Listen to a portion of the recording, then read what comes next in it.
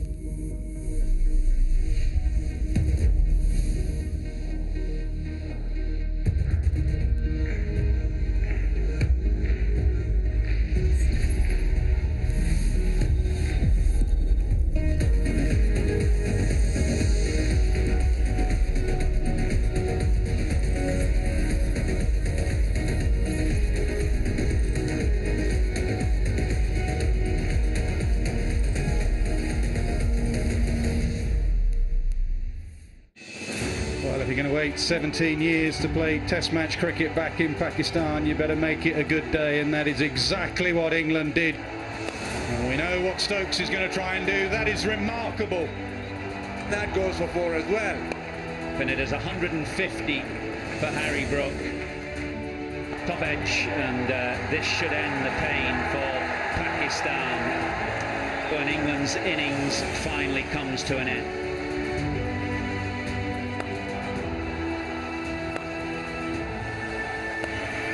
And it will also bring up his 50.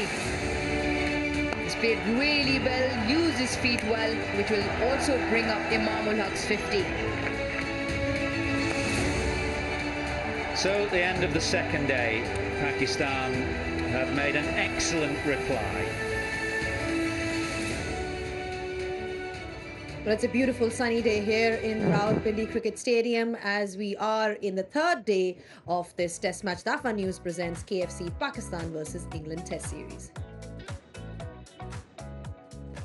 Hello and welcome to the Inverex Solar Energy Pitchside Show. Well, Pakistan were dominant at the end of the day yesterday, ending things at 181 for 0. They've got a partnership between Abdullah Shafiq and Imam-ul-Haq, both looking good for 100, but we'll have to wait and watch how things go today because there's still a long way to go in this test match. Now, I've got with me David Kaur and Waqar Yunus. DG, I mean, day one completely belonged to England. Day two, Pakistan, they've put up a good show with the bat so far.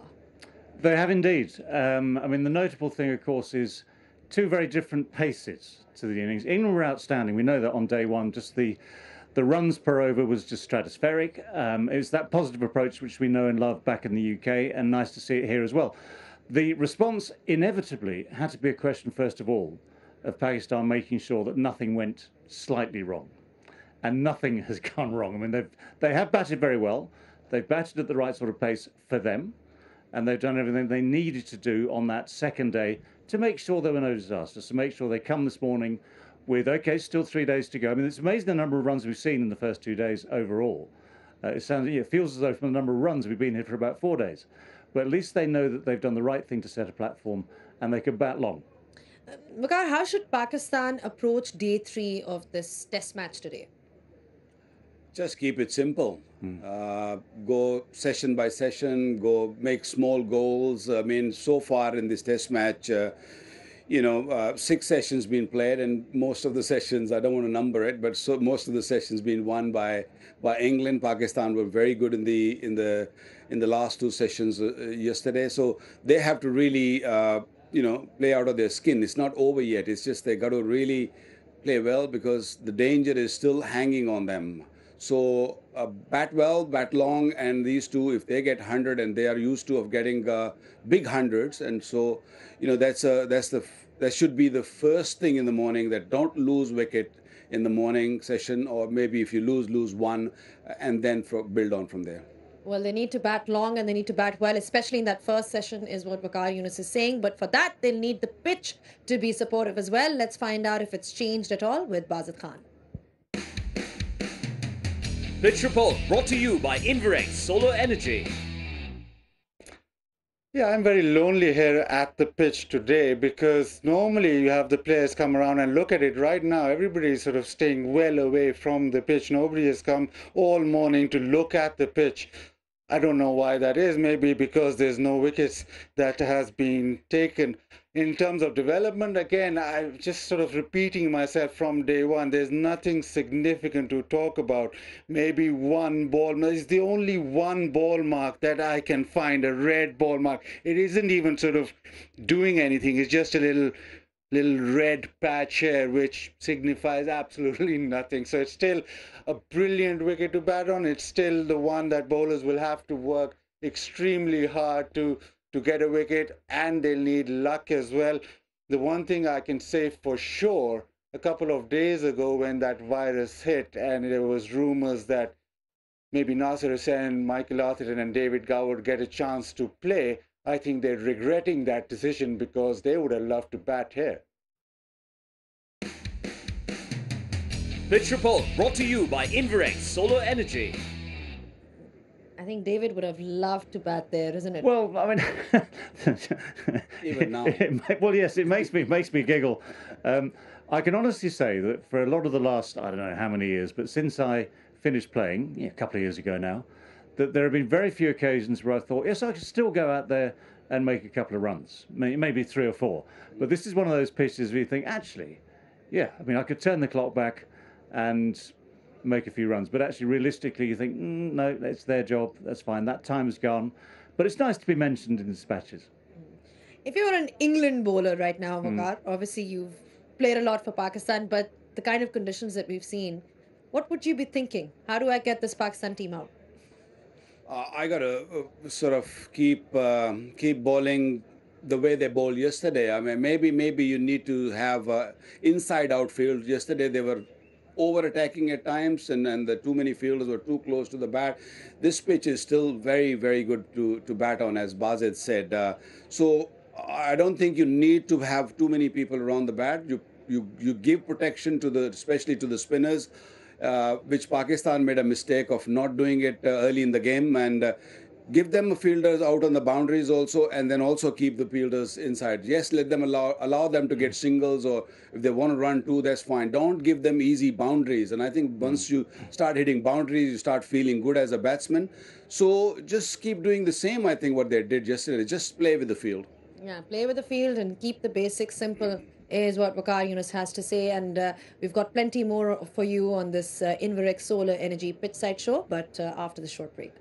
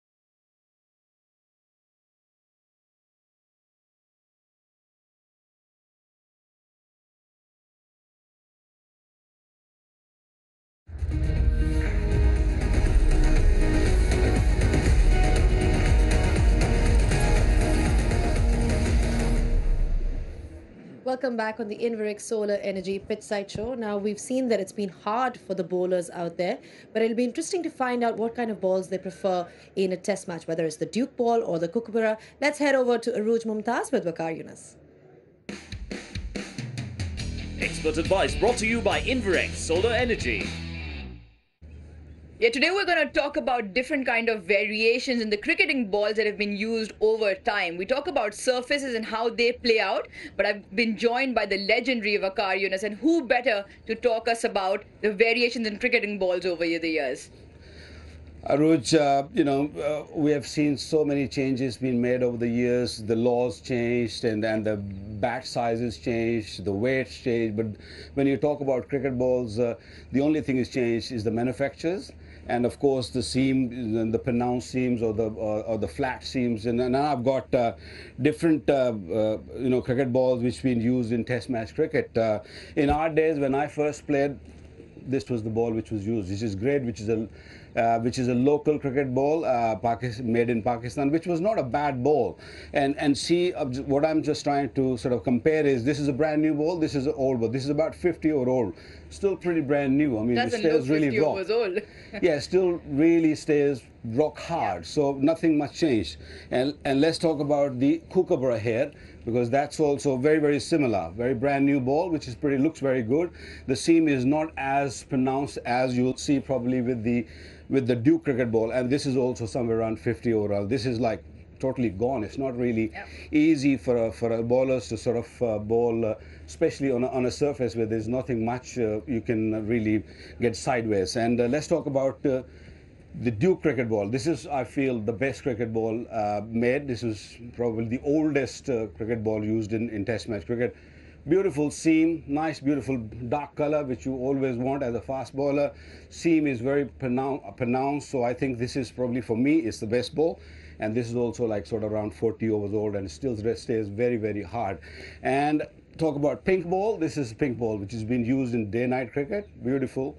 Once again, it's a Kookaburra cricket ball, but once the light comes on, it is very, very difficult to sort of handle, especially in Australia and South Africa. And this is again about 40 overs old, becomes very, very difficult to bat on. So there are different balls, but I feel when you're playing in these sort of condition in Pakistan on a surface, there's nothing much for the bowlers. I feel Kookaburra is the right ball. We have made so many changes over the years. You know, we brought Kookaburra, Duke, and then went back to Kookaburra, Grays. But I feel, for me, this is the best ball. Waqar, you've obviously worked with the Pakistan team and in so many places. You worked with a lot of spinners as well. Yeah. Now, for me, as a leg spinner, I always like something with a pronounced seam. Yeah. We played with the Kookaburra, of course, which didn't get a lot of purchase. But again, I think if you go with the spinner's point of view and the people you've worked with, you played with the great Saklan Mushtaq as well, what kind of ball would he have preferred with, obviously, to get purchase off the surface? You enjoyed it with Duke cricket ball, isn't it? So I feel you can go and ask Saklan. He will say Duke cricket ball, because it's easy to grip. It's got seam, and if you land on the seam, you'll get some purchase out of the surface or any surface. So I think for me, this is the best cricket ball. But then again, different conditions. In Australia, South Africa, where there's a lot more bounce, I don't think you can play with this one. Kookaburra is.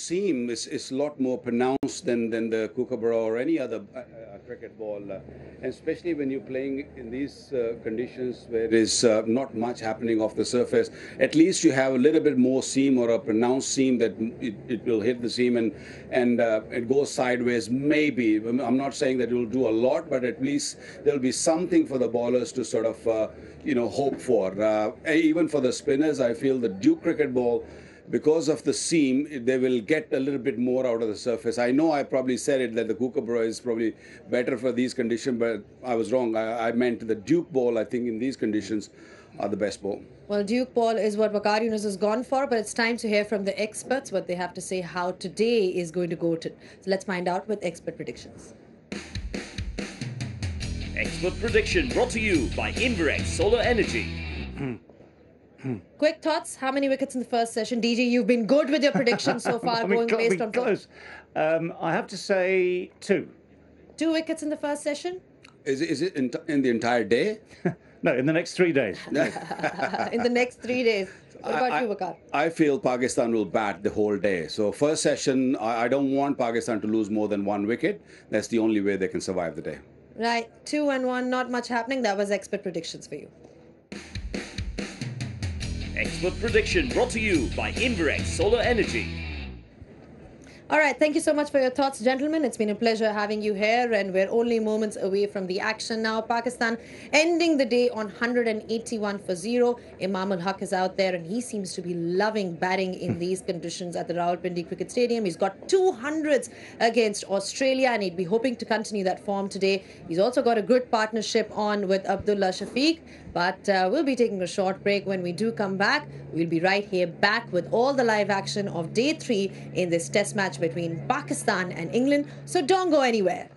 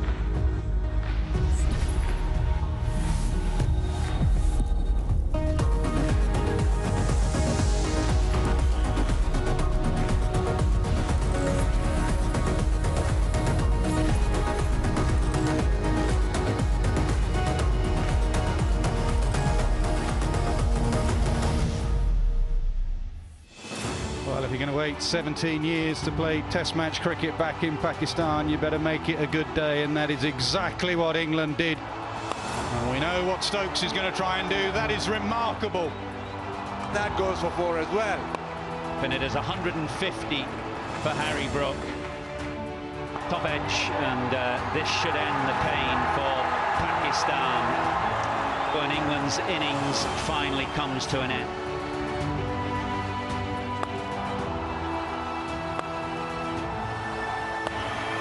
And it will also bring up his 50. He's played really well, used his feet well, which will also bring up Imam ul Haq's 50. So at the end of the second day, Pakistan have made an excellent reply. Welcome to day 3, Rawalpindi, and welcome to the DAFA News presents KFC Pakistan versus England Test Series. First 2 days have been dominated by the bat. It has been a very flat pitch and the batters have cashed in. England, having won the toss, made 657 with hundreds for Brook, Crawley, Pope and Duckett. Mahmood finished with figures of 4 for 235. And in reply, Pakistan fought back well with their openers putting on 181 without losing a wicket. So going into day 3, Pakistan trail by 476 runs. Third time the Pakistan openers have put on a partnership of more than 100 all 3 times on this ground in Pindi. It was a really good effort, having been in the field for a day and a bit and seen England amass those runs. They got the tempo of this partnership absolutely spot on. They didn't go into their bunker and they didn't try and keep up with England's run rate. They just played the way they do, and it was exactly what their team and their country needed. It is flat, but all credit to those openers. Shafiq and Imam ul Haq played brilliantly, 181 unbeaten, and they'll try and go even further today. Well, one of the big hundreds for England was Harry Brook, and earlier he spoke to Bazid Khan. I've got with me Harry Brook, 153, his first Test 100. What is it about Pakistan? You really like batting here in Pakistan, don't you, Harry? Yeah, they're usually good wickets. No, it's a good place to play cricket. I've enjoyed every time coming out here. Fast outfields, like I said, good pitches, good bowling. So yeah, it's a challenge, but it's good fun. So we'll start with that over of 24. 5 fours. That last ball was definitely going for a 4. Yeah, I was 100% trying to hit that before. Yeah, no, like I said before, it was every ball had its fault, and I tried to put every ball away for 4. So that's what I do throughout my innings. Yeah, and that 24 then topped by 27. Were you then aware of the fact that it was going to be that number, or high number, which will probably be a record? Yeah, the last ball I was always going for it again. Stokesy said before the day's play, he was like, "There's some records to be broken out there." So I gave it a little bit of a fist pump when I broke my own record again. Brilliant. PSL got 100 there.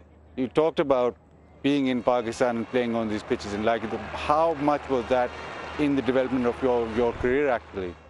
Yeah, absolutely. It was massive. It was probably my first proper franchise where I'd done well.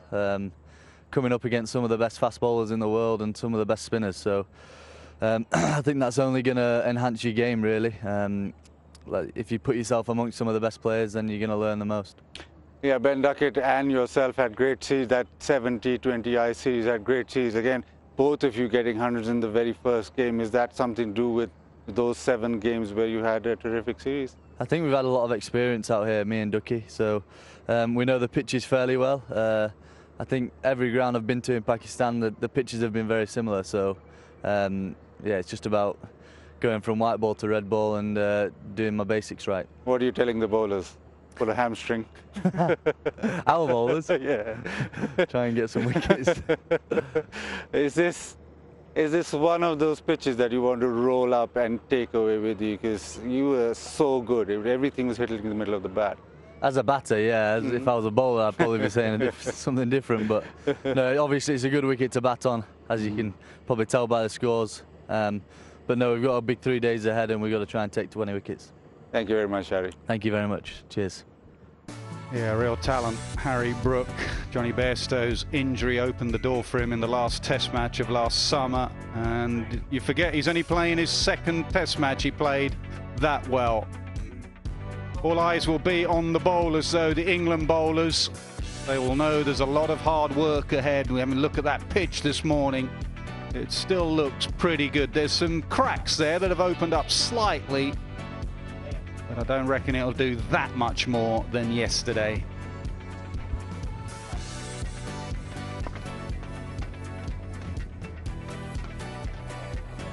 Yeah, there's a little bit of rough there. You can see where the bowlers have followed through, but it's not really in the danger area. And there are the cracks I'm talking about. But because of the cool nature of the weather here in Rawalpindi, they haven't really opened up. It is still very flat.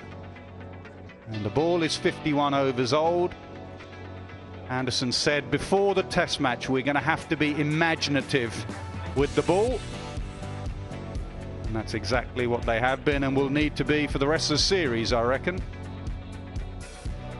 Good morning to Aruj and David Goward. David, what do you think we're going to be in store for today? More of the same? You've taken the words out of my mouth. One of the things that's amused me over the last couple of days, and it's amazing actually, it's only 2 days. It feels all the runs we've seen scored in those 2 days, it must have been at least 3. But listening to the pitch report earlier, elsewhere from Bazik Khan, you know, the fact that he's finding little to say any different gives you a real clue. It's definitely been a batting pitch. It doesn't take a sage to tell you that. There'll be plenty more runs left in it. It's one of those ones where even the half chances you've really got to take. I mean, the full chances you have to take each and every time under any conditions. On a pitch like this, conditions like this, even the merest sniff of a chance you've got to take to keep yourself vaguely in the game. If you've come several thousand miles to watch cricket here, it's an interesting experience, a fascinating experience to be here. The welcome has been outstanding for everyone and from everyone. But of course, what you want is a contest, and whether we're going to see one develop at some stage in the next 3 days remains to be seen. But yes, it doesn't take much to predict runs will come. And Aruj, what did you make of the Pakistan openers yesterday? Obviously, the scoreboard tells you they played well, but how impressed were you with the way they went about their business? Yeah, the two are relatively newer opening pair. Pakistan obviously had a few different openers, but the two of them have taken to this opening position really well, both technically very sound, and mentioned this yesterday as well, that they came out with the intent of scoring runs, and they looked for runs and they pounced on opportunities being provided. Yes, the surface is there. Nasan, I think you mentioned that this looked like a road. It's probably the best rolled road in Pakistan. This is not known for roads here, but yeah, right in the middle of this Rawalpindi Cricket Stadium, this 22 yards is probably the finest batting tracks you'll ever get. Sure is, and that's exactly what Ben Stokes and his team will have to work out, how to get 20 wickets. And these two men and the other 9 with the green helmets on will have to work out how to get as close as possible to England, and if not, try and get past them. That will be the plans for Pakistan. Bat today, bat tomorrow, and then that third innings of a Test match, when scores are level or close to level on a flat pitch, becomes a bit of a mystery whether you stick or twist. We shall see. Ben Stokes has said he's not here for draws, so it could be some fascinating cricket ahead on day 4 and day 5, because Stokes wants to win Test matches. Can he on this surface? Well, one thing that was different, wasn't it? If we just go back to day 1, the toss. Last summer in the UK, we know that Ben Stokes' mantra was, we'll chase anything.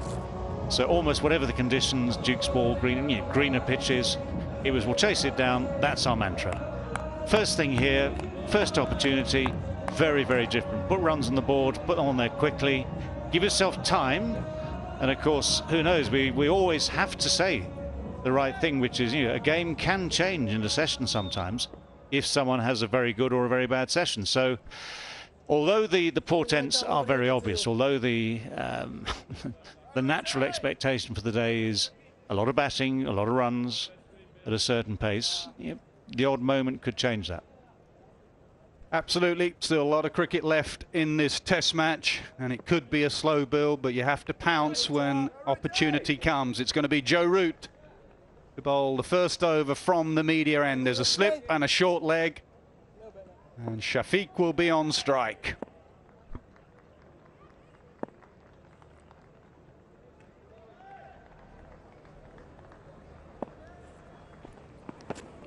Oh, a bouncer to start with. That's 2 Roots bowled in the test match so far. Well, the deep square leg was out there. And having said that, he's come in. So,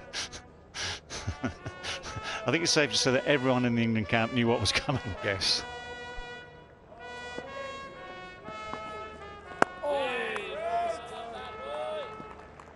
England were working hard on that ball yesterday, trying to get one side shiny and the other side as rough and as dry as possible. That's the rough side. Couple of scuffs there naturally from when it's hit the pitches either side of the main pitch. But it doesn't look too bad there. The other thing is it's a Kookaburra ball. You can see from that seam it's non-existent. The Kookaburra ball goes soft, and a combination of a soft ball and a dead pitch, and batters will have smiles on their faces. Tempted to say rough and rougher.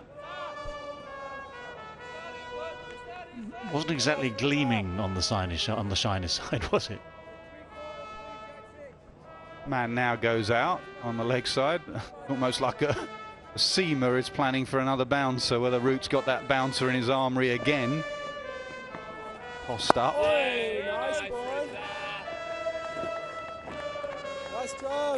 He's not getting much reverse, is he?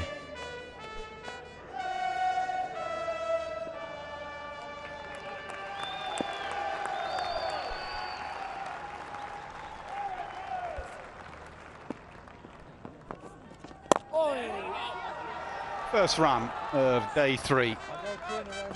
End of the over, 182 for none.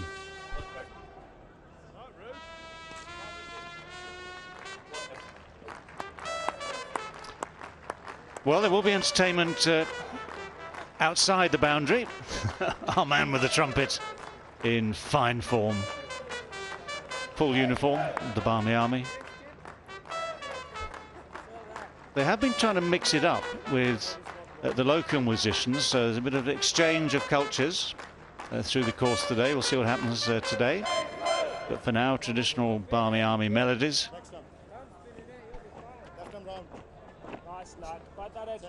Both batters move into the 90, Shafiq 90, Imam 90, Leach.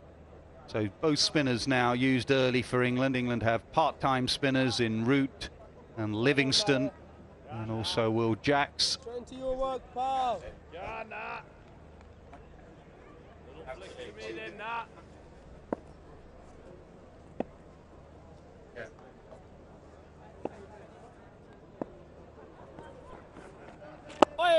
Oh, in the air for a while. Nice nut. But not long enough. That is now Nutter.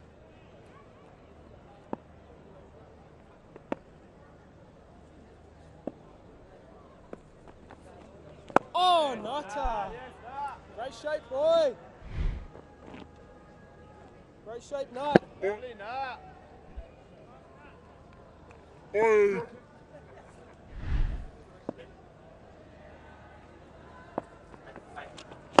Down the pitch, punches it straight past mid-on. I think it's Jimmy Anderson that's dived over it, and they'll get 3 here. They should do. No, he's been sent back. Poor running there from Imam.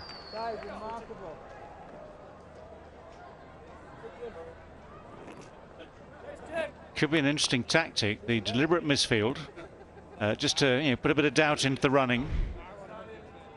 Yeah, once or twice. I mean, I think it was the odd incident yesterday. The running hasn't been, shall we say, 100% from these two. I mean, they've played beautifully, there's no doubt about that. but then just at the crucial moment, I mean, the last thing you want is miscommunication, misunderstanding. Keeper, keeper, keeper!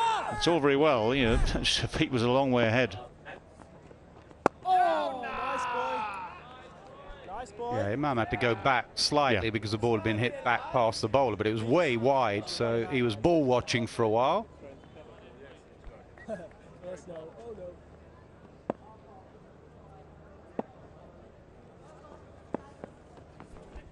Oh, yes, boy. Mentioning the part-time spin of Liam Livingstone, he's not on the field. He was off yesterday. He went down after he fielded one on the boundaries, had problems with his ankle, whether it was his knee or his ankle.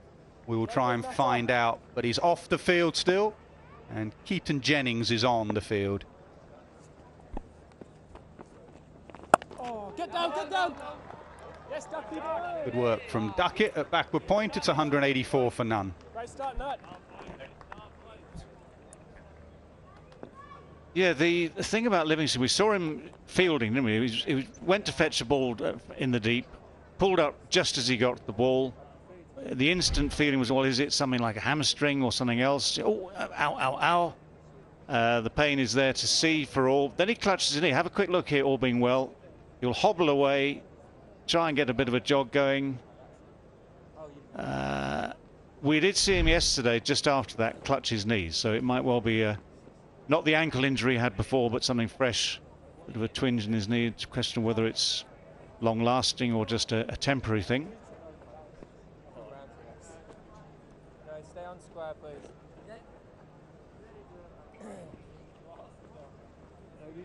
I think Root would prefer it this way round, having Imam on strike with the left-handed batter and the off-spinner. Just a bit of rough where the seamers from that far end have followed through.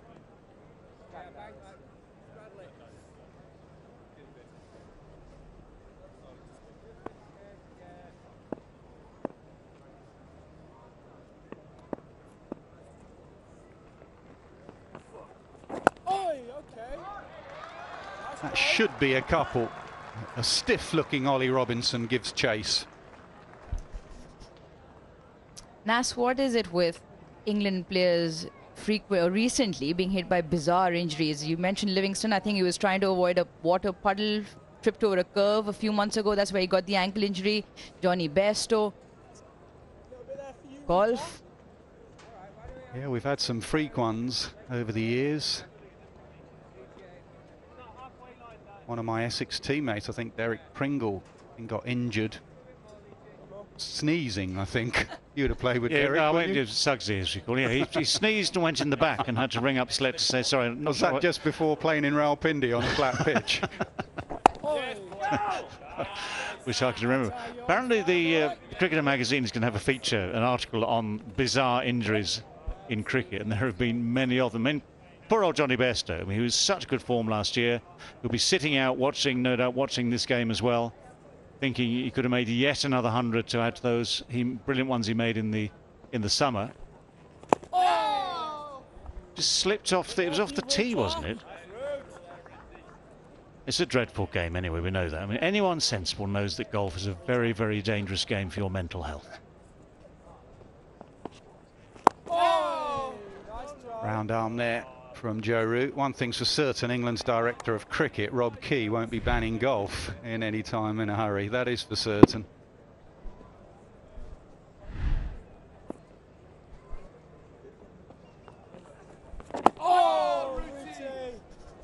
The most recent one, Glenn Maxwell. Birthday party, friend tripped, fell on his leg. Nice, So cricket and bizarre freak incidents. Short, nicely just dabbed. Will it get past the man there? It does. Don't think it'll get to the boundary. The outfield's slightly slower in the morning with the dew, and it's just a couple. 188 for none.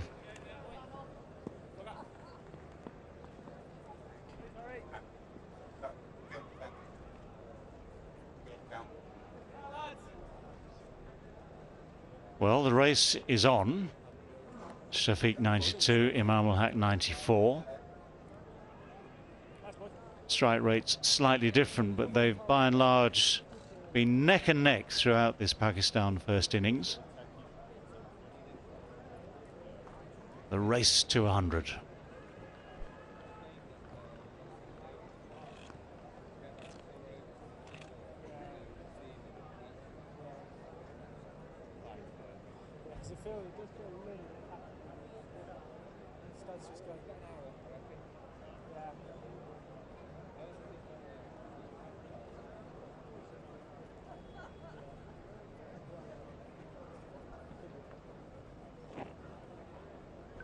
Got to view this as an opportunity, England. I always think either side of a milestone is an opportunity on a flat pitch. Someone thinking about their 100 or someone just getting their 100 and relaxing. We saw that with two England batters.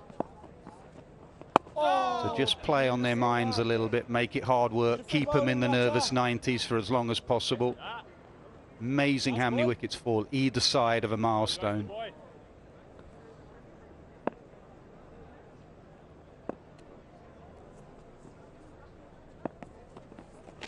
On the pitch. And this is the battle here now. Imam one hit away from another Test 100. Leach, the left arm spinner. You'll bet that Stokes will keep a few fielders up and say, go on if you want to hit it in one hit. The key man will be long on. You can see him hovering and looking in Stokes' direction. Think it's Ollie Robinson. What do you want me to do, Skip? How far back do you want me to go? It's a subtle retreat, isn't it? He's just, you know, just as if to say, I might just sneak here back to long. He's still going very gently, not risking injury. We talked about injuries, so he's still there. Now that's, what is he, 5-6 yards in? Well, we saw from both these batsmen, every now and again yesterday, they would go down the pitch and knock it straight down the ground for 6. I have a feeling that both men will have a slightly different view of it. If it were Ben Stokes, he'd be saying it's odds on he'll go for it. Harry Brook, odds on he might go for it. Oh, man. It's well bowled. Nicely bowled. Wonder if Stokes will bring him up just to tempt him. And he does come up and mid-wicket goes up. So here's the carrot that's been dangled by Stokes. Mid-off goes out. Stokes just playing with the field now. So Anderson goes out at long off. So he's enticing him.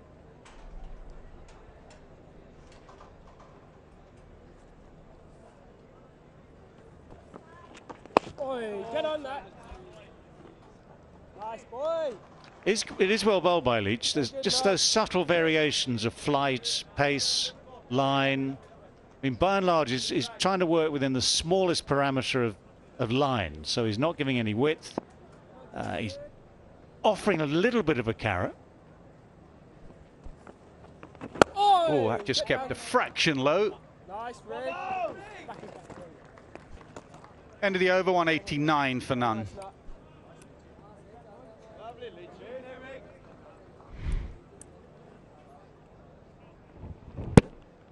Yeah, you see right at the toe end of the bat, that one came off in the end. Not enough pace for that low bounce to make a real difference. Just had to be an adjustment from Imam. But he had time enough to just change the stroke enough to be safe, to be sure.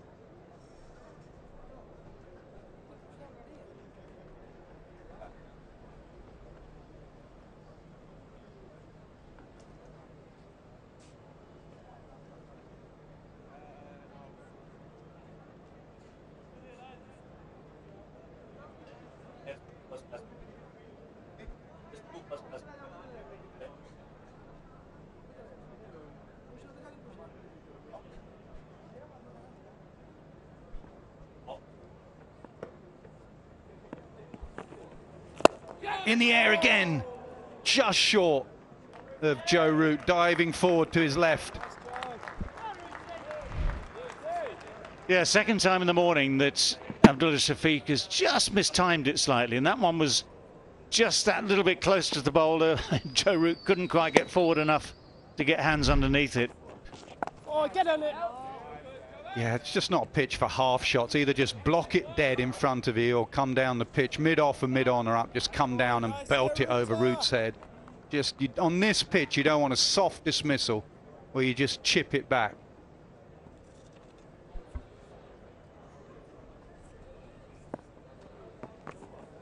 Oi, yeah boy, yeah boy. It's an area of the game which he's improved. We saw him against Australia. He got in a bit of a tangle trying to hit the off spinner through mid wicket where his head would fall over. And I think it was Travis Head who got him caught out there as well. Oh, that's a big swipe, leg side. Will it go all the way? It does. Shafiq moves to 99.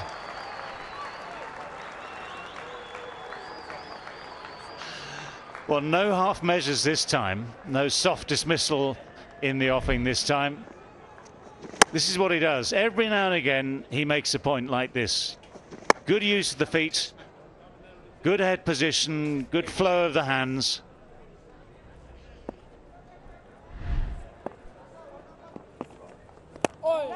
Opens the face, gets through a third Test 100 for Abdullah Shafiq. He has taken to Test cricket like a duck to water. 8 Test matches, 3 Test 100s, as easy as you like. Yeah, very, very fine innings. Played at the right tempo for him, the right tempo for Pakistan. The one thing Pakistan needed from this opening partnership was cohesion and longevity. The two things, cohesion and longevity at the crease. So they've made a fabulous start to this Pakistan first innings. A landmark for the team approaches, as a landmark for Abdullah Shafiq has achieved. And his test record in this country is absolutely outstanding.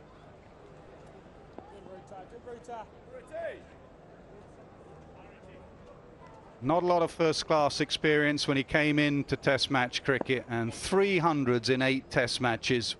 Whatever the pitch is, that is a serious start to your Test career. Oh, that's beautiful, mate. 196 for none.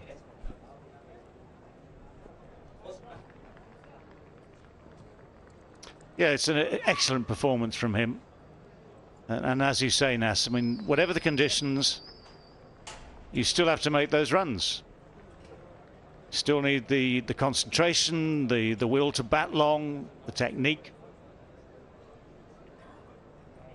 8 matches, 14 innings, 836 runs, an average in the mid-70s. Doing good things here, boys. That's a very good conversion rate too, 450s, 300s. Rookie, just one to your right. One more. Yeah.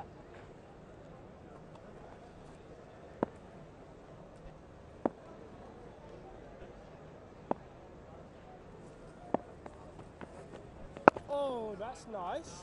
Now, like I said, once you get to that milestone, start again. We saw Duckett disappointed after getting to 100. We saw Crawley disappointed getting out after getting to 100. Start again. Think of big hundreds. Oh. Good knock down. Very nice, bud. Very nice, nah. So after the swipe for 6 over wide mid-on, just a gentle opening of the bat face, and a third Test 100 for Abdullah Shafiq. Yeah, he just needed to have a quick look at his partner, Imam Ul-Haq, to make sure that he was on board for the single, which of course he was.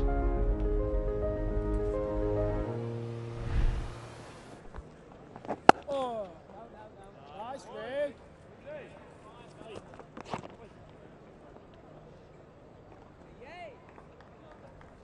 Up, please, Rig. Up, please, Rig.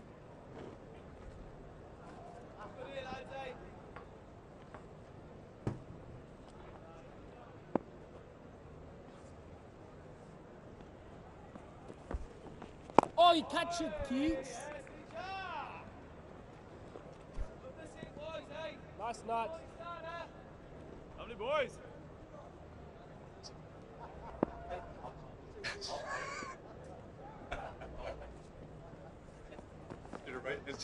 Oi, oi.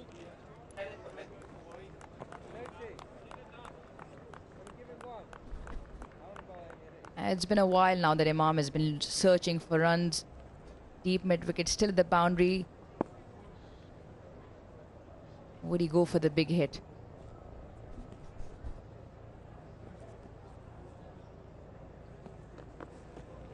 Tossed up a little bit more from Leach. 197 for none.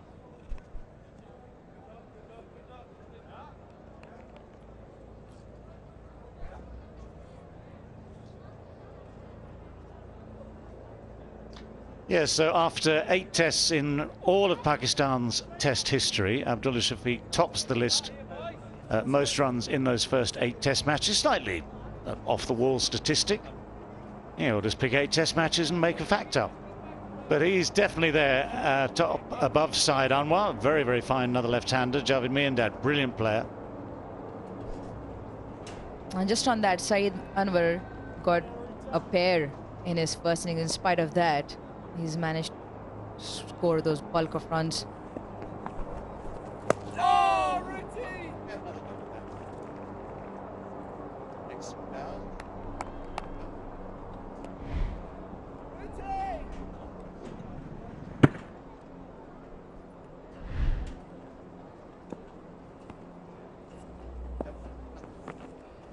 Oh, routine!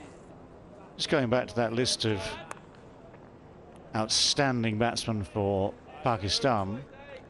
Whatever the figures, I wonder who people think was the best. I mean, you go back quite some time for the likes of Javed Burki. But in my era, Javed Miandad was the best, I would say. You've got people like, say, Zahir Abbas, who was a very, very lovely batsman to watch. But I think if you talk to a lot of people of that era, so the 80s round there, Javed Miandad was really just an outstanding cricketer. The leg side swept fine. There is a sweeper out there. Can he get there? No. Not a boundary. 200 up for Pakistan, 201 for none.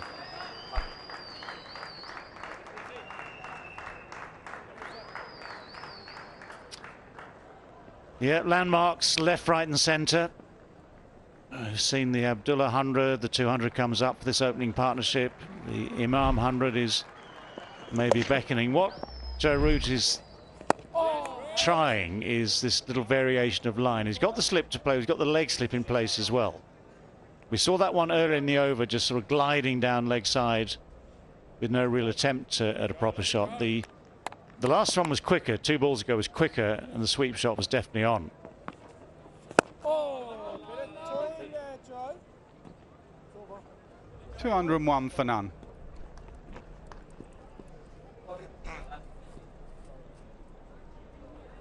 Yeah, it'd be interesting going back to the facts and figures after 8 test matches, how cricket fans would see it in this part of the world in Pakistan, because they'll know a lot about Abdullah Shafiq over the last 2 or 3 years. Saeed Anwar, previous generation, Javed Miandad, generation before that. Haroon Rashid was one I played against on debut, 78. Haroon used to hit 60s a long, long way. Javed Burki goes back a fair few years before that. Yeah, take your pick. Well, I'll pick one. Saeed Anwar was incredible to watch bat, unless you were in the opposition. He is such a gifted left-handed opening batter, Saeed Anwar. So elegant and pleasing on the eye. A little bit like the man next to me.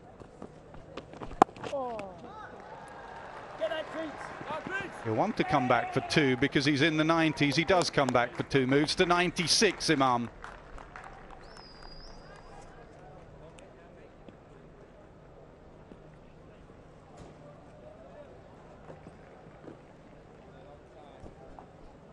He's played well. He likes this venue. There's a period about 14 dots before that double came along, and now in arm's distance now, just 4 off. Mid-wicket still out of the boundary.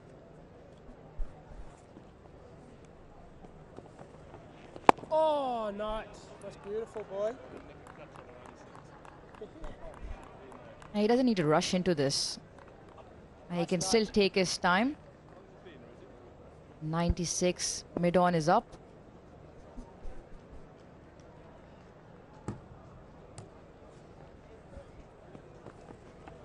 Oh, nice boy, nice boy. Well, both England's openers got hundreds. Beautiful nutter. And these two repeat that performance. He's 1 hit away. Stokes playing with him. Mid-on goes back. Mid-off hovers Anderson. And mid-wicket comes up as well. So he's again dangling the carrot if he wants. They're hovering mid-off and mid-on. They're not all the way back. Oh, nice boy. Beautiful that night. Yeah, a bit of a waiting game here. Ben Stokes trying to move the fielders around, trying to cause the error. Imam looks in absolutely no hurry whatsoever. He's picked the lengths of the balls to hit really well, especially when he's gone down the track. But with long on, deepish, not quite sure he's going to take that fielder on.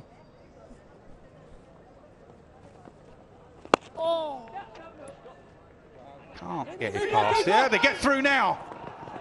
There was a little bit of stuttering and looking at each other. The running has not been that good between these two. The batting has been.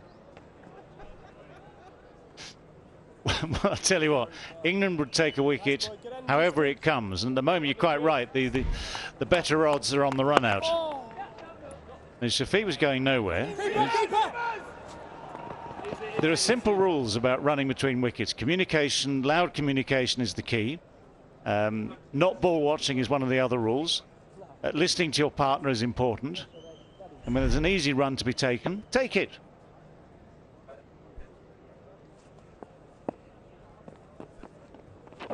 Oh, in the air again. Just died on Shafiq there, that ball. It has been keeping low this morning. 204 for none.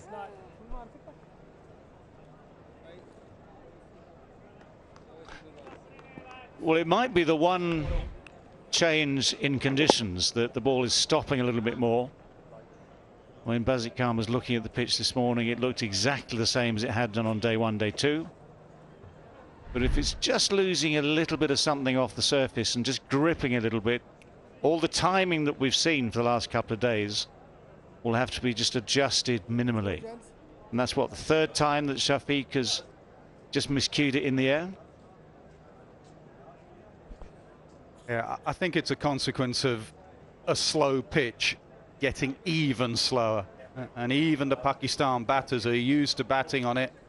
It is absolutely dying now, this surface. No pace in it at all, and the batters have been through their shots early. You can see how early he is on that one. Got to wait for it.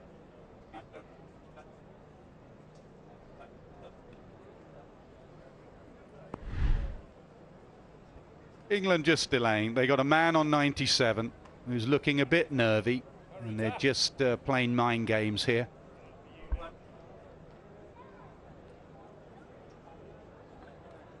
Mid-off and mid-on are up, so the option to hit over the top is there.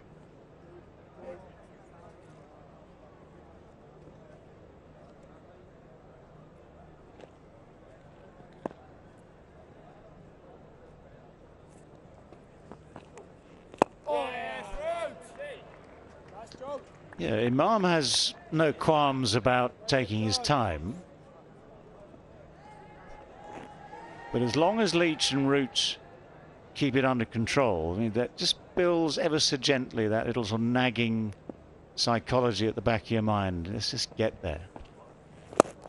In the air again. I'm wondering if Stokes can have one catching either side. He's got a short extra, like a silly mid-on or a short mid-off. Those men are catching square. I wonder if they can come straighter. There's been 3 or 4 now that have landed either side of the bowler.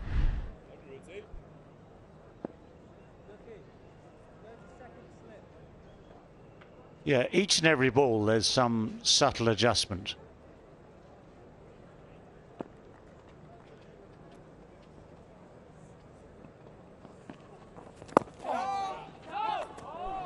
Yeah, going back to what you said just now, Nas, if you have that man halfway back at mid-on as you've got, which is Robinson, you saw the previous ball, the ball before, trying to push it hard to mid-on, then yes, that short extra cover could be much straighter, almost on the edge of the cut strip, which is where it's more likely to go if there's a leading edge. Down the pitch, gets too close to it.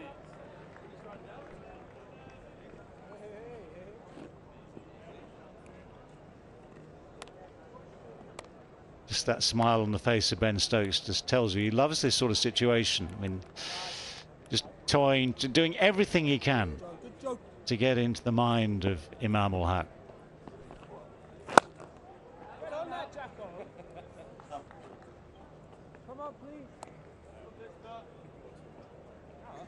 Last ball of the over, and Root just brings mid-on up 5. Even closer now, mid-off and mid-on.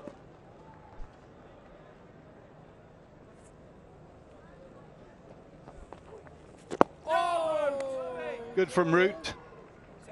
204 for none.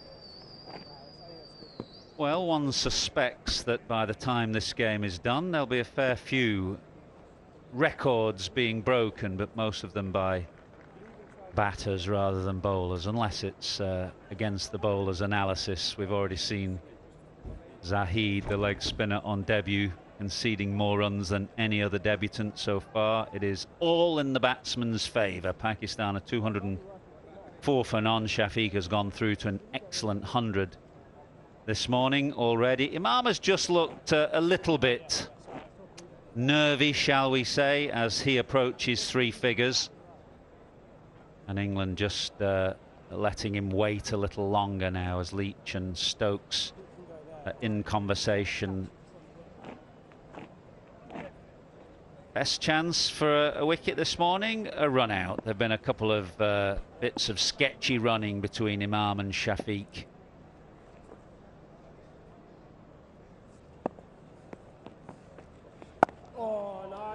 I pity you, Bazid, having to do a pitch report every day for the broadcast. You're going to have to be inventive. Well, I'm trying to just get those recorded ones. The one I recorded first day, just play that again. If they can do that, I think that'll probably be the best one. Well, there's a film you're probably aware of it, Groundhog Day. Yeah, absolutely.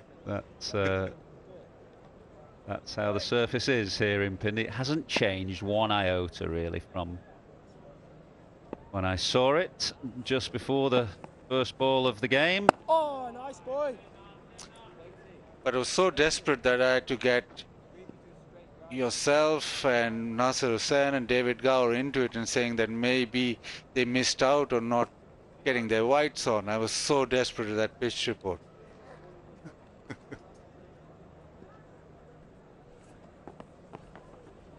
Oh, that's nice, boy. Nice turn, boy. The Dafa News cricketing fact, this is the first time in tests there have been 2 200-run opening partnership in the same match.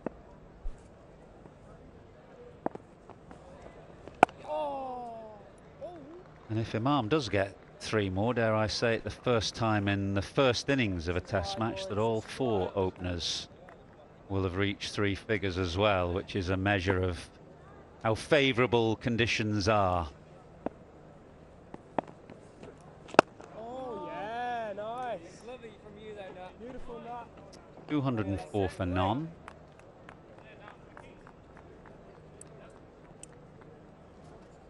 Waqar Younis has belatedly come into the commentary box. A sign of how unwilling the bowlers are to get involved in the action here.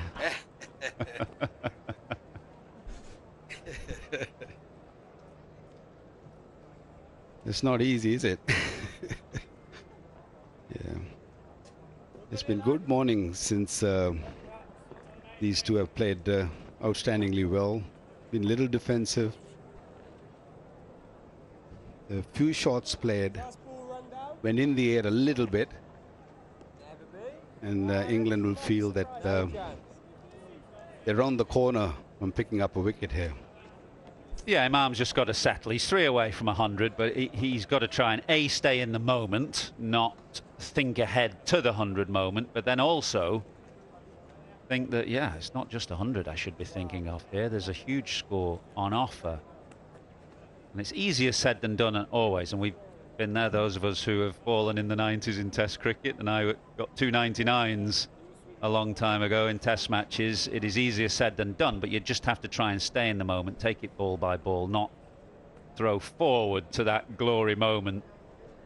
Just stay in the moment, and that's why Ben Stokes is just taking his time here with Root, making a lot of adjustments to the field, making Imam wait, because he senses just a little bit of nerviness from Imam in the 90s. And the runnings hasn't been great, so 99 run out. That's us. Yep, I had that double, a 99 and a run out. There can't be a worse way to go. Oh, get on that. Oh. Great ball, Jamie O. Very nice, Joe.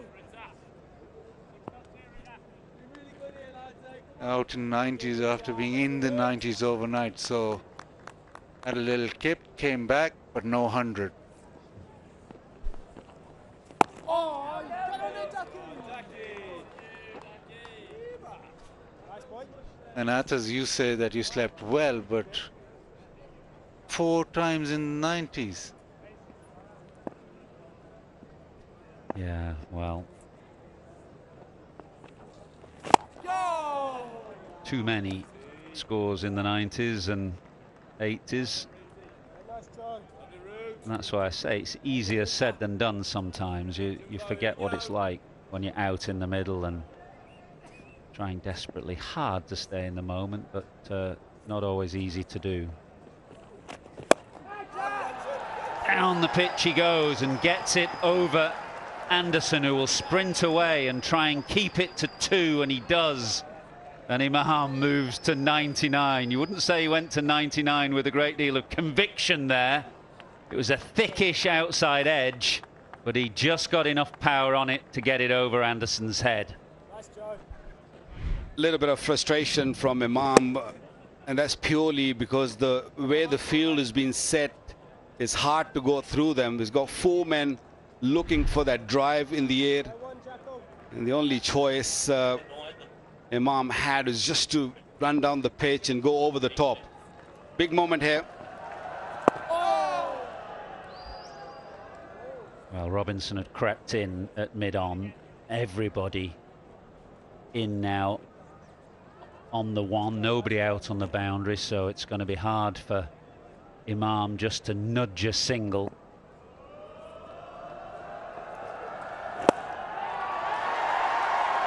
It's another 100 in Rawalpindi for Imam ul Haq. He loves batting here. A brace of hundreds against Australia, now 1 against England. If he could roll this pitch up and carry it around with him, he would. Well played. Yeah, he's been through a lot. He's been criticized a lot. And what a wonderful knock. 17 games, over 1,000 runs, good average, and the 3rd 100. And he loves it here in Rawalpindi. All his 300s have come on a very same pitch. Very well played.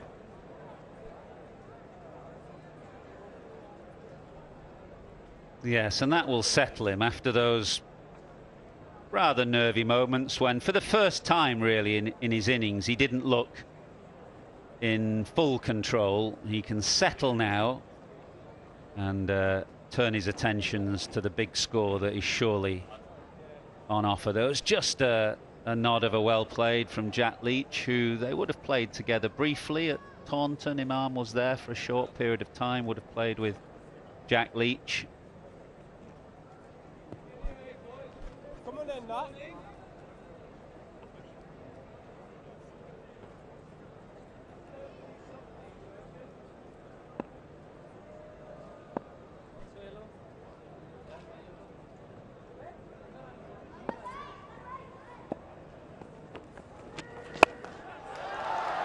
Lovely.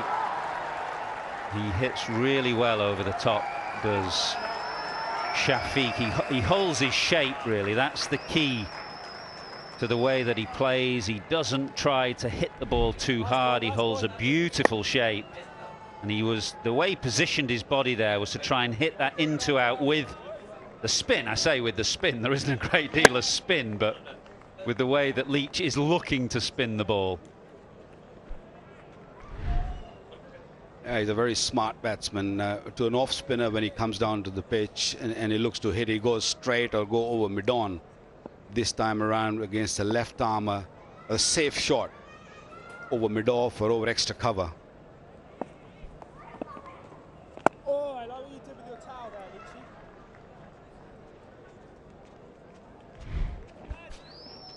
Lucci. You said he loves this Rawalpindi track, loves batting here, all 3 of his centuries here at Rawalpindi. And the honours board, well, he's got it on that again. That's 3 times now for Imam. And I think he just keeps on mentioning to his teammates as well that this honour board is actually going to be filled with my name, because he just loves batting here. Even in first class games, once he comes to Pindi, it's his moment.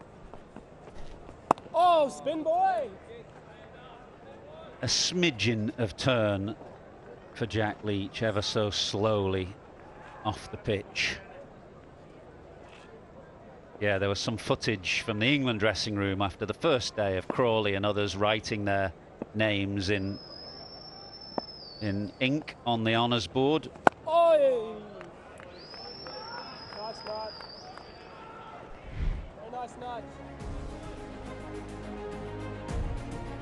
You're going to need a bigger honours board for batting than bowling, that's all I can say.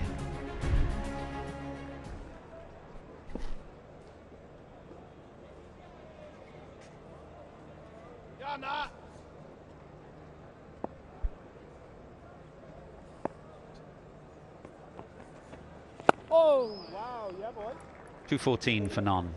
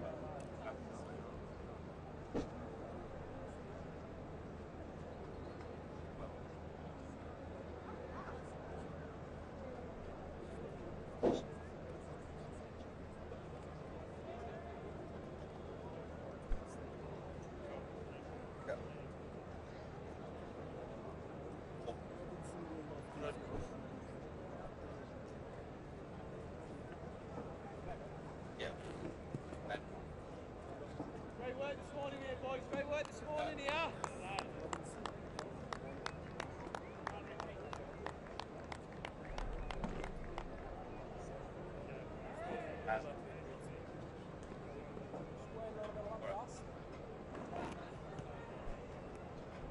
Win it, Joe.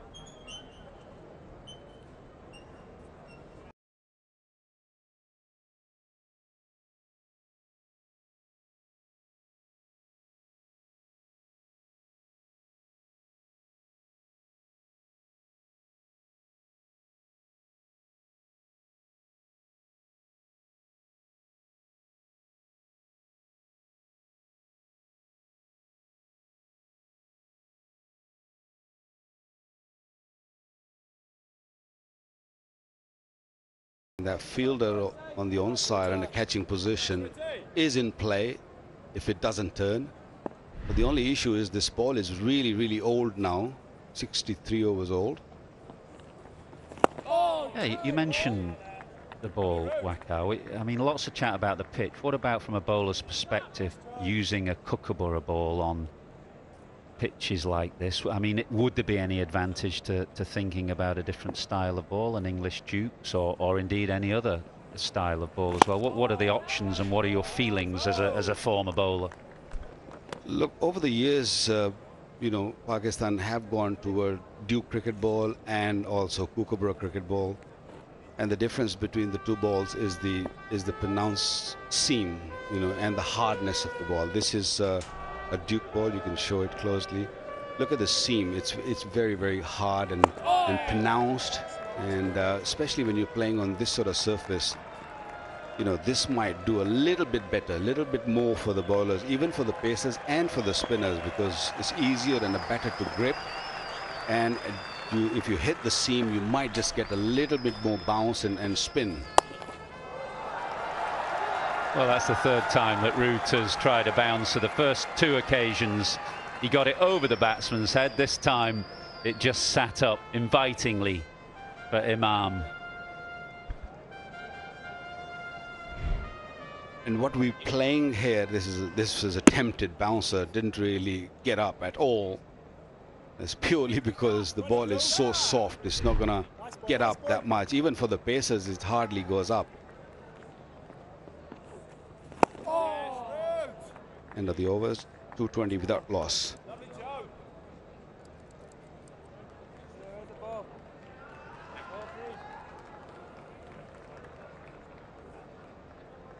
Yeah, we just showed you the Duke cricket ball, which has got a very pronounced seam, and I'm just gonna show you the Kookaburra ball. Just have the feel at this, you know, both these cricket balls. There's a big difference in the seam, and you got to understand that this Kookaburra cricket ball is a machine-made ball, and the Duke ball is a handmade ball. It's got a lot more pronounced seam, and especially playing here in Pakistan where there's hardly a grass on the pitch, I feel that this Duke cricket ball will help a little bit more, not much, but a little bit more to the bowlers, spinners as well as the faster bowlers. What about reverse swing? Is there any difference at all? As they get old, does one reverse swing more than the other, or does it not really matter? Oh, Duke ball reverse a lot more. And have a look at this. We'll just bring it on after the first ball, maybe. That, you know, the condition of the Kookaburra ball after sort of 50 overs or 60 over, you can clearly see that there's no real seam on that. And you can see the actual ball which they're playing with this morning. They went really close to it. Look at the seam. It's just gone in, and there's no real scuffness on the ball. There's a little bit there, but they're really working hard on it. They're trying to shine it. 60 odd over old, nothing in it. It's just you just go up and down, no real spin. But so I feel if you play 60 overs or 40 odd overs with the Duke ball, this is the condition. Show that again, please, Wes. This is the condition when it's like 40 over old. So it's still very hard and it's got a very pronounced seam. I feel that the bowlers will get a touch more if you're playing on this sort of surface. You can easily manage on the back foot. You can move on the front foot. You know, they're very comfortable out there in the middle. So I feel, for my liking, I would say Pakistan Cricket Board should think about it, going to the Duke cricket ball. Because you don't really get too much rain here. It's very dry weather when we play cricket. So Duke ball, I think, is probably the right ball to play in these sort of conditions. But the conditions are not uniform, are they? Because we've seen in domestic cricket here that they leave a bit of grass on the pitch in Pindi, and it's a fair contest between bat and ball. Can I just jump in with a rant here? A huge rant. You just opened this up for me, because till 4 seasons ago we used a locally made ball, Gray's cricket ball, which was very hard and which is even harder than the Duke's ball and even more pronounced the seam. So come 80 overs, the ball was still hard, and you'd get ridiculous scores. You're getting games that were ending in 2 days because the pitches had grass on it, and with that Gray's or locally made Gray's ball. And then about 4 years ago, when they changed the system and they looked at the pitches flattened out, they went to a Kookaburra. So with the flattened out pitches and the Kookaburra, the runs started to then be scored, overcompensated a bit. But now So you're saying they went from one extreme to the other. Exactly.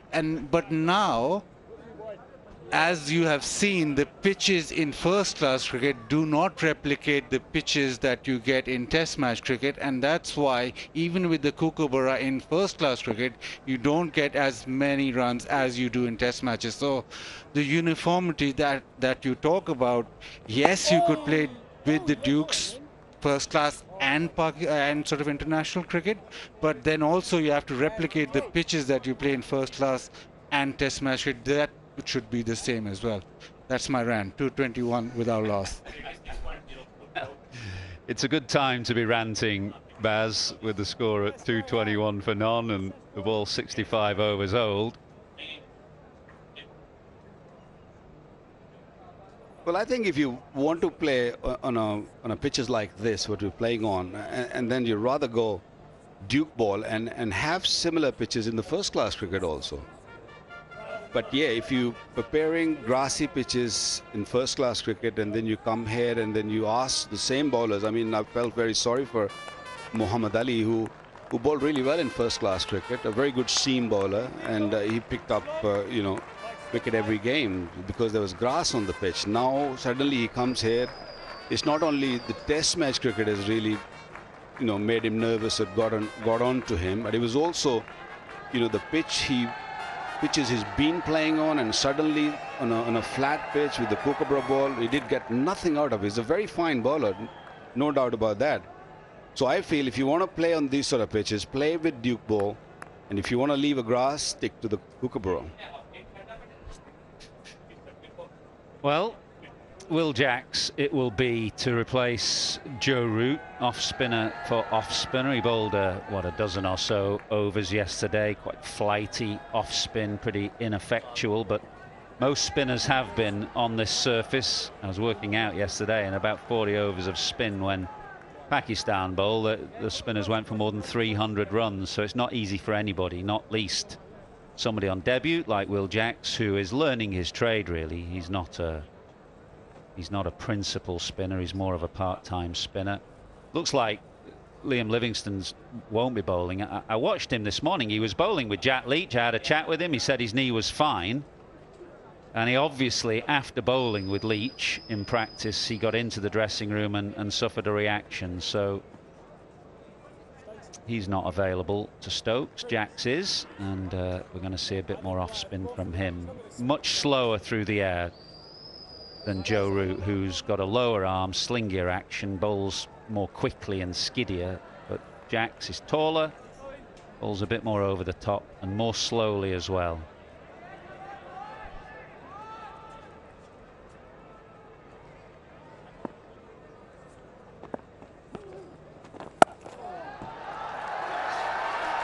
Good batting, not letting Jacks settle, who was fractionally short there. And Abdullah Shafiq showing the value of reading the length, which really is the key to spin. He was looking to come forward, recognised it was a bit short, and quickly got back to cut. Yeah, England bowlers and captain, they're still on the attack. They're still looking for the first wicket, and in that they're just keeping their fielders right close to the bat, nothing on the boundary to save boundary. So every opportunity Asad Shafiq or Imam gets, they pounce on it.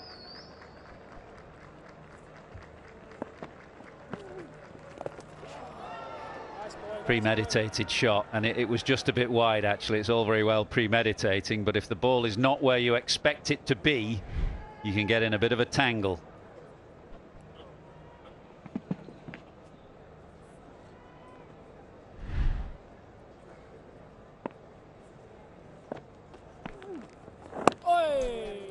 With all that talk about the ball now, what are the tactics from England? They sort of delayed the fast bowling where the ball would reverse swing. They didn't get a lot of reverse swing. Now are they looking for that second new ball? Will they? Yeah! Well, oh, he's got him. It's a first wicket, a first test wicket for Will Jacks, brought on to replace Joe Root. It was a wide ball. Shafiq looking to cut, and he's edged it through to Ollie Pope, England's standing wicket-keeper, who put one down yesterday, has taken a catch now and given Will Jacks his first Test wicket. At last, England have broken this opening partnership. A very fine inning comes to an end. A little bit too close to cut. It was wide. He was just looking for it and got it. He's not happy. And that's the opening what the captain was looking for, England was looking for. But what an inning. Superb inning comes to an end. 114 of 2 or 3 deliveries is 5 for 1.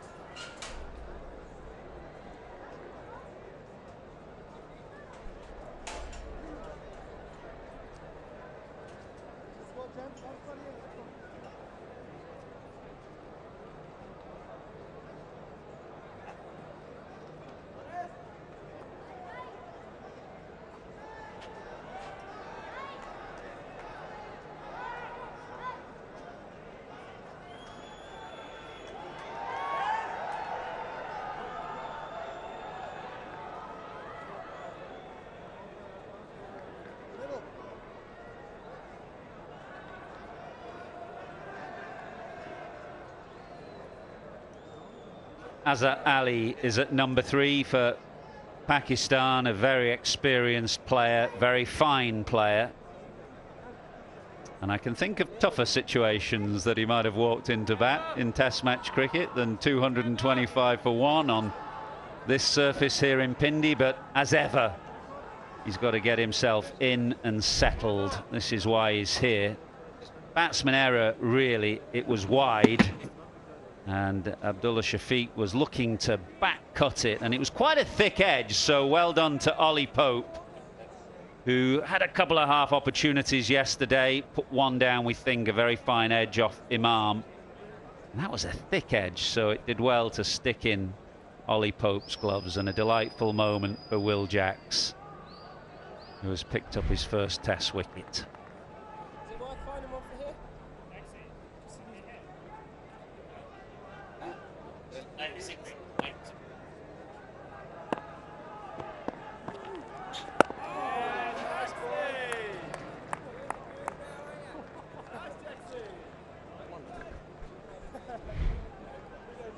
Yeah, I wanted to. That's Azhar Ali. Beg your pardon, I thought it was Azhar Shafiq.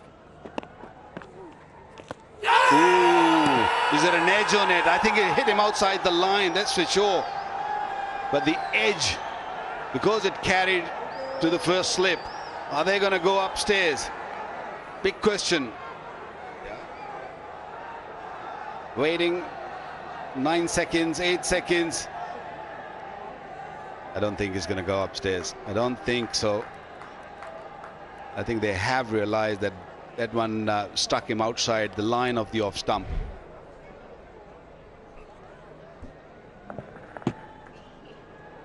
It's straight off the pad. Joe Wilson convinced that it's outside off. That's Ollie Pope just signaling, yeah, maybe struck outside off. It's a bit of excitement after a wicket, an appeal.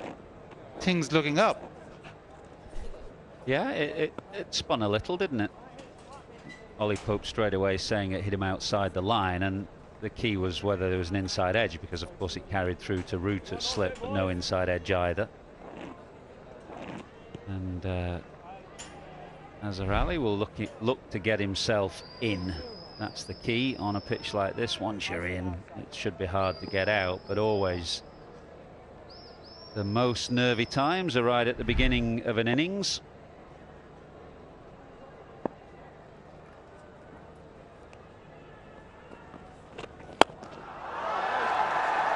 Clubs Leach over the top again, as he has done with great frequency in this innings. He played Jack Leach really well yesterday. Used his feet, he's quick on his feet, looking to come down the pitch and hitting with the way that Leach is looking to turn the ball. Good batting. Yeah, every time stroke brings the fielder up in the circle or close to the bat, Imam has taken the advantage, has used his feet very, very nicely. Oh, nice. Like that, boy. I talked to Imam yesterday and asked him what the key was of coming down the track and being able to hit over the top. He does play really well because he uses the depth of the crease and then goes right forward. And he said that he was, in his mind, he wasn't an unconventional player against spin. He wasn't the guy who's going to reverse sweep or sweep all the time. That's a better line, just dragging him outside off. So, because of that, because he doesn't reverse sweep and sweep all the time, this is a line that Waqar Younis likes, just outside off, just drag him slightly towards that off stump rather than bowl straight. Down the track again, this time nicks a single. So he said that he makes sure that whenever he's in a practice session, every second delivery comes down the track, and if it's not there, he makes sure that he blocks it. And if it is there, then he can go over the top. But he makes sure that he is using the feet whenever, or coming down the track whenever he's practicing and whenever he's playing. And that's why he's so good at it. We've seen him in this game. He's talked about being nervous at the beginning coming down the track, but the ability to come down the track and then not go through with the shot and actually adjust and play a forward defensive. He talked about being nervous then. He said as his innings progresses, he then feels is more fluent, so his ability then to pick the ball to come out and hit over the top becomes better. Beautiful nut. Lovely this nut.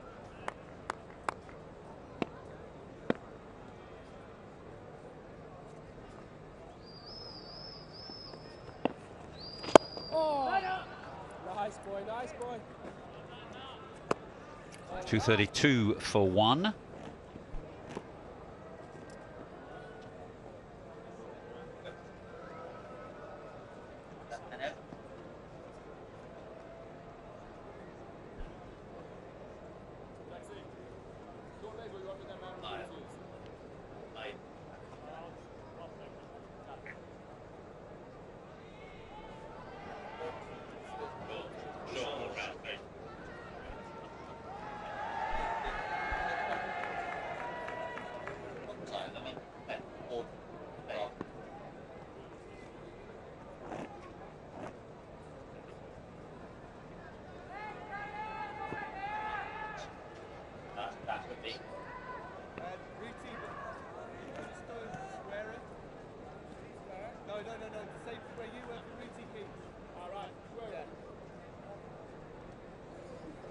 So a glimmer for England, a shaft of light, with the dismissal of Abdullah Shafiq, who gave Will Jacks a first test wicket. So they've got a new batsman to bowl at, Azhar Ali, who's just faced 4 balls so far.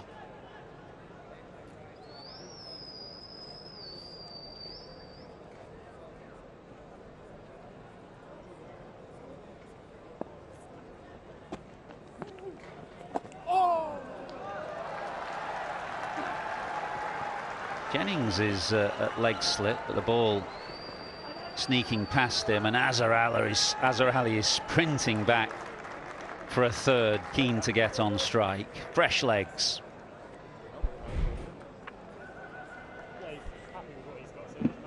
Yeah, Jax is bowling much better than what we saw yesterday. He's getting his lengths right. I guess when you pick up a wicket, your confidence goes up, and then you start feeling good about yourself. Thought he bowled a little bit too full yesterday, a little bit too straight. I think the right idea is to just bowl maybe a little bit outside the off stump and try to spin back, because he's probably the one bowler who's spinning more than the others. Oh, that is nice, William. Beautiful bowling, Jacko. much slower on that occasion, under 80 kilometers an hour. Yeah, he is generally slow through the air. He gives the ball a good deal of flight. Azhar Ali cannot get off the mark. Stokes has got the field in tight. There are no easy singles. 3 catches around the bat, 1 on the drive on the offside, 1 on the drive on the leg side, and no easy singles. That's the way it should be at the start of a batsman's innings. Jim in the gap. Ricky, go one more then.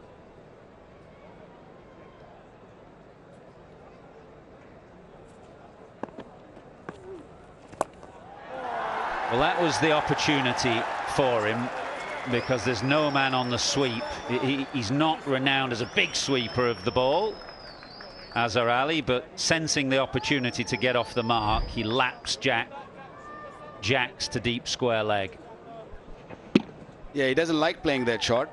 Over the years, he had a few issues with his knee, so he doesn't like going down and hitting that shot. But purely because there are so many fielders around the bat, he's decided to go. It's a pretty safe shot because there's no one on the onside in the deep.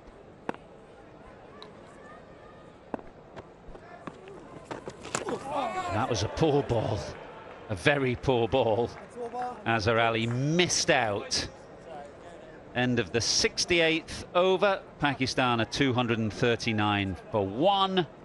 And in this extended morning session, it is time for drinks.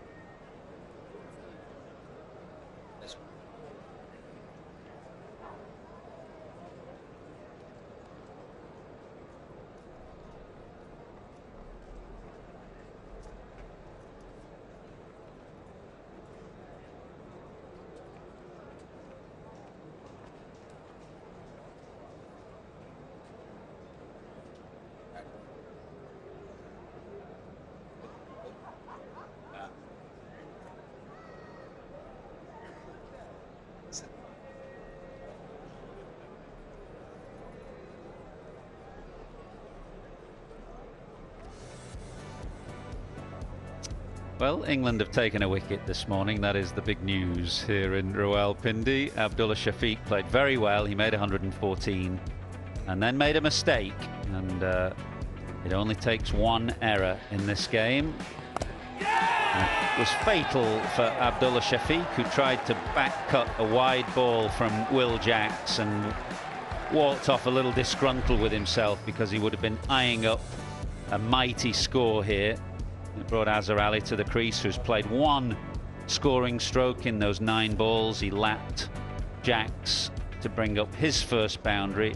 And after some nervy moments in the 90s, Imam ul Haq has moved smoothly to 119. Drinks have just been taken. It's a very pleasant morning here in Rawalpindi. The temperatures don't get up much beyond 20, 21 degrees. Perfect temperature, really, for cricket. Cool mornings, cool evenings, and then lovely during the day. It's not so hot that you should be cramping, so whether Imam has just tweaked something, who knows, but he's getting a bit of attention right now.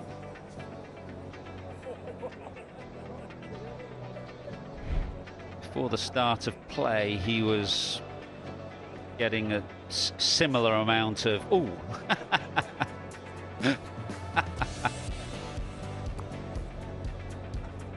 Instead of stretching him, maybe the physio injured him, and that's the consequence. Anyway, you'd have to be seriously injured to take your leave on this surface as a batsman, that's for sure. You'd be out there on one leg if you could. Yeah, he's not going anywhere.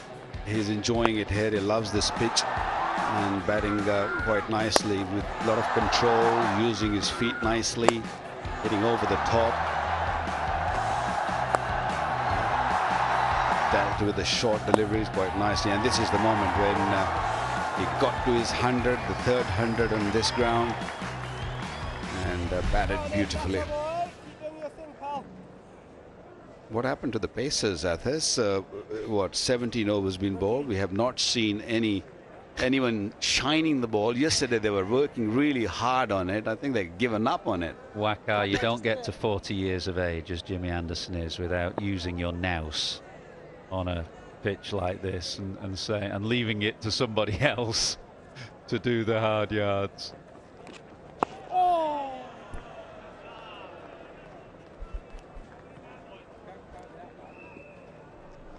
Tapal tea moment, Tapal tea lounge. I think there's plenty of fast bowlers sitting there just relaxing.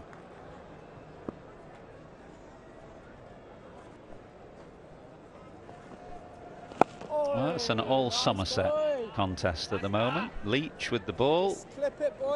Imam, who was there at Taunton for a short period of time. Azhar Ali, who had a longer stretch down in the southwest, was there for what, 3 seasons or so down at Taunton. One or two others about as well with Somerset connections. Marcus Trescothick is here as England's batting coach. Jamie Overton is in the squad, although he's moved to the Oval now. Started his career down in Taunton. Taunton made.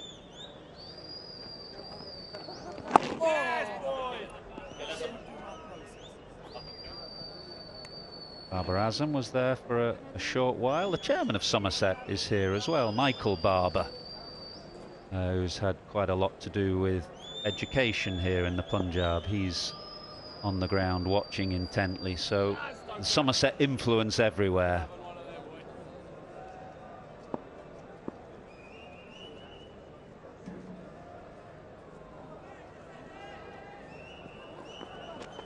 For a while, the pitches down at Taunton used to be very friendly to spinners. They used to call it Hyderabad for a while, but they're a bit different now.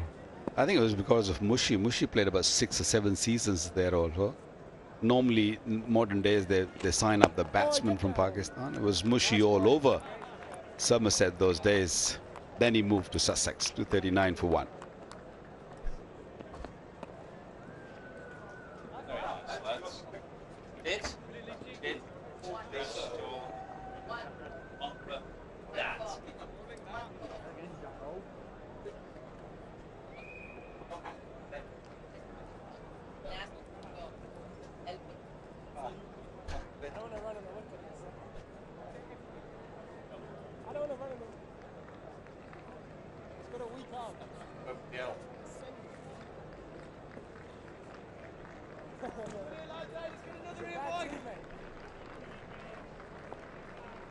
Cheers, teammate.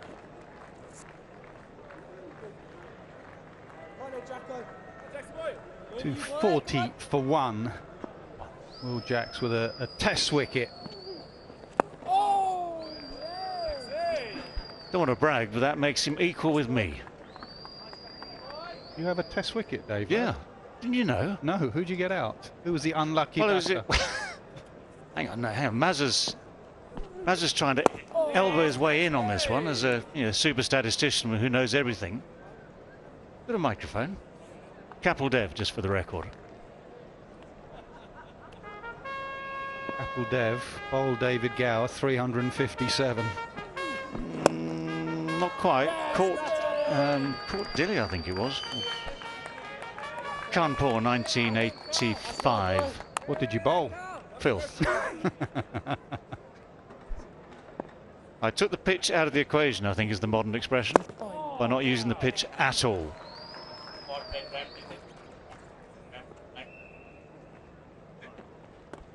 Got the year wrong, 82.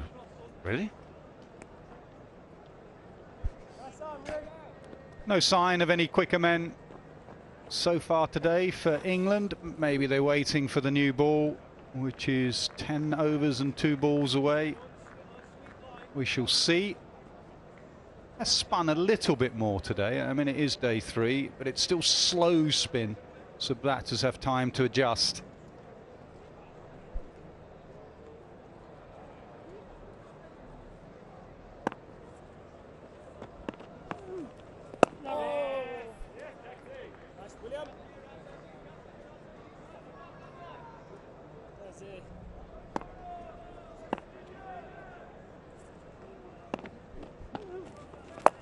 Big hard sweep, the man is up, and that'll go away for 4. 245 for 1.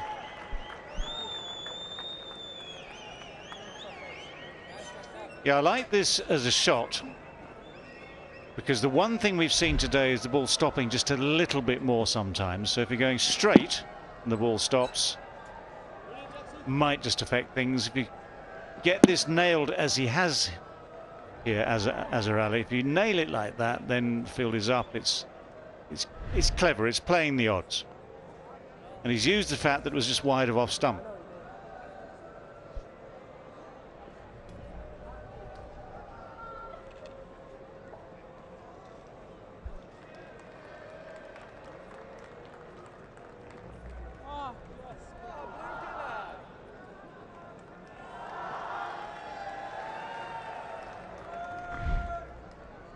Shot that you see in Pakistan quite a bit. You don't see it as much in India. The Indian batters don't play as much the sweep shot. Pakistan do. Yunus Khan was a great player of sweep shot. He used to get so low with his hands. One of the best sweepers of the ball I've ever seen. David mentioned one yesterday in Javed Miandad. Pakistan players historically like to go to that shot.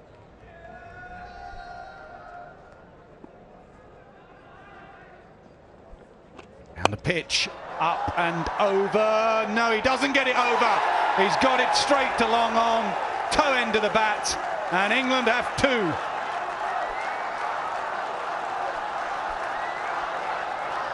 He has taken one mistake in his entire innings that has led to his downfall. Imamul Haq, 121 as he walks back. Didn't quite get a hold of it. Ollie Robinson was lurking. Came down the track. He's done that really well throughout his innings. Did not quite get a hold of it. A simple catch in the end from Robinson. It's an extremely well played knock by Imamul Haq as he walks back for 121.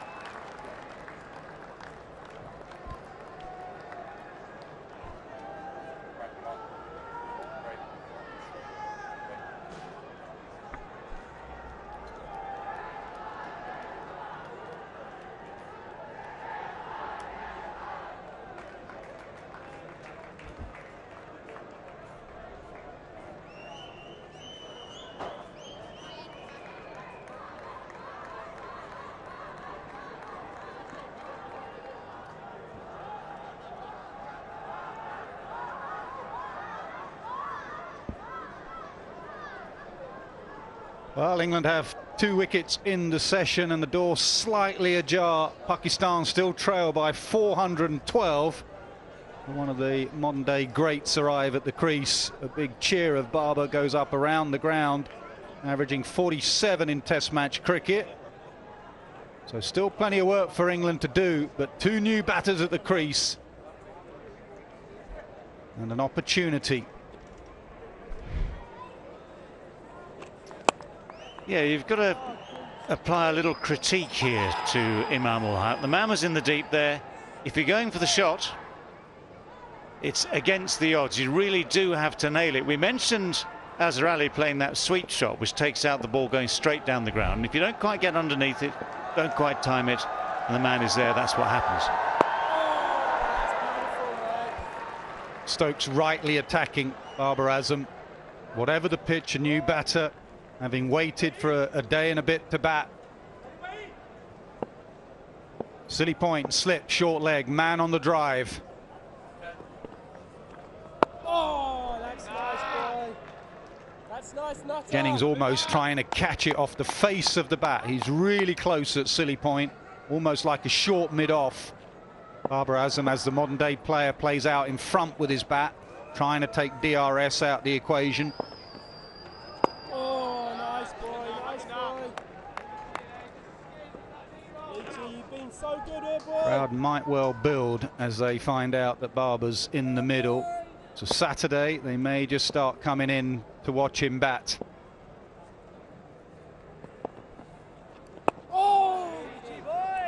Does go to Jennings, but on the bounce.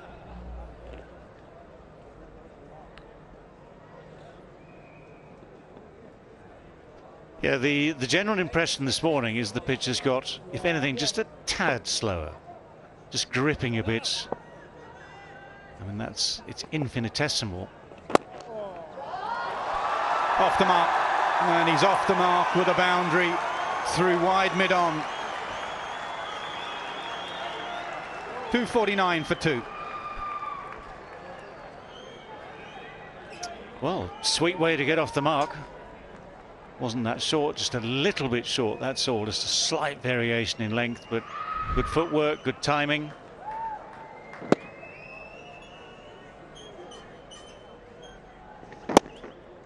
Yeah, there's class written all over that.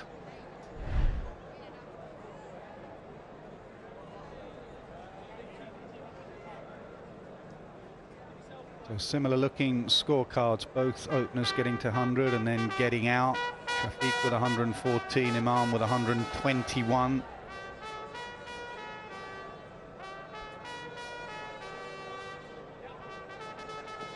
Man does go out leg side now for the sweep because Azhar Ali played one of the last ball of the previous over that Jack's bowled. Oh, that's nice, boy. Very good, Jacko. Lovely bowling, mate.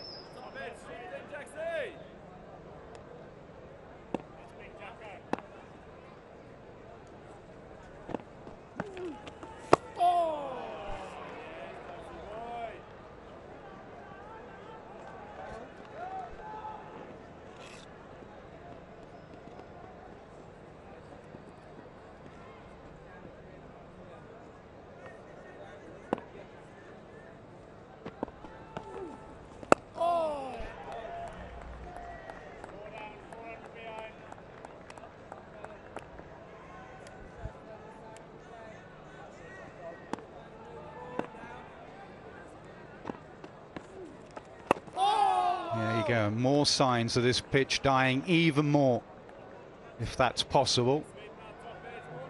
Quite a few batters have been through their shot early because it's just no pace at all.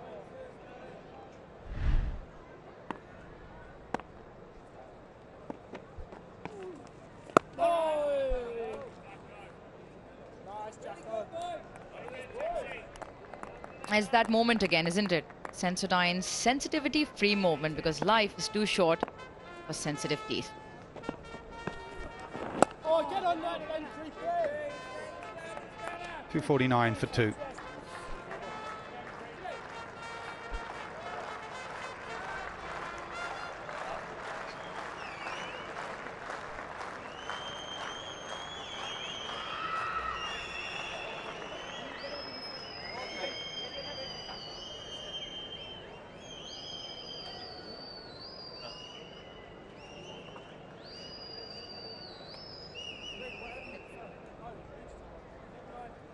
Pakistan trail by 408 runs still, so still plenty of time. 2 days and all of today as well. Remember, they do go off around about 4:40 in the late afternoon because of light. Plenty of work for Pakistan still to do. Get as close to England as they can and then make that third innings a tricky one. Ben Stokes saying he doesn't want to play for draws. We shall see. Well, there's a big meeting out there. Shall we hit Barber with spin or shall we hit him with medium pace? There's 5 of them involved. Robinson has his jumper off. And I think Root is shining the ball on Leach's head.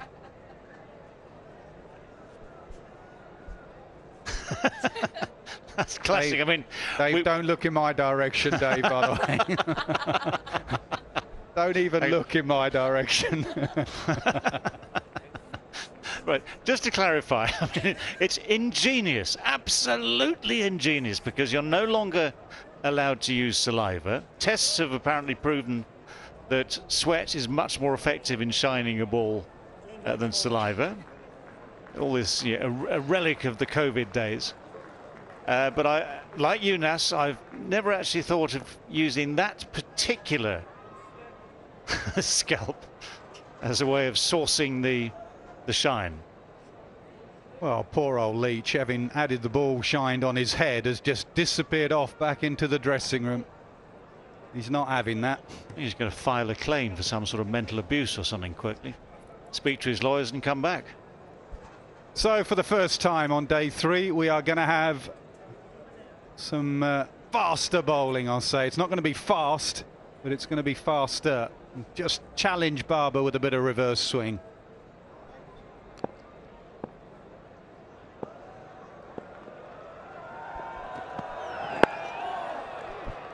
This is a good change. Nothing happening much for the spinners. Both Barber and Azhar have this tendency to get trapped LBW earlier on with the ball just snipping back in. If there's any bit of reverse that is on offer, it could be their undoing. Obviously, the slowness of the pitch is not going to help because there is plenty of time. Well, Ollie Pope comes up to the stumps, and this will be just to keep Barber in his crease. Barber with that first delivery staying low. Might have thought about standing out of his crease. He can't now with Pope up.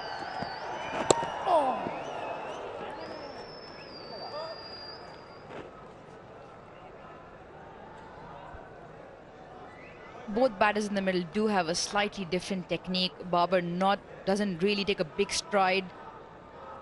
Little bit of foot movement, doesn't get his front foot too far forward. Azhar, on the other hand, does get a slightly longer stride with his front foot. And can also get trapped LBW. Probably going to be seeing a lot of straight bowling within the stumps. Another man comes over. It's almost a field for a spinner, really. There'll be like a leg gully goes in. There he goes. He can't be wide at all because Barber will just run it through backward point for 4. So he has to bowl at the stumps here, Ollie Robinson. He does. Barber can't plant that front leg and play around it, as he sometimes does. Maybe even take leg stump guard and back yourself to hit it with the bat. The plan is obvious. Get it into Barber's left pad.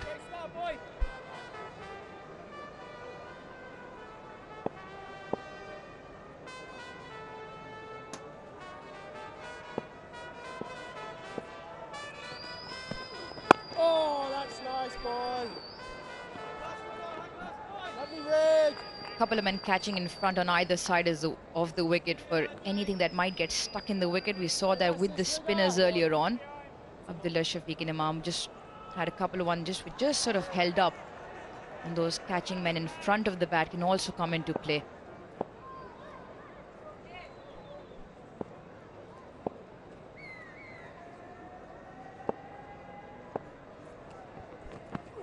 Oh, nice, boy. Nice rig.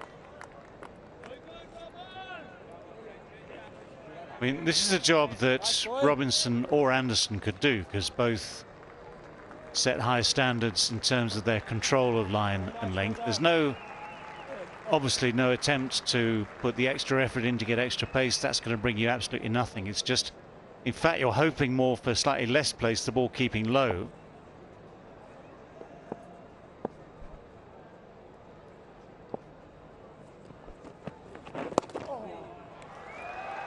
Nice boy.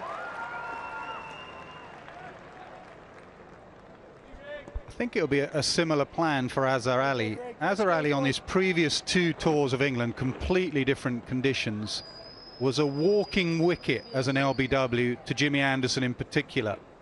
And on the last tour, he'd got out to Anderson and England LBW a couple of times, and he changed his technique. He just got his left leg out of the way in his stance. He opened up his stance, and in the last test match, he got runs, he got 100. So just get his leg out the way. Has been an LBW candidate. You can see there how he's opened up his stance. 251 for 2. Have a look at his stance there, how that left leg is out of the way. That was a change he made in the last series in England. Yeah, what that allows him to do is then his front leg doesn't go across and it stays in line with leg stump essentially. And he gets his bat forward to meet that in front of his left pad. So he's always, like you said, been a candidate for LBW.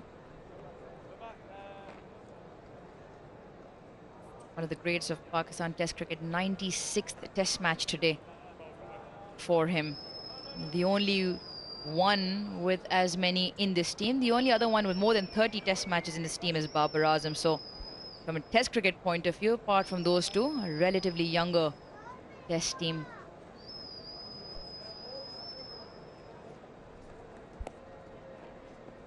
Fascinating how they have to adapt. It was only a couple of weeks ago that these two sides were going at each other at a sold-out MCG on a pitch that was doing a bit. And if Will Jacks had been bowling to Babar Azam there, Babar would have been trying to belt him out of the MCG. Here in a test match, will Babar be attacking against him? Mid-off and mid-on are up.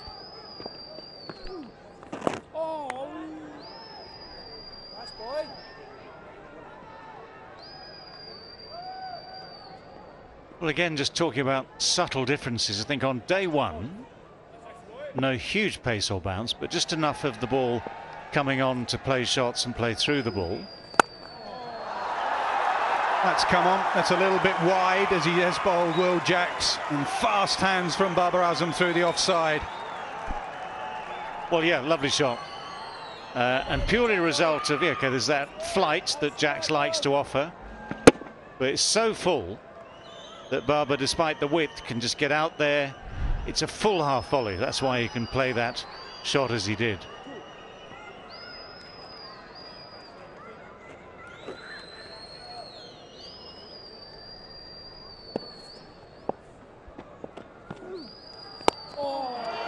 This time straighter.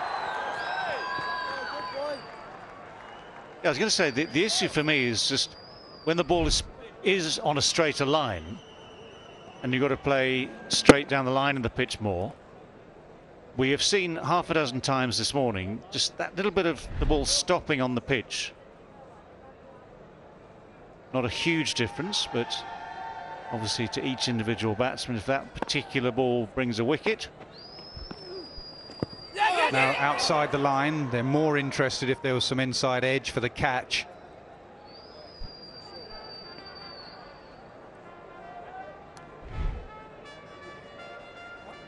And again, the shot is played partly on length, but very much on line. The safety of having the pad outside the off stump.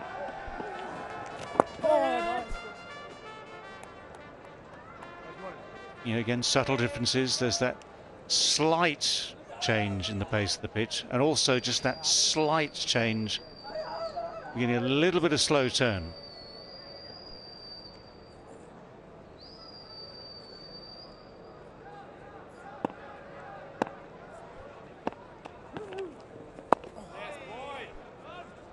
.256 for 2.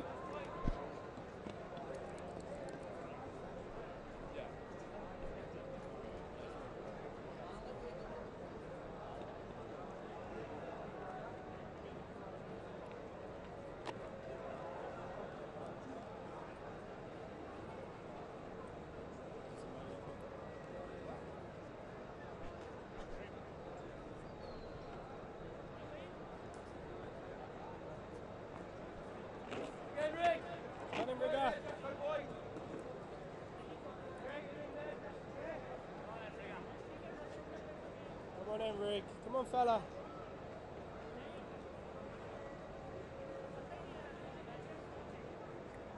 So the same plan continues for Ollie Robinson to Babar Azam.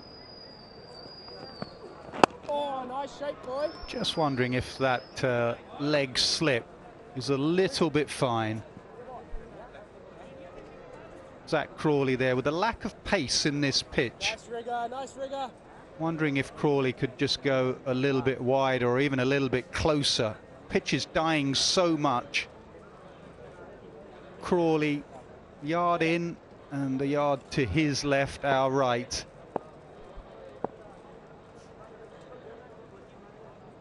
See where Root is. Root's a lot closer on the offside. Oh, yes, boy. Skills, fella.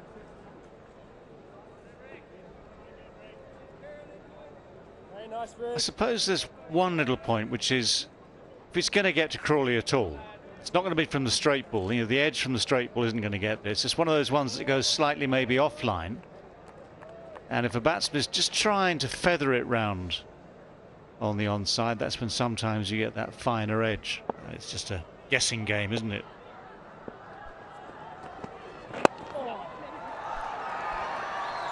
Barber wants 2 and he'll come back comfortably.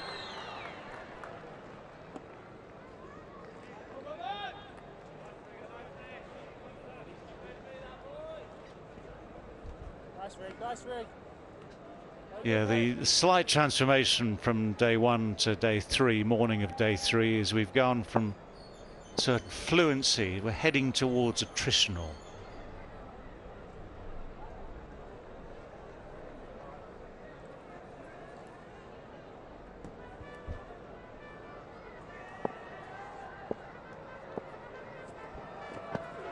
Oh, that's nice. There's a hint of reverse swing. That's the line from Robinson. He doesn't want to be too straight. That was just about perfect.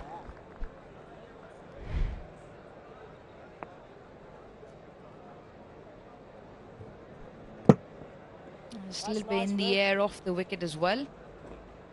Very good, bud. Compact technique on the other end to face up.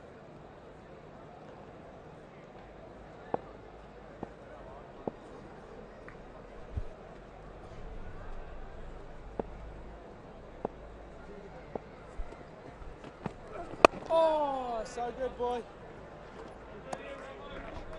Oh, no. Sorry, Joe.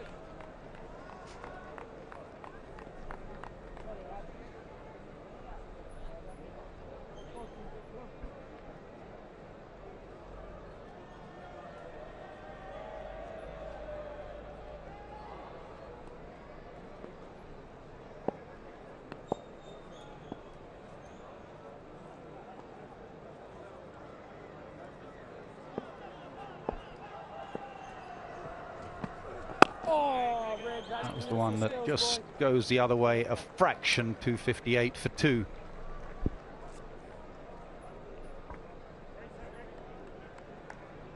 It's not big reverse swing, is it? It's just a little hint either way. You think of the last series out here England played, 2005, or if I remember rightly, Shoaib Akhtar running in and getting it reversing big. Extra pace.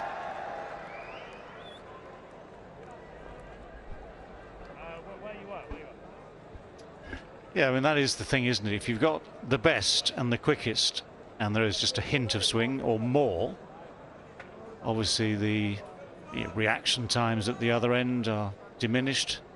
Just gives you that little literal cutting edge.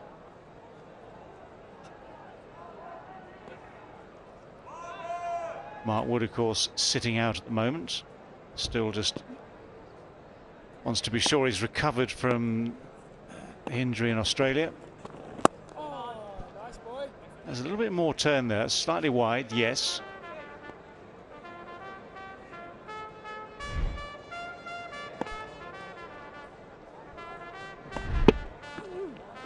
Oh, get on there. Nice track, boy.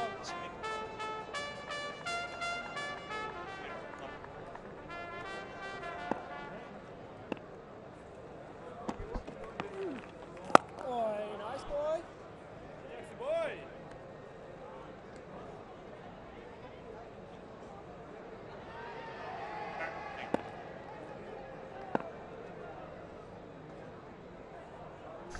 Option there for the paddle sweep if he wants.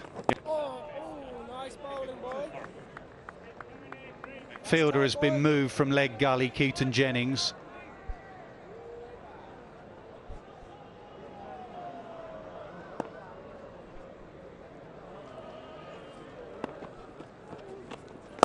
Down the pitch, hits mid-off hard. And they should get a single, they do, on the misfield.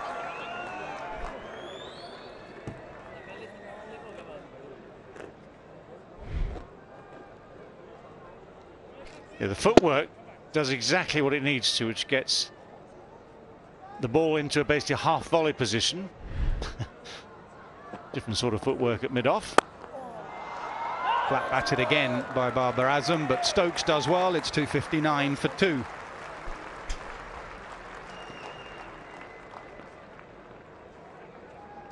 The pace has obviously slowed this morning. Yes, again, we make the point that the pace on day one was out of this world.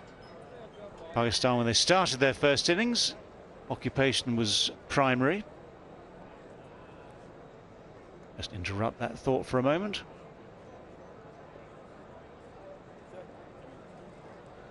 Willis, I'll just look at the names Willis and Gower halfway down that list. Well, Willis captained the first test match in Karachi. Pakistan won by 3 wickets, 66 for 7 they were. Interesting game. Then 2 really good pitches at Faisalabad and Lahore. I had to declare at Lahore to set a target of something like 240 something. They were 173 without loss. Managed to sort of strangle a few out. They shut up shop for an honourable draw as far as we were concerned. Still lost the series, of course. 16 years later, the counterpart to your left changed that to 1-0 England. Yeah, they used the subtle tactic of playing in the dark. We didn't have that option in 1984.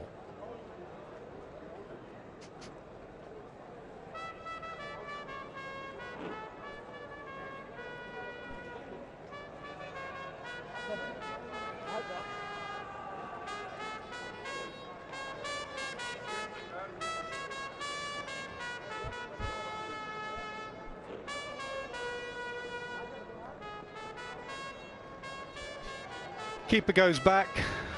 Maybe that's just Robinson saying Barber and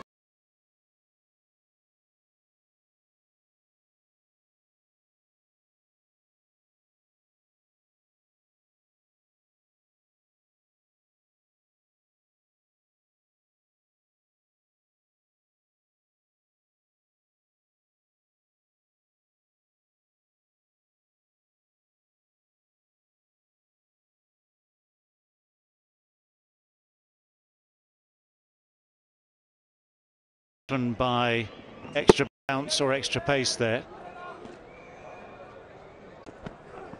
there is the short ball to keep him honest. Good work from Robinson. Not easy to do this on this placid surface. Takes a lot of effort. About the same as Joe Root's bouncer, wasn't it?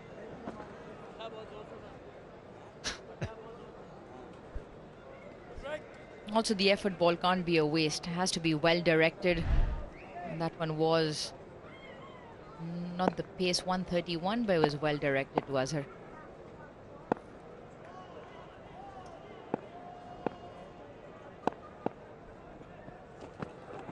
Another one.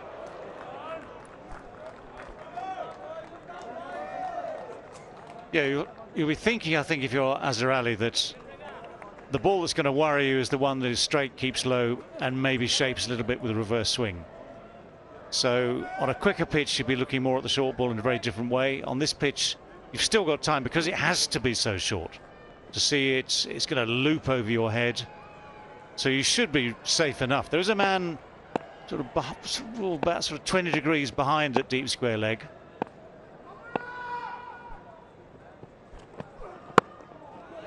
Again, that vacant backward point area. Key here is whether Babar Azam can get back for 3. He does.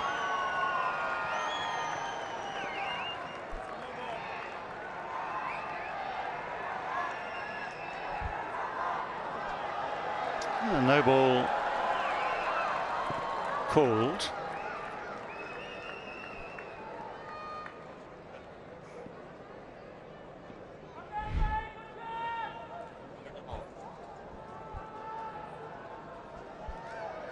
Yes, third umpire had a little look at that and called no ball, rightly.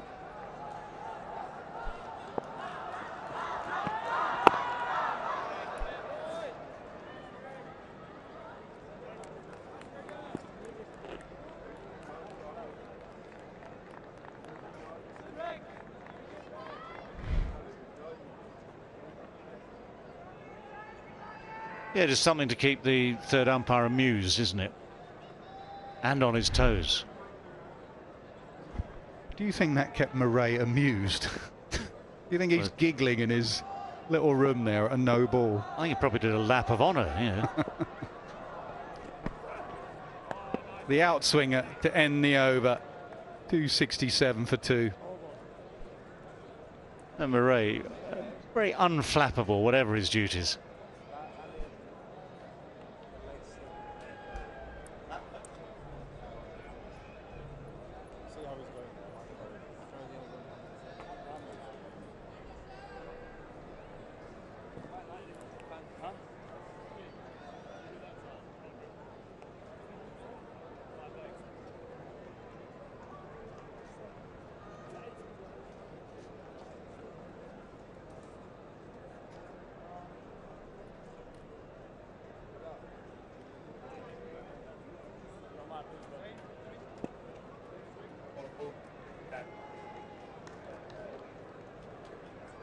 Three more overs till that second new ball. It'll be interesting if England do go down that route. Anderson with the ball now.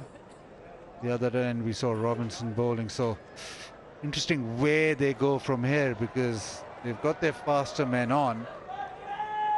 I don't think you'd want to warm up towards that new ball. I don't think you want to exert before that new ball. So tactics now, come that availability, will be something just to look out for. I think it's all about giving your spinners a little rest. And that's why the faster bowlers have come in. They look to bowl nice and straight. A little bit of swing there. I think it's reversing a touch. 77 overs been bowled, so there must be a little bit. He's hiding the balls for sure. Not much.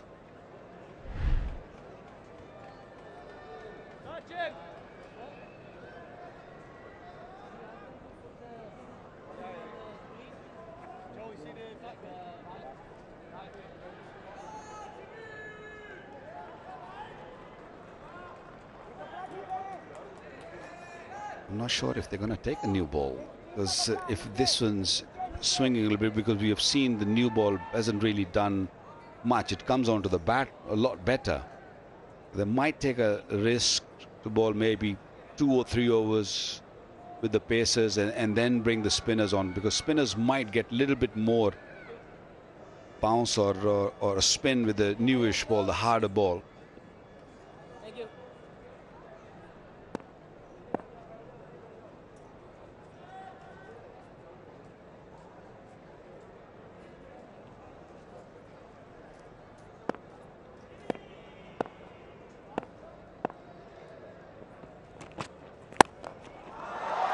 Slightly full outside off, another early pounces on it. Timing's good enough. Boundary.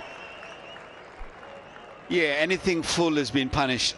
Even anything straight has been punished. You have to really stick to that 4th stump, 5th stump line. This was full.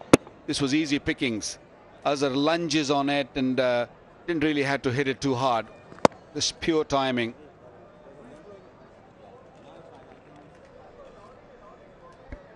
Plenty of runs available out in the field. This outfield is quite fast, especially with so many fielders so close to the bat. All you need to do is just look to time it rather than looking to hit the ball.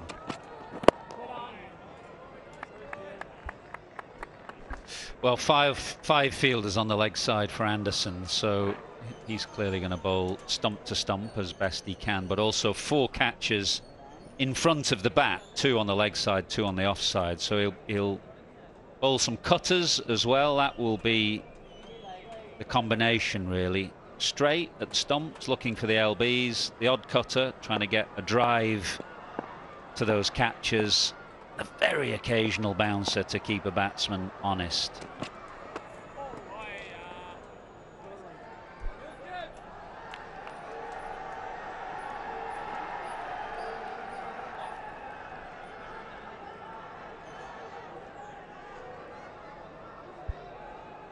Jimmy Anderson, wherever he plays, he makes sure that he doesn't go for a lot of runs. And if you go back to that 2015 series in UAE, it was Stuart Broad and Jimmy Anderson who really didn't allow Pakistan at all to get on with that scoring. It obviously different tracks, it weren't that easy to score quickly. He's a very canny operator now, isn't he, Bazid? He'll try and obviously nip one out with a new ball if he can. He'll always be in there for a couple of tail-enders.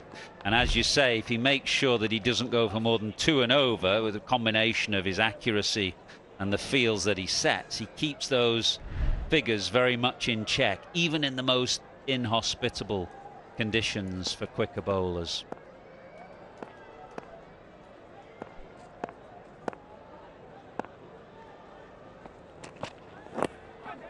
That's 1-0, almost. Does that come off the pad only? Oh, given in runs. 272 for 2. Well, this was a chance. It's Zach Crawley in that leg slip position. Mentioned the line that Anderson is looking to bowl, a very straight line. That's why Crawley is there, and he's got a long reach. He's a tall man with a long reach. It was not an easy catch, but it was a definite chance. And in these conditions, you've got to try and take every quarter chance, every half chance that comes your way. It's a lot easier when you're in the slip to catch, but when it comes to a leg slip, there's a blind corner where you can't really see the ball. And this one, that last nick or the catch, he just hit the bat first and then bit of pad and then went very, very quickly. And I tell you, he's not far away from the bat. He's very close to, they want everything to carry. So he's just come really, really close to the bat. It's just a matter of sticking if it sticks. The thing I'd say was that something we talked about yesterday, the leg slips are quite fine. They've been quite fine for the spinners, and that's quite fine for Anderson. On the slow surface, general rule of thumb is that you just go a little bit squarer the slower the pitch is. The other difficulty about that catch was that it was a genuine inside edge. He was almost blinded by the way that the ball came off the bat. It wasn't a ball down leg side where he flicked at it or went off the bat. It was actually inside edge which came out of Azhar Ali's body. But there's definitely some bit of reverse swing. Obviously 2 relatively new batters in there, which might be just making that a little more difficult, but there's definitely something to work with. Yeah, that's the reason I feel that they might not take a new ball, because of what we are seeing. The ball is swinging a little bit, not off the surface, but definitely something there to just play with as a bowler. And what England bowlers are doing is they're just bowling nice and straight. Drives through the offside. Empty spaces.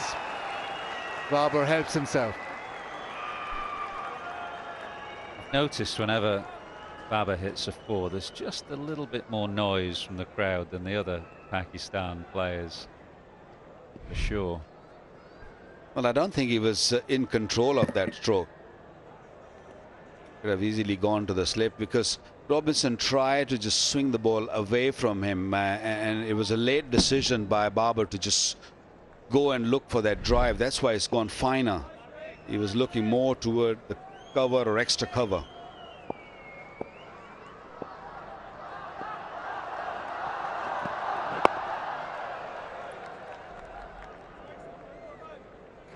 Yeah, a lot of people now, a lot of Pakistanis. Babar is their hero. At least today, when Imam got out, he'd got 100, so they clapped him off, and then it went for Babar. Otherwise, if you don't score many and Babar's coming in, it's not a pleasant feeling for the outgoing batter. Do you mean they cheer the outgoing batter for getting out and getting Babar in?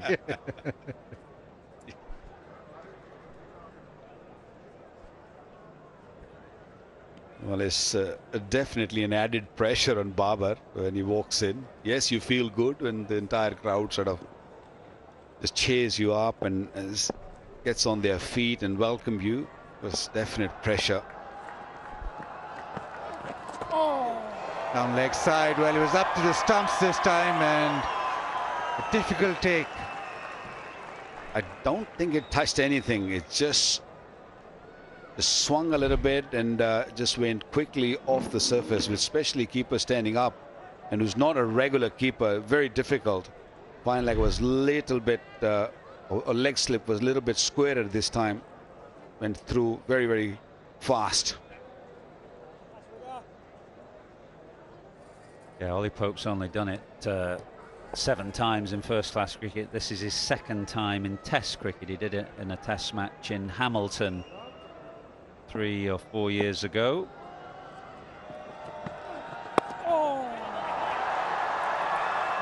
Just that slow one, eased away down to 3rd. He'll come back for the 2nd. 79 done now, 283 for 2.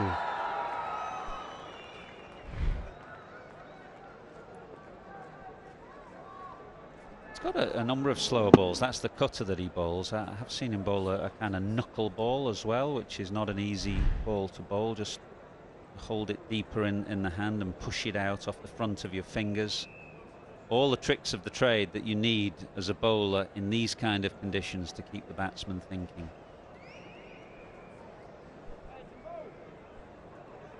Knuckle ball?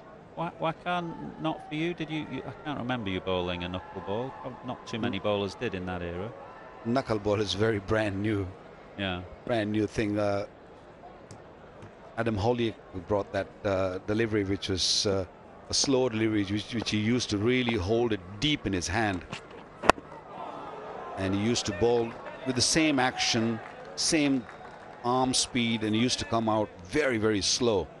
In one-day cricket, those days there was no T20 cricket. One-day cricket was very deceptive. It was not easy to sort of check what pace the ball is coming, and he had a lot of success with that. What about Waqar Yunus running in and bowling the slower bouncer? Never. I can't remember. It's been a long time. Gone.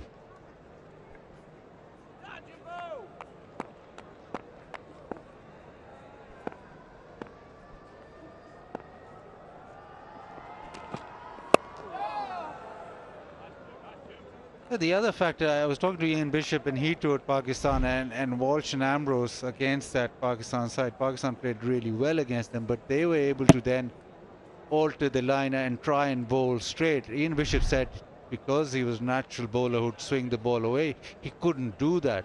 Most Pakistani bowlers are able to then tighten the line up and bowl within the stumps. It's not particularly easy for bowlers who swing it away or hit top of off to then be able to bowl so straight. Jimmy Anderson does it well, but even him over here can't avoid that slightly outside the off-stump line. Azhar Ali helps himself.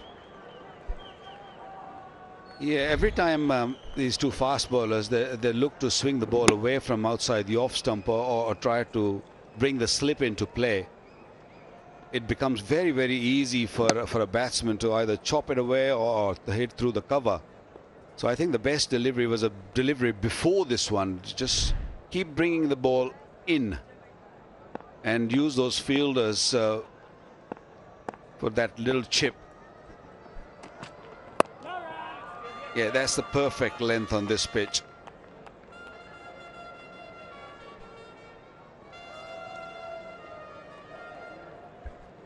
You go a little straighter and you will get chipped away.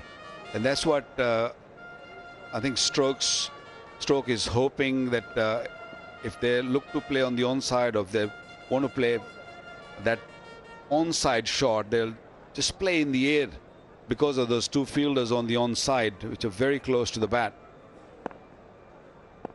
Yeah, on the right of your picture, you can see both of them waiting for that chip shot. And Azhar Ali, with so much experience, he's not going to do that. He's going to look to play nice and straight. Not going to play that onside drive. Yeah, plenty of swing now. Will they take a new ball? Not sure. Certainly not before lunch. We've got 15 minutes to go before lunch. I think Stokes will be very happy with how Anderson and Robinson are operating here. They will come a point eventually where the ball just becomes too soft, and then you go to the new ball, and probably, unlike in England, then you use a lot of spin with the new ball when it's a little harder.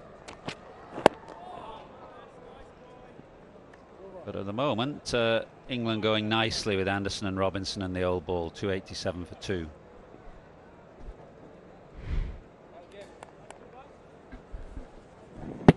Well, the new ball's due. Because Azhar Ali falls away on the offside, I think Stokes are asking for a new ball. Are they going to take it? With so much swing what we've seen in the last 2 overs. So no, they're taking a new ball. Yeah, so we didn't think we'd take it before lunch. It may be that give it to spin immediately. You know, mention that how cricket is a reverse or topsy-turvy in many ways here in Pakistan to England. When your new ball bowlers like the new ball, it's a threat to openers, whereas here in Pakistan it's a friend to openers. It's not necessarily a friend to the quicker bowlers, but it can be a friend to the spinners, the new ball, and that's why Stokes is taking it and giving it to Leach straight away. I thought they might have done this after lunch, but they're doing it before lunch, and it's Leach who will get first crack. Yeah, and the wicket ball here is the one that sort of darts back in for the left arm spinner. He'll attack that front pad, and with the new ball it'll just skid more off the surface as well. Oh, nice boy. Babar and Azhar Ali sometimes with the left arm spin, with the ball coming back in, they sometimes don't get their bat to it. Babar has been dismissed a few times, LBW, with that particular delivery. If it's spinning, I think they're much more comfortable, but the ones that swings back or just that arm ball coming back, that'll be the wicket ball here. Let's see if Leach tries and consistently bowl that.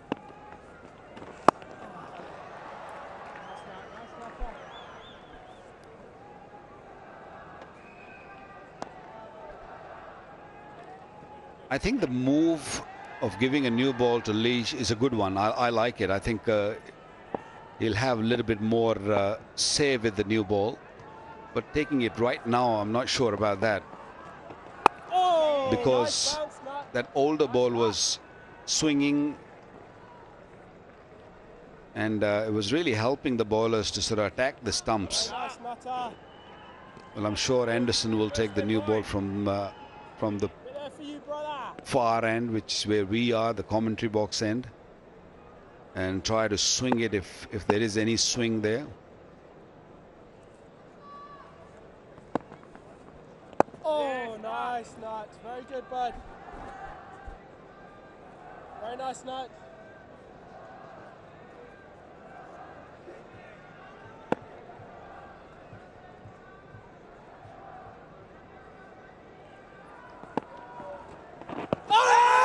That's the one. The ball coming back in, and the finger is raised. Ball skids back in. Jack Leach with the new ball. Azhar Ali walks across to his captain. Is he going upstairs? Yes, he is.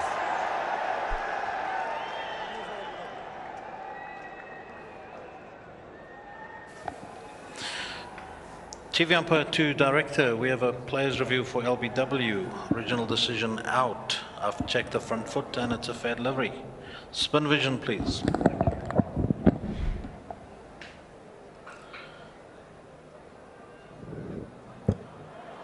I need the ultra edge, please, to check now if any bat.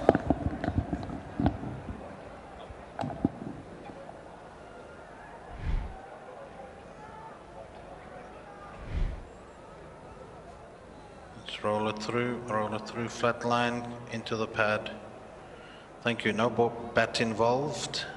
And Hawkeye, please. Pitching line, impact in line, and hitting the stumps. So Asan, you can stay with your original out decision. And I'll tell you when to signal now. Got 3 reds and Jack Leach with the new ball. That extra bit of zip off the surface, utterly defeated off the back foot. New ball given to the spinner works. Yeah, well done Ben Stokes for giving it to Jack Leach immediately. And that ball just skidding on, slightly harder ball, skidding on from the surface. So England have had a very good morning. Dismissed both openers and now Azhar Ali as well, 290 for 3.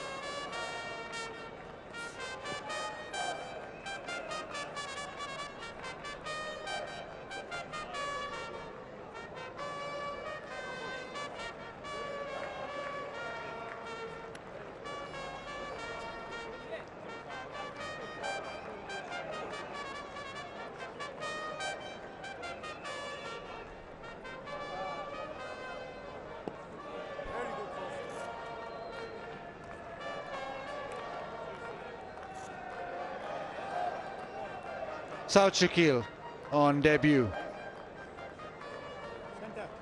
Left-hander, accomplished first-class player, averaging 52 over the course of 58 matches. This will be the moment when he's most nervous. Debut for Pakistan, and he's up against Jack Leach with the new ball.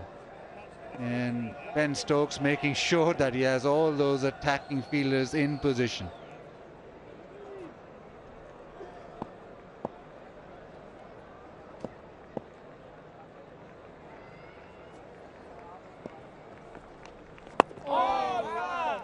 Defends nicely. Successful over for Jack Leach with that ball just drifting back in. Defeating that back foot defense, maybe the pace off the pitch, the newer ball caused Azhar Ali just to miss that delivery. Well, Jack Leach happy. Pakistan are 290 for 3.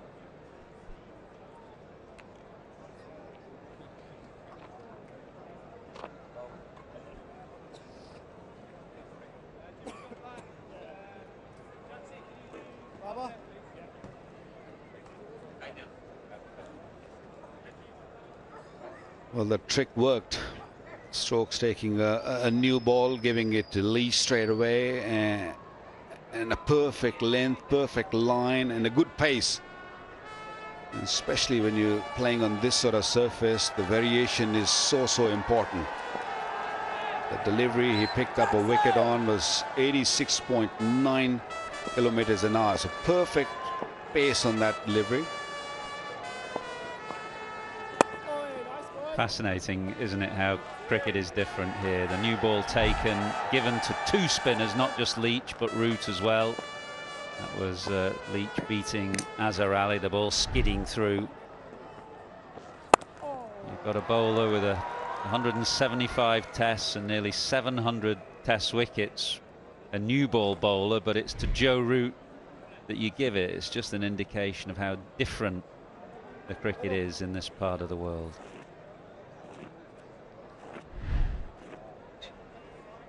And with the off spinner, He'll be more attacking with the left-hander now on strike. He'll also want the ball to just skid off the surface and attack that front pad. So the field change, Joe Root round the wicket. I think again that wicket ball is the one that comes back in and maybe just defeats the inside edge. Oh, nice Joe, nice Joe. Very difficult times for South Shakil, who's been waiting in the wings for a long time to get his turn, and he came at a time when things are hard out there. Oh, Keats, oh, you're beautiful. He's got loads of experience, played plenty of first-class cricket, averages 68, 4 centuries only in this season, 15 in total.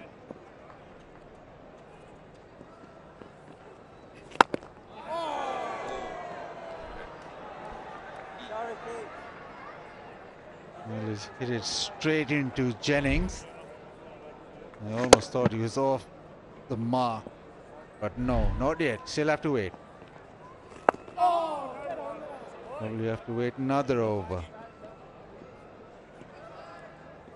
291 for 3.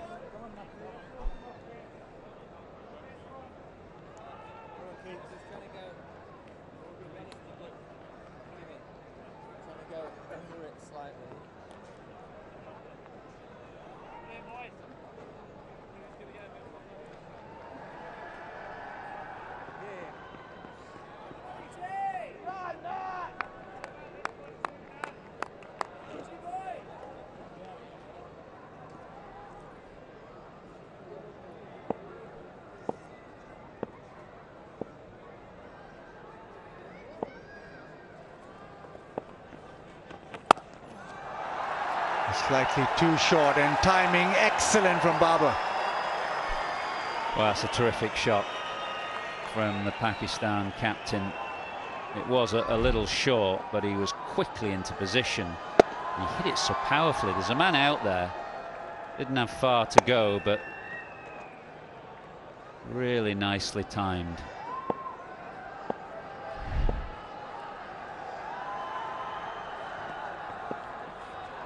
Oh, nice boy, nice boy.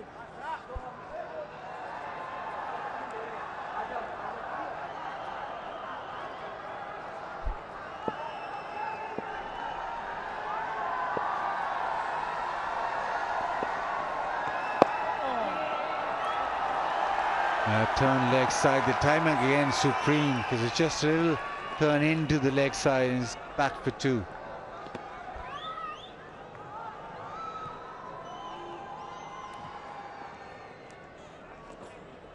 Uh, 2 minutes away from lunch. It's time for Tapal tea in the Tapal tea lounge.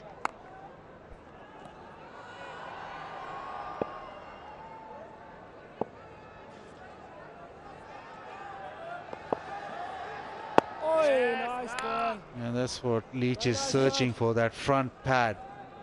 Needs to be consistent with the length though. Yeah, Babar is never comfortable when the left armer bowls and ask him to come onto the front foot. He likes it on the back foot, like that. He doesn't mind that. But anything full where he has to stretch himself and play in front of his front pad, I've seen him many times getting out LBW in that fashion. But he's so good when he goes on the back foot and punches through that cover or cover point. Last ball before lunch, South Shakil on strike. He'll want to maybe just get off the mark, but also just go into lunch with the forward defensive men around the bat. Into the leg side, and that should be lunch. Good session for England. 3 wickets for them. Yes, an excellent session for England, who came here today. Pakistan none down, both openers entrenched. They went through to their hundreds, but couldn't kick on.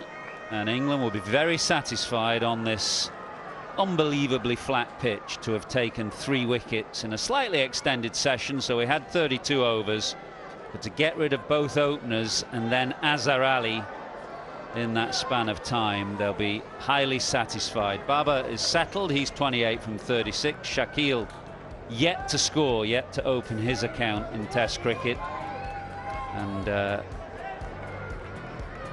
you'd say probably that was England's session, given the context of how hard it is to take wickets on this surface, to take 3 in one session. I think Brendan McCullum there and his coaching staff will be highly satisfied.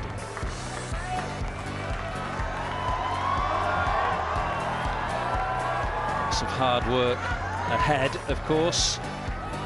Final 2 sessions of the day. We probably won't get the full allotted overs in, as the gloom will fall again, but with plenty of cricket left, and that's where we are. 298 for 3, both openers to 100, Shafiq 114 and Imam 121. A relative failure for Azhar Ali, 27 on this pitch. You'd have to count as a failure, but Babar is 28 and looking good. Shakil yet to score. Good steady stuff from England this morning. It's the spinners who've taken the wickets. 2 for Jack Leach, 2 for 102. He's done much of the donkey work, having got through 31 overs. And Will Jacks has taken his first Test wicket. He got things up and running with the wicket of Shafiq, 1 for 72 from 18.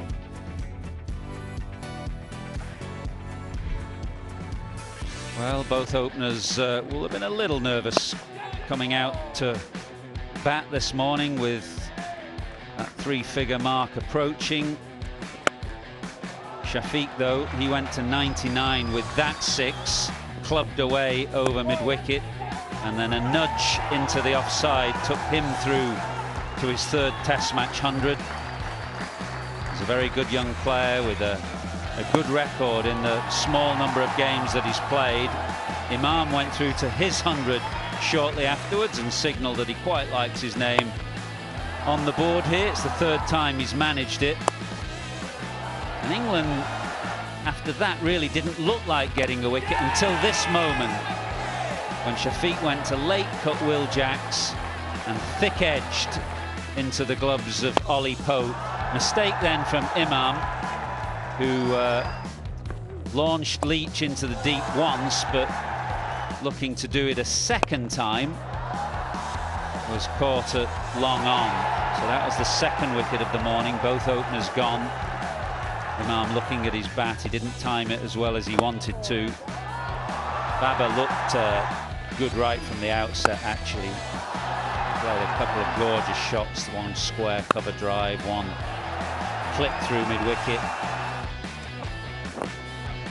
There was a put-down chance at leg slip from Zach Crawley. The old ball began to reverse swing a little for England. Then Stokes took the new ball bang on 80 overs when it became available.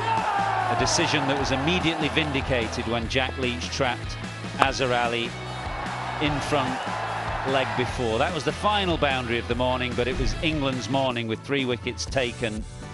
And the score at lunch on day 3 is Pakistan 298 for 3 in their first innings. They still trail by a long, long way, 359 runs in arrears. Half an hour break from us, and when we come back, we'll have the afternoon session for you here in Rawalpindi.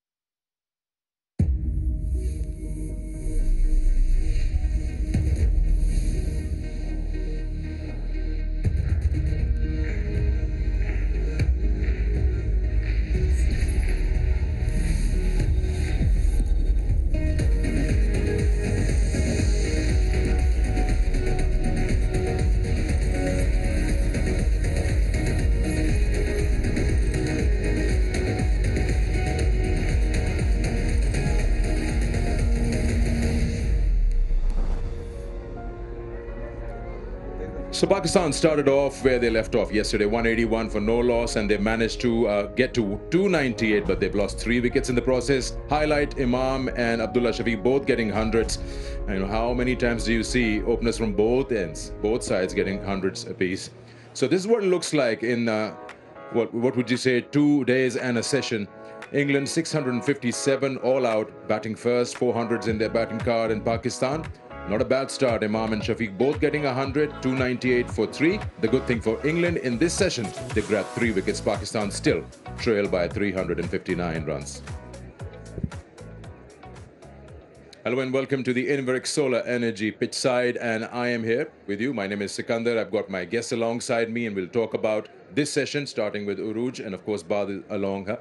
Uruj, Pakistan would have been happy seeing the 2 openers getting hundreds, but then somewhere a bit bitter that they've lost 3 wickets and just before lunch the Azhari. Yeah, I mean, wickets in the column doesn't sound nice, but again, it's not really any demons in the pitch. There's nothing happening much with the bowling as well. We tried to see the difference in spin from yesterday. It looked marginally more, but again, nothing that's extravagant. So I still don't feel Pakistan will be quite perturbed by this. They've got Saud Shakil as a debutant in, but Babar Azam on the other hand, with still Rizwan to come and Salman. So I'm not quite sure they'll be worried about the 3 wickets in the column.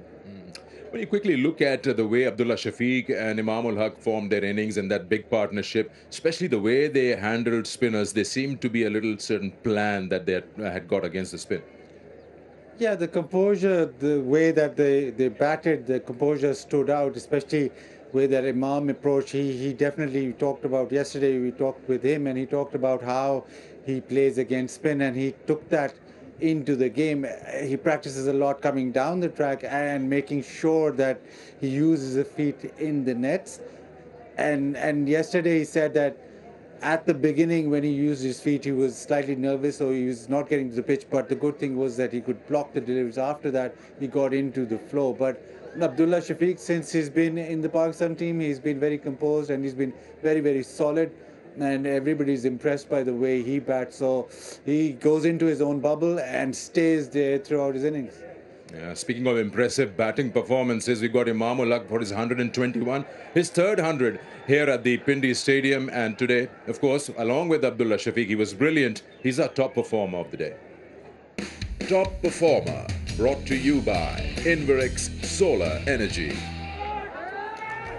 It's almost like he left off from the Australian series when he got both hundreds in innings against Australia at the same stadium. And the one feature that I really like about his game is that, yes, even if he doesn't get to the pitch of the ball, it doesn't stop him from using his feet, which has been the dominant feature of his innings. He played all around the ground, and both the openers came out with an intent to score. Basit, if you look at his wagon wheel, just suggests that how he has planned his innings out and the boundaries that he kept getting consistently. Yeah, against spin especially, he was very good down the ground. He made sure that he went with the spin or even go over mid-off or straight over the top. And that gave him a lot of boundaries, and that's the way he sort of built his innings. He himself says that I'm not an unconventional player against spin, so my strength is playing straight or hitting down the ground, and did exactly that. Top performer, brought to you by Inverix Solar Energy. All right, so Pakistan are 298 for 3. They've lost 3 wickets, the 2 openers, and then Azhar Ali in the first session on day 3. Let's have a look. Fall of wickets, brought to you by Inverix Solar Energy. Yeah, just a slight misjudgment from Abdullah Shafiq. This one down the ground, this is the way he's played all day yesterday and today. Bottom of the bat, but this was good from Stokes and from Leach. The new ball given to the spinner, and the skid off the surface defeated Azhar Ali, the pace of the surface. Fall of wickets, brought to you by Inverix Solar Energy. We're coming back to Imam, the shot that he got out on. We've seen him. If you go back in PSL also, you knew that even the fast bowlers, he has this habit of just dancing down and playing it straight. So he's pretty confident about that shot, but not on that occasion. Yeah, he didn't quite get to the pitch of the ball, didn't quite get it in the middle. But again, there's an area of the game where you need to come up with shots and back your strength. We saw the English players play the sweep and reverse sweep to good effect. Now, both Pakistani openers, Abdullah Shafiq and Imam, generally like to come down the wicket. And that's a feature of the game they're back. And it was really good to watch Imam accepting the fact that he wasn't quite getting to the pitch, but he was still confident in his defense, and whenever the shot was on offer, no doubt with like risk comes reward, no doubt it led to his downfall, but it wasn't after a beautiful turn, wasn't it? Sikandar's not happy with that shot anyway. He's got so many boundaries, but he's still not happy. Okay, let's ask you, Bazid. In terms of the game, where's Pakistan standing now? So you've got Saud Shakil. He's on debut, yet to get at the mark. You've got Agha Salman to come, and then, of course, Rizwan, but Babar's still out there. In the context of the position, third day, session 1, almost 300 on board, Pakistan in the game? Yeah, look, we can afford to look forward in the game, sort of think, okay, after the day's play. I don't think the players do. The players want to just bat and see how it goes. You still have to score runs. You still have to stay there and make sure that you go through your processes. I think Pakistan will just keep on batting and try and get as close as possible to that England total. What England have done is that they've batted so quickly and they've scored their runs so quickly. Yes, Bazball. I don't know if you can say that. That's they don't like it. But yes, Bazball. So in the end, Pakistan just had to bowl 100 overs. England will have to bowl far more if Pakistan get to 650. Yeah, I think also recognizing the nature of the surface that is on offer, a result seems really unlikely.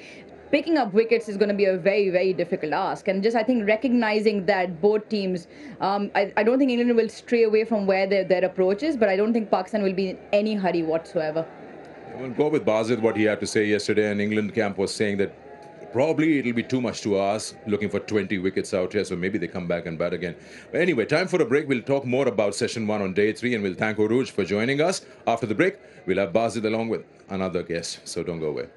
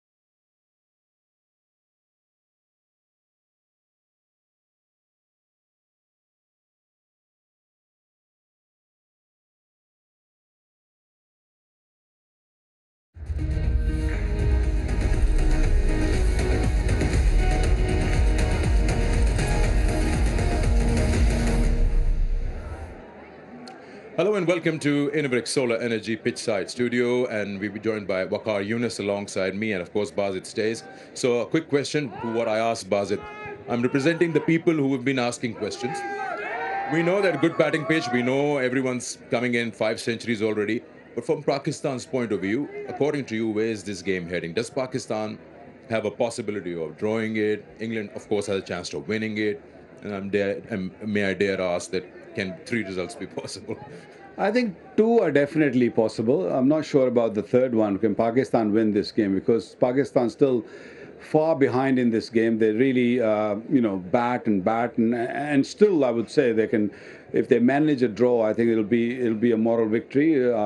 But at the moment, England picking up this last wicket with the new bowler Azhar Ali's wicket, I think that really encourages England going into the dressing room for lunch, and I think they'll come thinking that if they can get a couple of more wickets early after lunch, they will have a far better chance of winning this test match. So as a coach, what would you be saying? So are you asking them to focus on the session?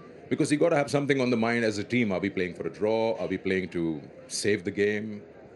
Look, I think you got to just play your normal game. You cannot really sort of start thinking about the result. If you start thinking of the result, then your hands are going to get tied, and it's going to be very, very difficult to sort of bat long period. So for me, as Babar is there at the crease, and he's going to play his own way. Saud Shakil, a debutant, I mean, he's in extremely good form, coming from the first class, scoring 400. So he knows how to score 100. So Pakistan have got the resources who can really, push and play the entire day, and maybe some time tomorrow also. Okay. We'll have more talks with our guests, but let's join Bazit Khan. He spoke to Saqlain Mushtaq, Pakistan's head coach, and this was before the start of the series, so let's have a listen. मेरे साथ Saqlain Mushtaq Pakistan team के head coach और one of the greatest spinners Pakistan ever produce. Saqi भाई, career की बात करते हैं पहले।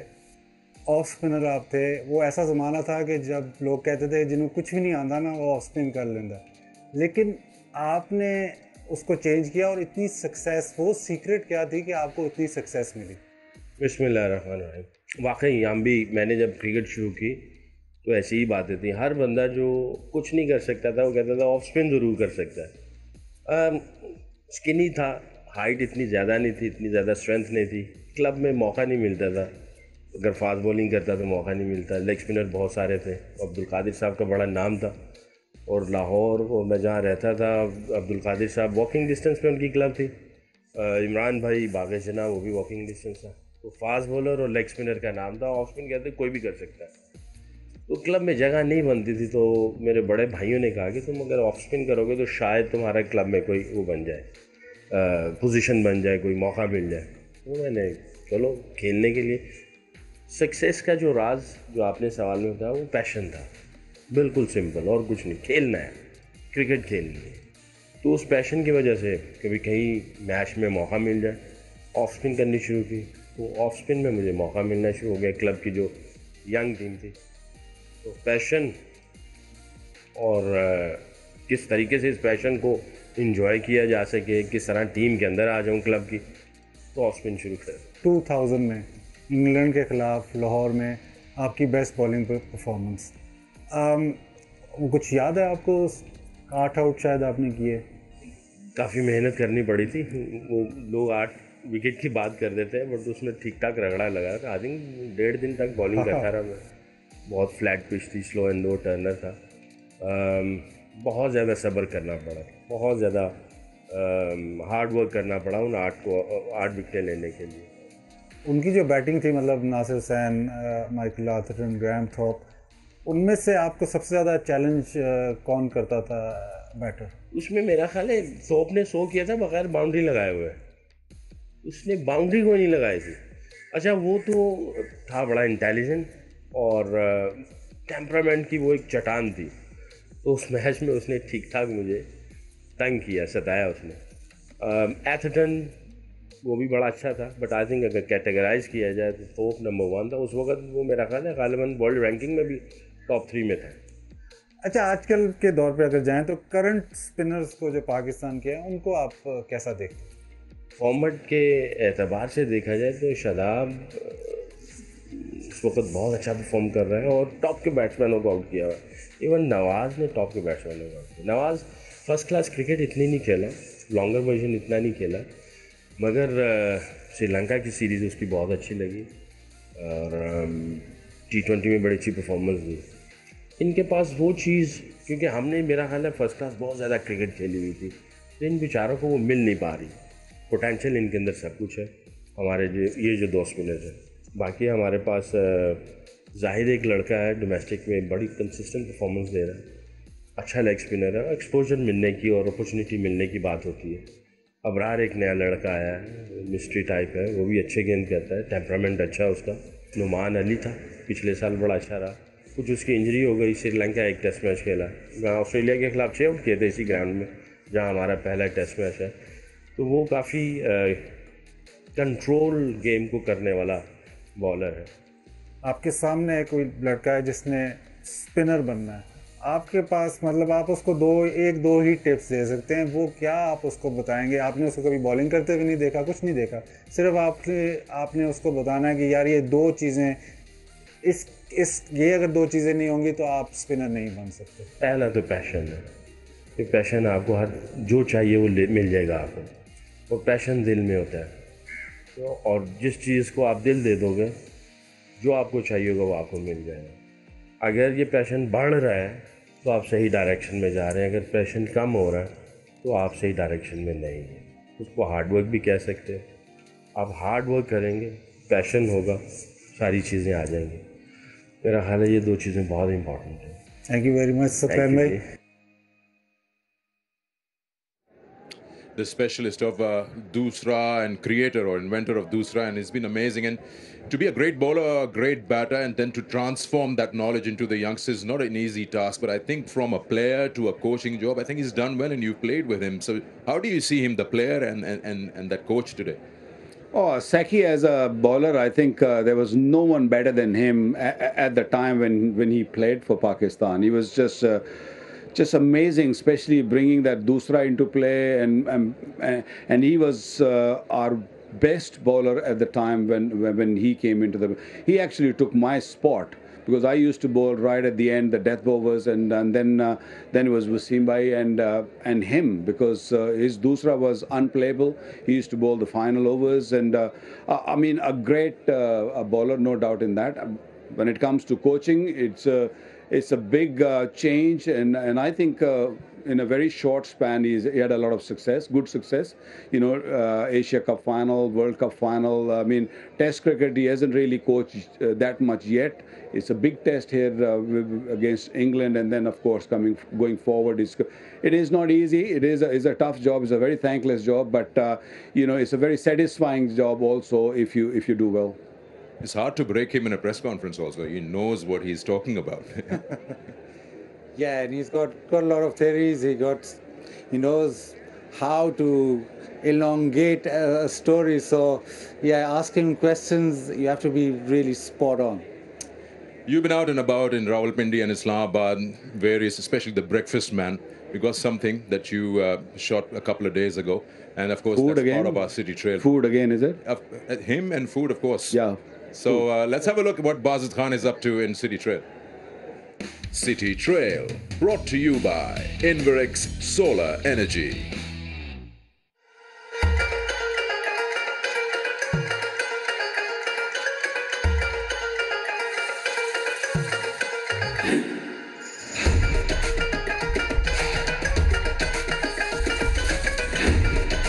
Well, it's breakfast time, and if you want proper desi breakfast, you need to come to Kartarpura, here in the heart of Pindi. And as in desi breakfast, how can you explain that? Well, it's when you have breakfast like a king, because it'll be substantial, it'll be big, it'll be heavy, and make sure that you're pretty full for the rest of the day.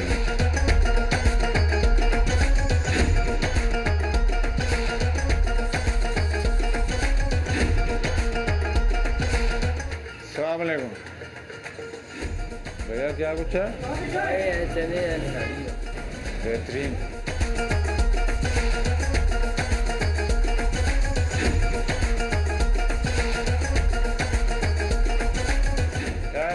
Mutton चने चने अंडे वाले, कोफ्ते वाले, chicken वाले। लाते किस्म देसी घी में ये खोया भी डालते हो? क्या बात है।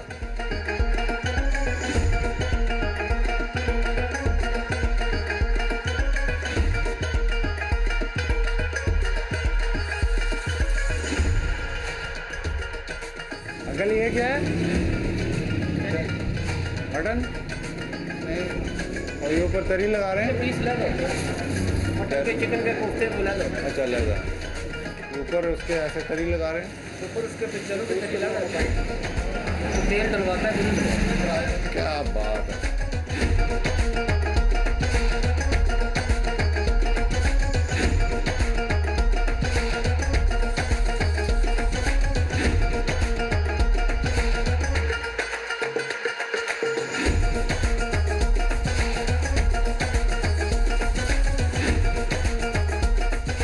So after looking around and seeing all that delicious stuff, I've decided that I'm going to have everything. So nihari, pie, chane, and this is the type of stuff you want to wake up and get out of bed for. So without further ado, see you guys later.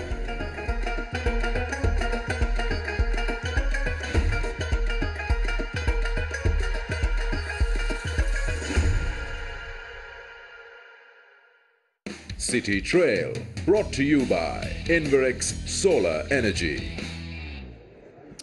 There's no see you guys later with Bazid Khan. I mean, Saklan Mushtaq, he's doing City Trail, he's sitting with us, you're everywhere.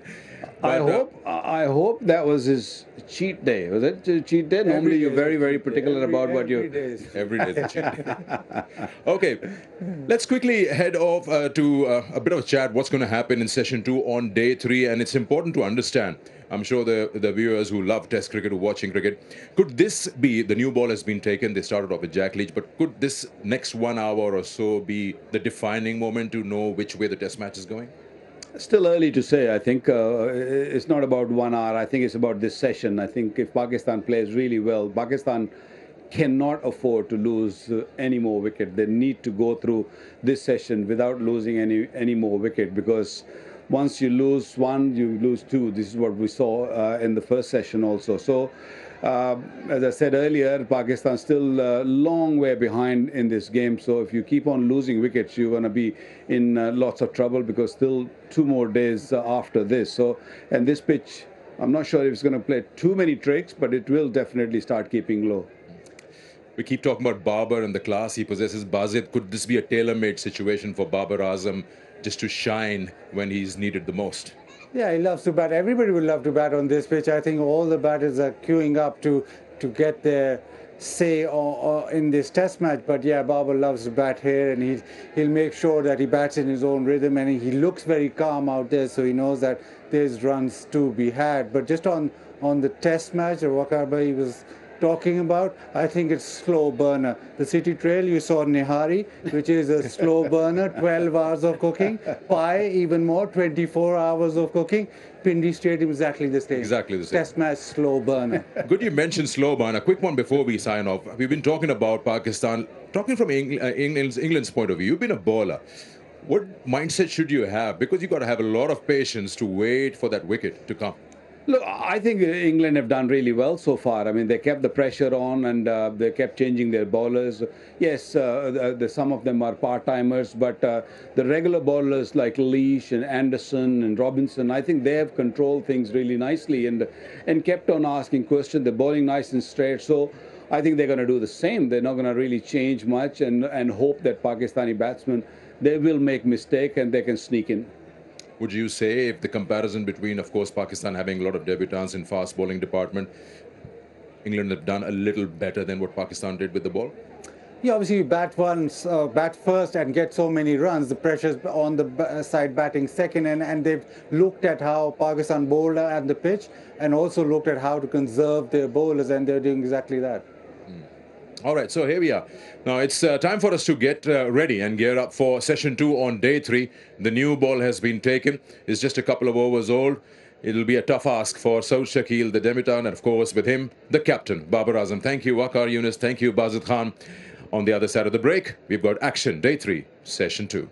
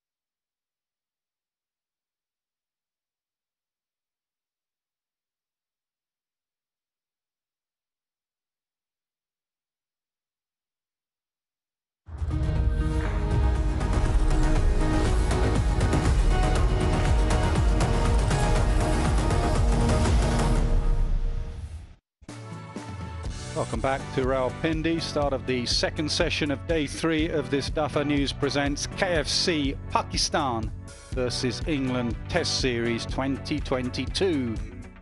It's been a good session that for England. When you look at the scoreboard, you think, yeah, well, not that good at 298 for 3, but 3 wickets in a session on a pitch like this has been excellent, and they've all come to spin, 2 to each, 1 to Jack's. Good captaincy as well from Ben Stokes to give Jack Leach the new ball, which was taken just before lunch. So the seamers have been quiet, which has been understandable on this surface. Leach has 2 for 101, and Jacks has his first Test match wicket, 1 for 72. Let's have a look at those 3 wickets. Hundreds for both the openers. Shafiq nicked a wide one off Will Jacks, giving him his first Test match wicket. He was very disappointed, as will Imam Ul-Haq be. Long on was there for the catch, and Imam found him perfectly off the bowling of Jack Leach. And then just before lunch, with the new ball, Jack Leach got one to skid on and through the defences of Azhar Ali. So the match summary, and the key point there is the bottom stat. Pakistan still trail by a huge deficit of 359, and there's still plenty of time left in this game. So England will be buoyed by those 3 wickets, and this pitch did just spin a little bit more in that first session, albeit slow spin. And England have one of the best players in the world strolling out to the middle in Babar Azam. Ben Stokes, excellent as ever in that session. He went mainly with spin, he gave his seamers a go, he rotated, he was imaginative with his captaincy, he gave Leach the new ball, and he was rewarded with the wicket of Azhar Ali.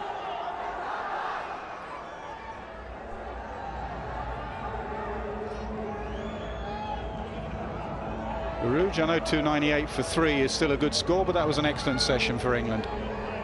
Yeah, fantastic. Plenty of mind games being played by Ben Stokes. He took his time in the field, tinkered along with his fielders, and he was well rewarded. The 3 wickets, the 3 big wickets, the Centurions up front. Abdullah Shafiq wouldn't be happy, nor would Imam ul Haq, both causing the error themselves. But an excellent bit of captaincy, and again the wickets column 3, and then England camp will be looking to get a few more. Won't be easy.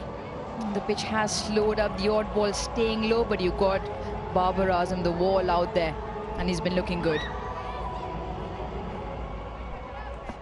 Well, not often that Jimmy Anderson doesn't get the new ball for England, but it's exactly what happened in that last session. I'd be surprised if he's ever not taken the new ball, actually.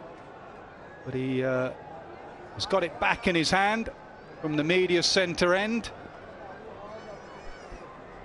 Maybe in his younger days, the new ball was given to other senior bowlers. He wouldn't have been that grumpy on this surface, but you could bet he went to his skipper at lunch and said, I won't mind a few while it is hard and it may get a bit of swing.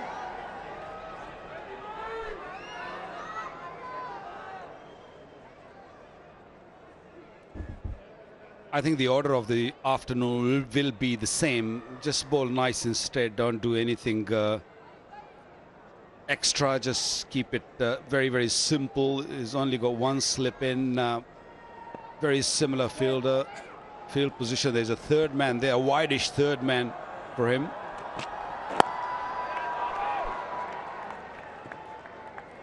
Only 3 overs old, this ball. If there is any swing, it will be now. And no better man than Anderson to get that swing if it is available. It's been a real hard work for the faster bowlers.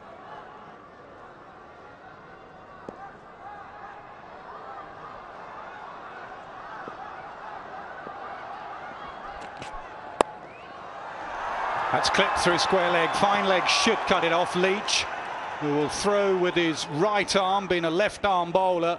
You just have to be aware of that. Leach gets it in, and 300 up for Pakistan.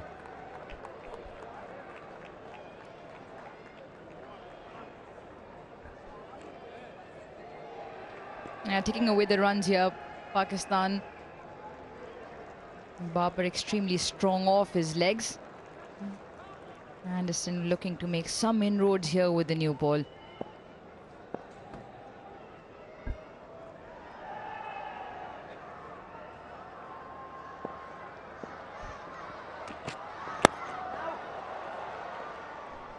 Like how easy is it to train the brain? Someone like Jimmy Anderson in England would have bowled that 4th stump line with the Duke's ball. Even in Australia, South Africa, New Zealand. When you come here and the skipper says, just bowl a stump straighter, bring LBW and bowl, is it just an easy adjustment when it's not reversing? It's not easy, for sure. And the captain asks you to do something which you've never done it before. Is a big swinger of the ball, and if there is no swing available, you have to really train your mind. You have to really tell yourself, I have to listen to my captain and bowl nice and straight. Well, he's done well in India. But in India, don't forget, the cricket ball was different. Yes, the pitches were very slow there, spinning pitches, but that SG ball, which is very close to the Duke cricket ball, similar ball with the very pronounced seam. So there, he picked up 5 wickets in one of the games. So he understands, he knows how to pick up wickets. But with this Kookaburra cricket ball, that's his first experience, which is not going to be that easy.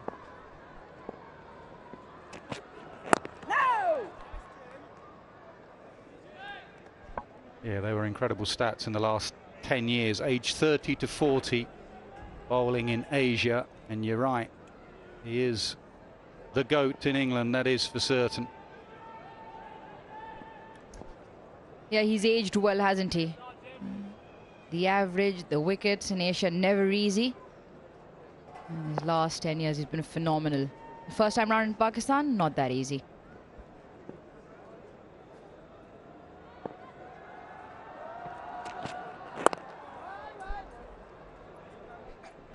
Over. 300 for 3. Last time he played in these sort of conditions against Pakistan was in UAE, and I thought he bowled pretty well. It was very consistent, and I feel the pitch here in Rawalpindi is a touch different. It's a lot slower. In UAE, yes, pitches are slow, but it skids through a little bit more. There in UAE, over here, if you bowl back of the length, it just becomes very easy for batsmen to handle. So before lunch, there were 2 spinners with the new ball, and now the 2 pacers.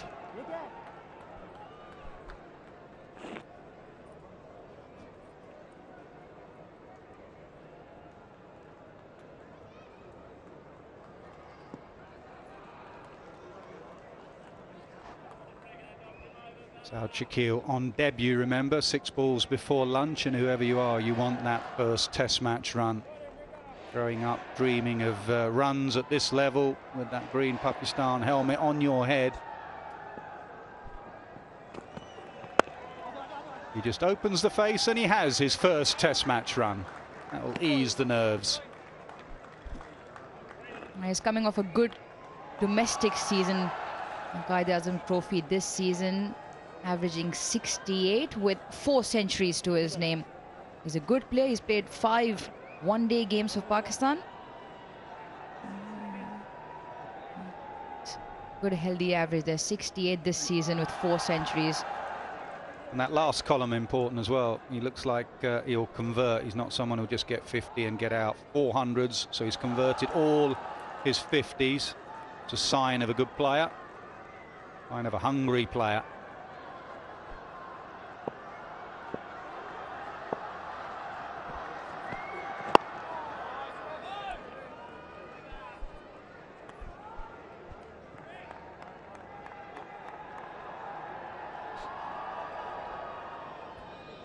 Yeah, he's replaced Fawad Alam, who's done extremely well in the last few years, and he's been left out of this series, so he's got a big boots to fill. Another left-hander. Fawad was, of course, also a left-hander.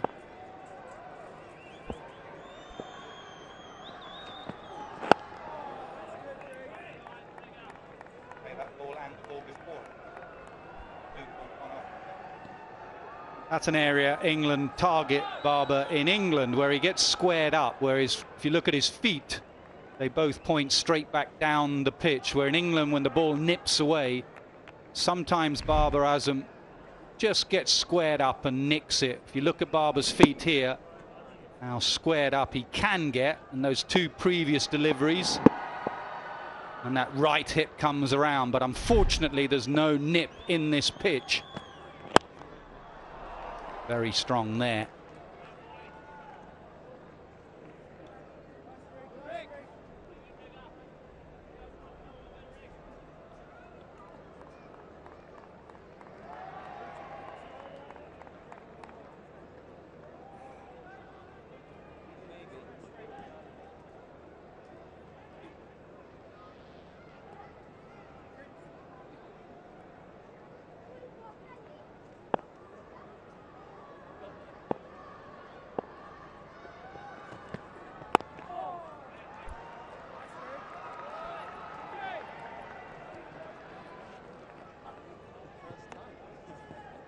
We're talking about Ben Stokes and his captaincy and how he's been so good rotating the bowlers.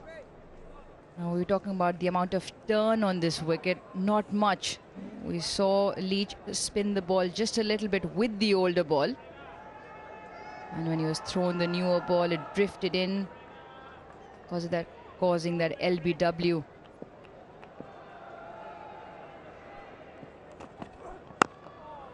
A good solid block from Shakil, 302 for 3.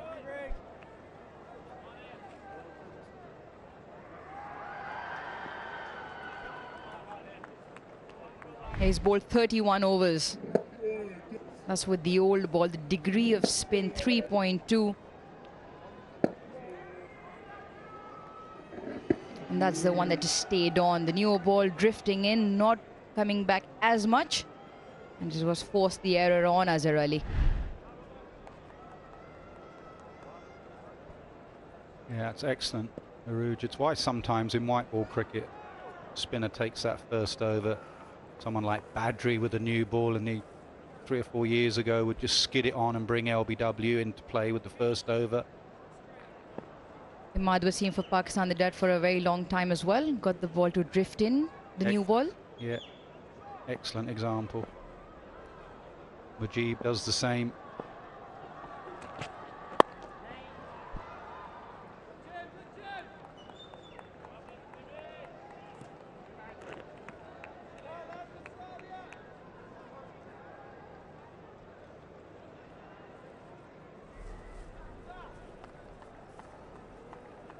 Well, from the end where Anderson is bowling from, which is a commentary box, and seen few deliveries keeping low, especially the older ball. I'm not sure if this new ball will keep low, but that's what Anderson is hoping, that one will keep low. That's why there's no slip there. All he's trying to do is just aiming that off stump and asking the batsman to go on the back foot and hoping that one will skid and keep low. I often find trajectory important in Pakistan. That sort of low, skiddy arm that you had, Waqar, where you lowered your arm. We had a couple in 2000 in Gough and White who had low arms. And that skiddy trajectory, almost kissing the surface, trying to take the surface out of it. The more you bowl it into the surface, it just does nothing. Anderson obviously been brought up in England. Robinson, they're right over the top. Their arm is bolt upright. But if you compare it to Waqar or Gough or White, guys who just lower that arm have to obviously also be quicker. They're not quite quick enough, these two. Highly skillful, though.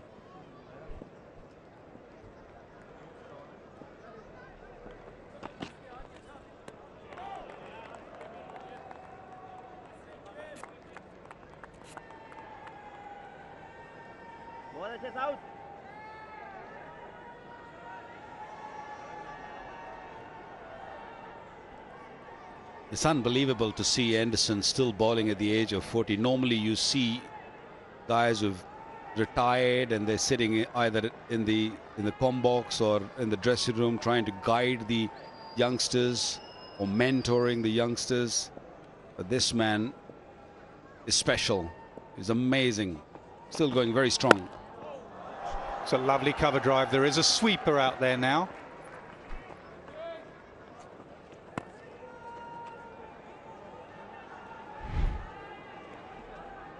There's an example here. If you look at Anderson's arm position, it will be bolt upright really when he releases it. His head goes away, it's always done that, but his arm comes right over the top, so the seam will be in a pretty good position. Sometimes he'll bowl the wobble seam delivery and he'll adjust his wrist for the in-swing or out-swing.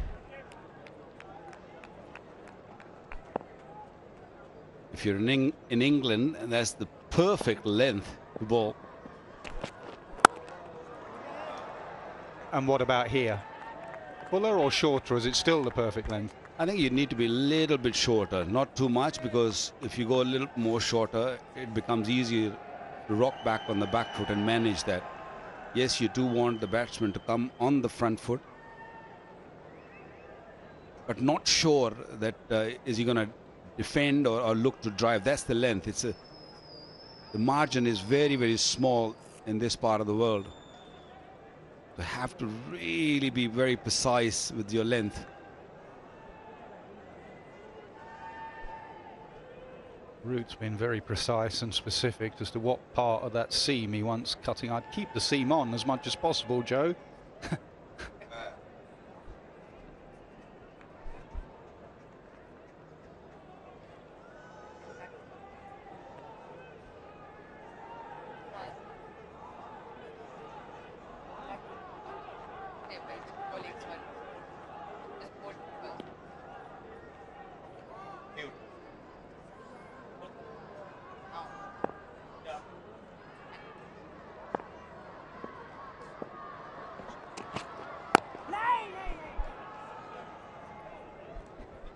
$304 for 3.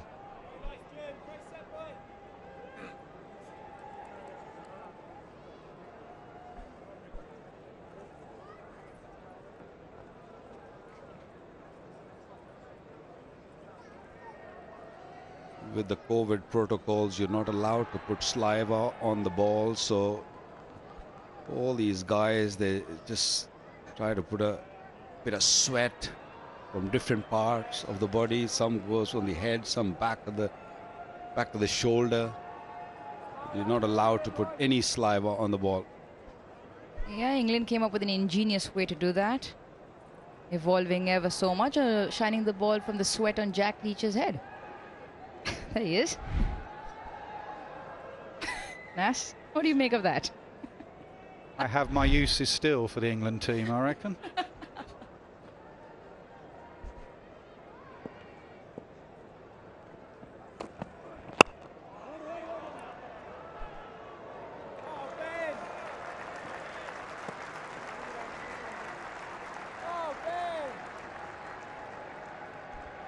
Root is definitely the designated ball shiner.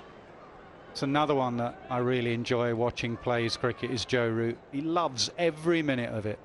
He's not one of these batters that just disappears off down to third man or fine leg.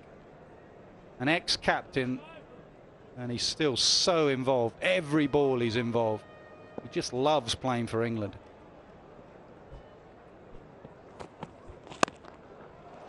Through. Pass backward point, but there is a sweeper out there.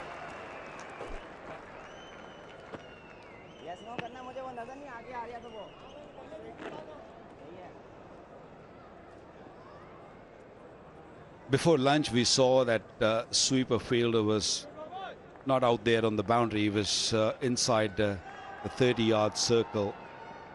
I think the reason he's put that man back, especially for South Shakil, is that he doesn't want to give him easy boundary. You want him to sort of wait and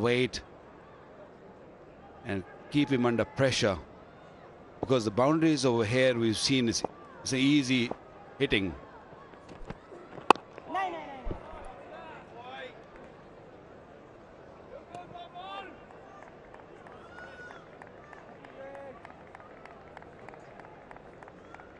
Well, Pakistan have done extremely well, considering the first inning score by England, 657. They only lost 3 wickets. Babar is still out there. South Shakil, who looks very compact.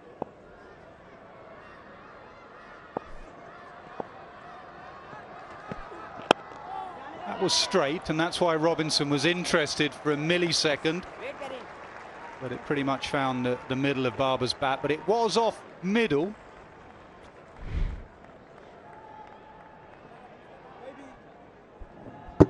Yeah, you're hoping that this ball sort of skids a little bit more. Although the ball is new, you hope that the shiny side hits the surface and just move a little bit quicker. And Babar knows that that's not going to happen, so he can't really play around his bat and play on the onside. Oh, that's a good one. We've not seen that in this test match. It brings a wry smile to Robinson's face. We have gone past the outside edge. Make a note of it. The crowd recognizing that as well. A huge roar went up. We have a smile on our face. Probably the widest smile we've seen from Ben Stokes in this 2 and some days. I'm hoping to see a bit more of that then. Even Pope was surprised. I think they must have hit some grassy patch if there is one.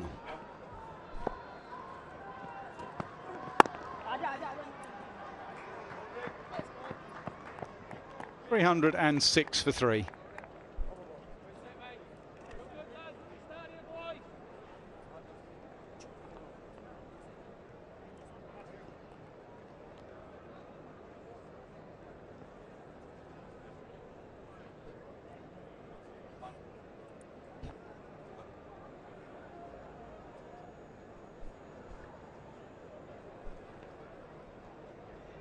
Babar looking really, really good.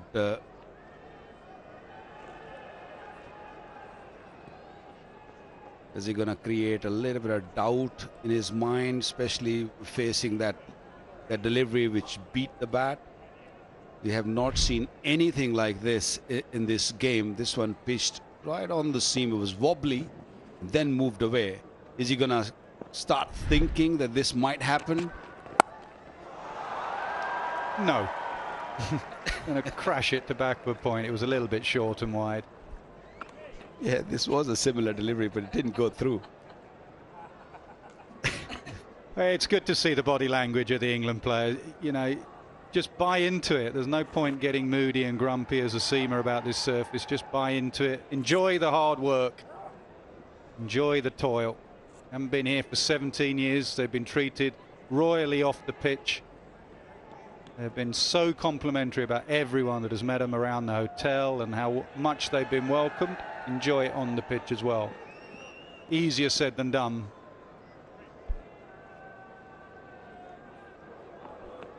Well, Australia did the same. They were in a very similar situation. It was hard work for the bowlers, and they did put in hard yard to begin with. But once it wasn't working, they start sort of laughing, smiling, having fun out there. I think they're doing good. England is in a better position, though.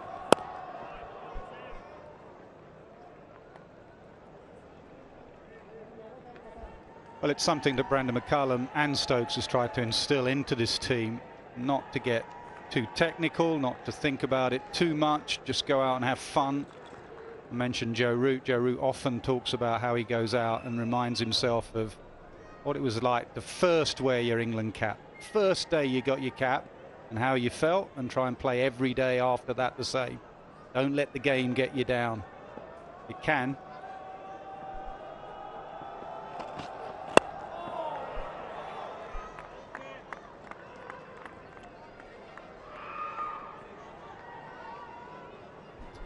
Well, the other thing that you can enjoy is some ice lollies, some drinks, but followed by Sensodyne sensitivity-free moment, because life is too short for sensitive teeth.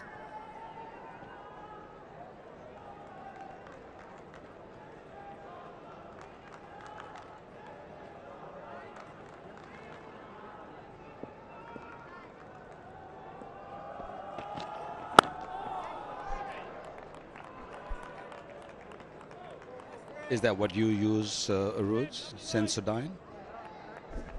Absolutely.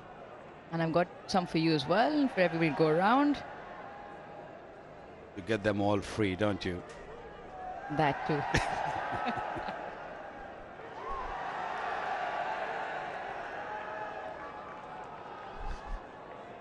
I guess for obvious reasons.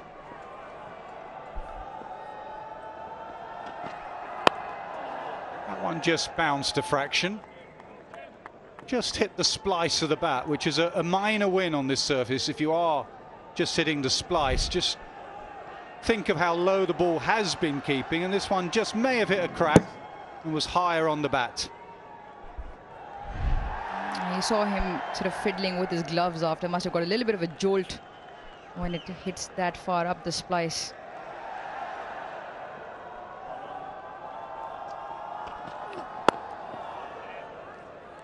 $307 for 3.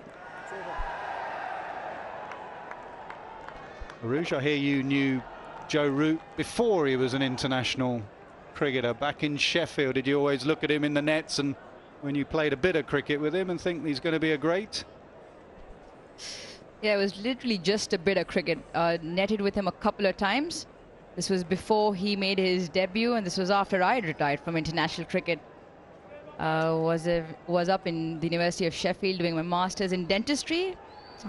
He bowled a bit of off spin. I don't know if he remembers, but it was fantastic. He was, again, like you mentioned, very meticulous back then, focused, had a good laugh as well. I did have a few leg spinners go the outside of his bat. Yeah, Sheffield collegiate boy.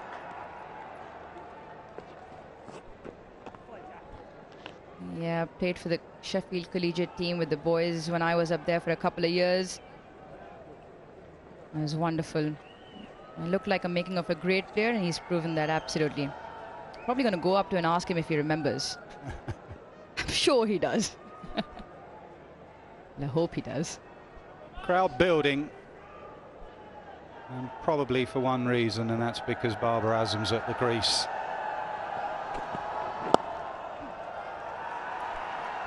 Might be two. They're going to think about it. No, he's turned him back. Babar Azam was keen, but Saud Shakil turned him back.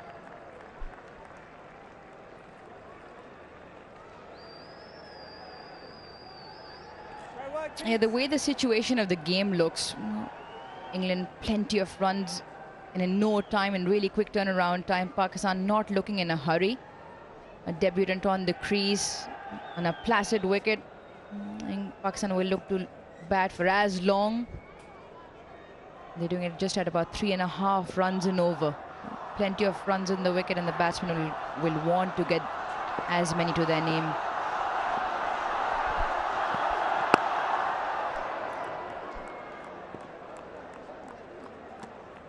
Well, Pakistan's first target is to avoid follow-on. Pakistan do need 149 more runs to get to that. So 3 down, I think they'll be thinking it should not be much of an issue.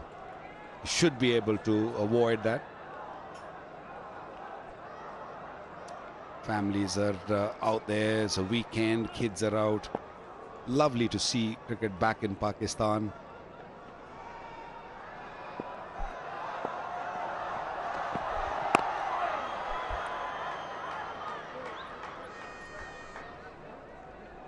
Arooj has been friend of the stars, to be honest, 12 years ago with Joe Root, and today I hear you were chatting a lot with Nazim Shah. What were you chatting about?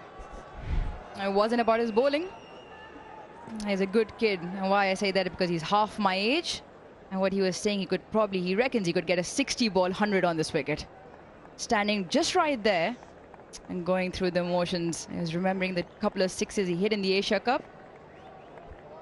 Yeah, I spoke to him before the test match, and I wanted to talk about his bowling. He wanted to talk about his batting. He said it was the best moment of his career, those 2 sixes against Afghanistan in the Asia Cup.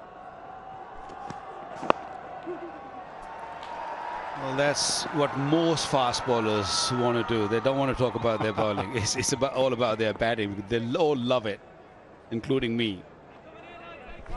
Well, I'd be saying to Nazim today, or tomorrow when he goes out that door, the longer you bat on here, the less you have to bowl. That's how I know a few fast bowlers will be thinking. Stay out here with your pads on, otherwise you're going to get your bowling boots on. Yeah, and he really enjoys it. Naseem Shah, he gets into the nets, and when he hit those sixes in the Asia Cup, he said it wasn't a fluke. He goes through the motions and he gets them into the practice as well. Another play and a miss. Very good from Robinson. 312 for 3.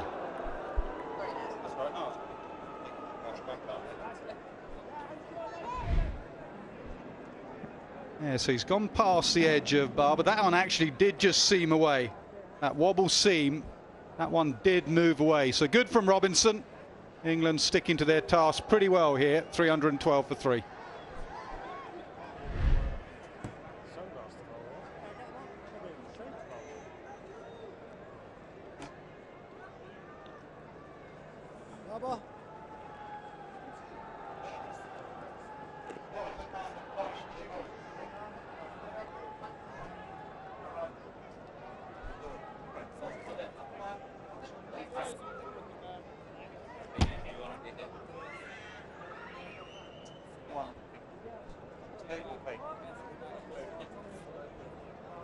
Yeah, Will Jacks back into the attack, and short legs, limit off, all getting their gear on. It's been a good spell with pace on now. They're reverting back to spin.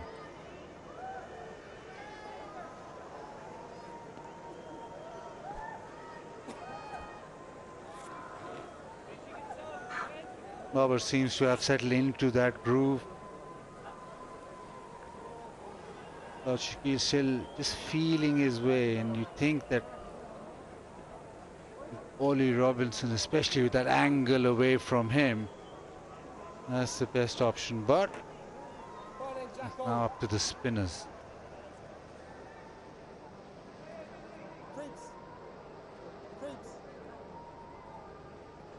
DJ, the one thing you would say that you get 657, you haven't put a lot of overs into the bowler's legs because you only played 100 overs. If Pakistan get to 657, it'll be definitely a lot more than that. Yeah, very true. Shortly, I want to show you a scorecard from 1987 in England, where Pakistan scored 708. Nice boy, nice boy. This is, I say, the Oval at the end of a series late summer. We'll go through as best we can. 708, what was it, 220 overs or so. Lunchtime on day 3, we bowled them out. So that was a lot of time in the field. The point is actually more about time left in the game. So I was thinking more about how you try and force a result on this pitch here in Rawalpindi. And by scoring 600 odd in 4 sessions, not 7, you've got so much more time left for things to maybe happen. But yeah, England followed on 232, batted 140 overs to save the game. Struck away leg side, picks up the length so early, does Babar.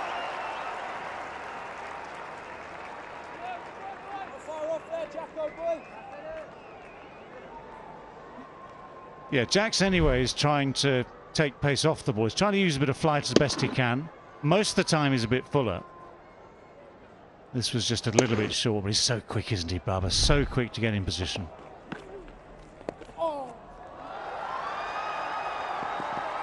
And again, just floated up outside, a little bit wide of off stump. I mean, it is the only way, in a way, to see if you're going to get the ball to turn a little bit, taking that pace off. I mean, it's the remit of any spinner, let alone someone like Will Jacks playing his first Test match as a bit of a part-time spinner. You've got to try and judge the best pace to see what little you can get out of a pitch, or how much you can get out of a pitch. Nice boy.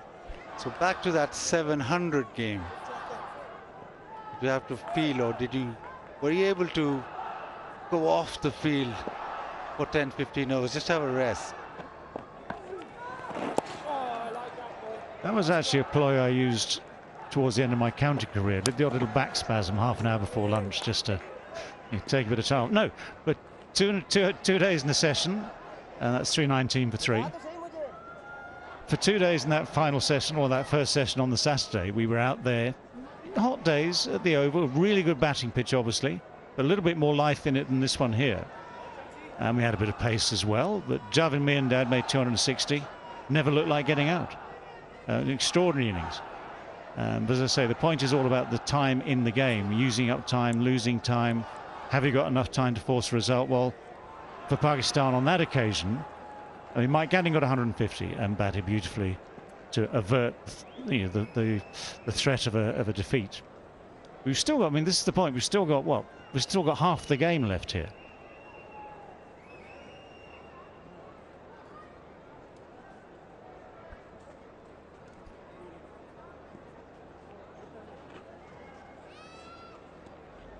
There it is.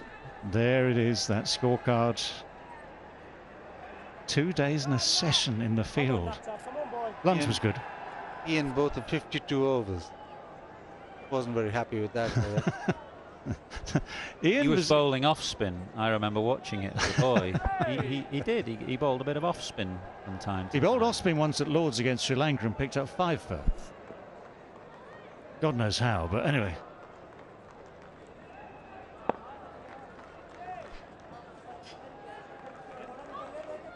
Yeah, the thing about Ian, I mean, for a lot of his career, and up until the last few years, he was always willing to have a go.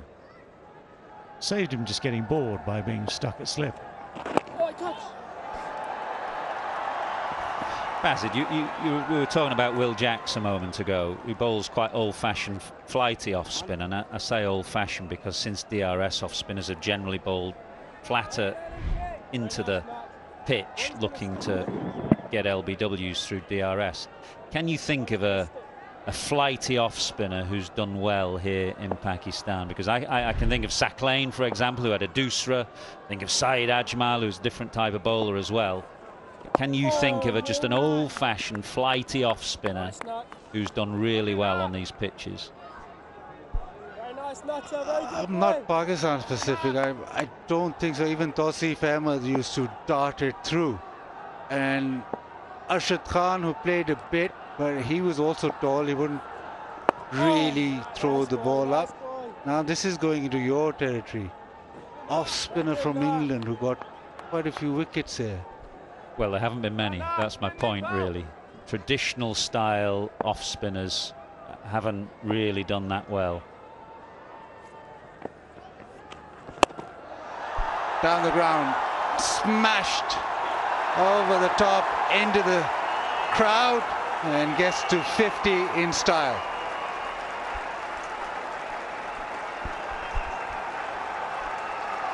Well, it's always nice to reach landmarks in a special way. He's done it many, many times. Wildly appreciated by the crowd that's here in Rawalpindi today, this Saturday afternoon. A lot hangs on his shoulders, though, for Babar Azam. 51 not out now, has played beautifully, but he needs to lead from the front and bat for a lot longer.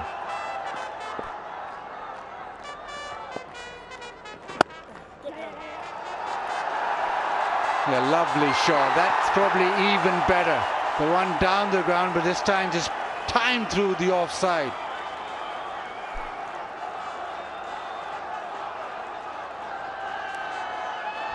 Well, whatever the form of cricket that Babar Azam plays, be it the shortened form or this longest form, class will tell.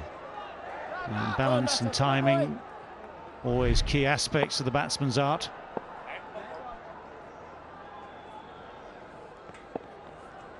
Oh, nice ball. 331 for 3. Talking about spin again. Orthodox spin, slower spin, left arm or right arm.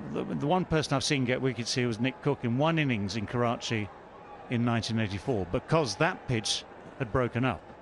That was a pitch that went from good bounce and carry early on, and over the course of 3-4 days went to become a really big turning pitch.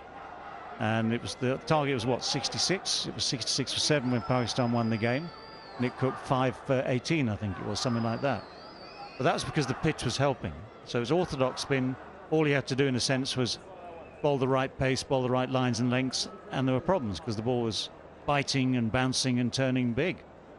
But you just don't see that often enough. You don't see that sort of deterioration in the same pitch. You either start with a pitch that's going through and bouncing and seaming like some of the Australian pitches we saw in the Ashes last winter, or you start with a pitch which is turning big, like what I mentioned, but Ahmedabad or places like that, where very much the intention a year or so ago was to get that ball turning soon.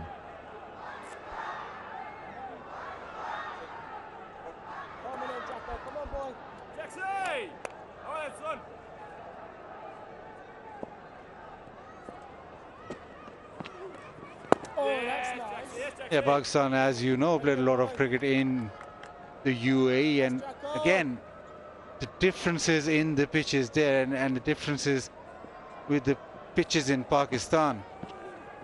Probably, if you look at the subcontinent, this is probably, Pakistan is probably the country where you want reverse swing, you want the faster men to get you the wickets, the spinners not so much. Talked about flighty off spinners, and Mark Craig from New Zealand got a few wickets, but that is UAE. But over here, yeah, you're absolutely right. This I'm still racking my brain and thinking, not really that classical off-spinner ball that's slowly through the air. And it is a real challenge because Will Jack's just somebody who's learning his trade, really. He's only started to bowl a bit more for Surrey in the last season or two. Him and Liam Livingston are really right at the start of their experience as spinners. So it's tough even if you are an experienced and established spinner, more so if you're just starting out. Trying to work out the combined figures of Pakistan's spin bowlers in the first innings. It was 30 overs for more than 40 overs for more than 300. I know that much.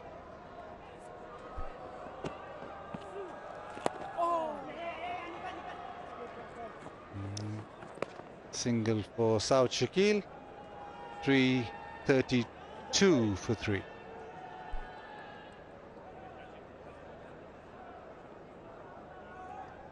I suppose you want to sort of continue the comparisons. Who are you going to look at around the world at the moment? I mean, the acknowledged orthodox off-spinners, if you can go on that, are people like Ashwin.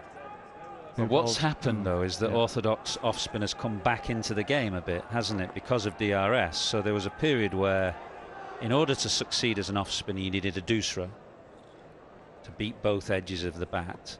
And then the doosra started to be clamped down on by the ICC. And then almost around the same time, DRS comes in, and that's really helped orthodox finger spinners because, as you know now, in the way that you used to be able to play slightly bat and pad together, you now can't.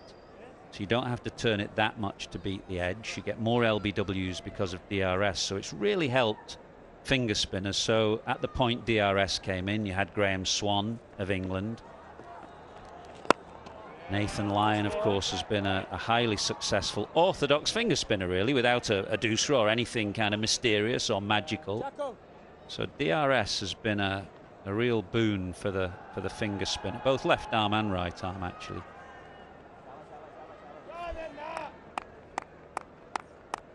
But then if you have a pitch which is so slow,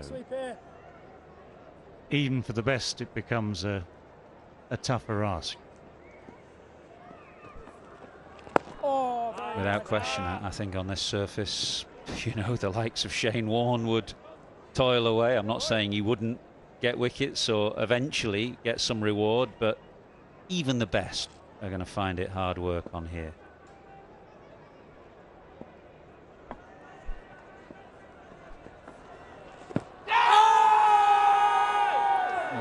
Maybe just outside off stump. He's gone far way across.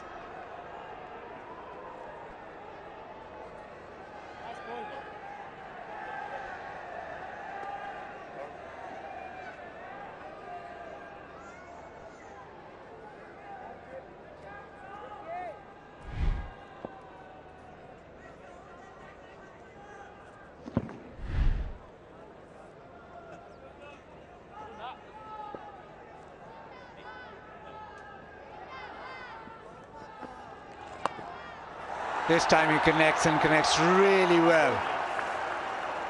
Boundary for South Shakil.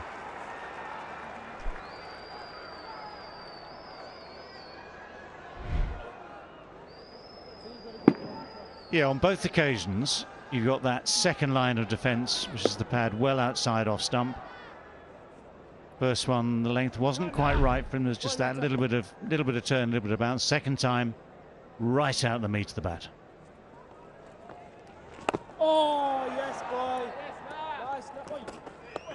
Well, the invitation is there because still square leg is in the circle. Yeah, that last one was straight. So if you do miss it, then you are courting a possible LBW. So if as a left-hander you can keep your own discipline and use those balls just outside off stump where you can get the pad outside the line, then you can play the shot largely safely. I mean, the odd top edge might go to the man behind square, but if you middle it, it's going, and if you miss it, it's not out anyway. If it's straight, you're just putting that little bit of extra risk into the shot. Oh, nice, Rick. Nice, Richard. 337 for 3.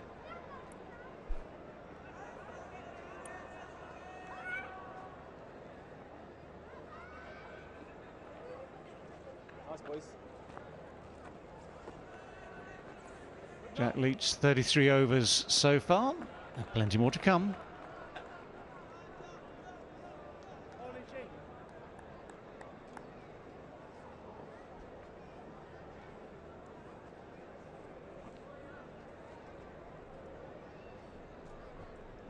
Yeah, working on the ball.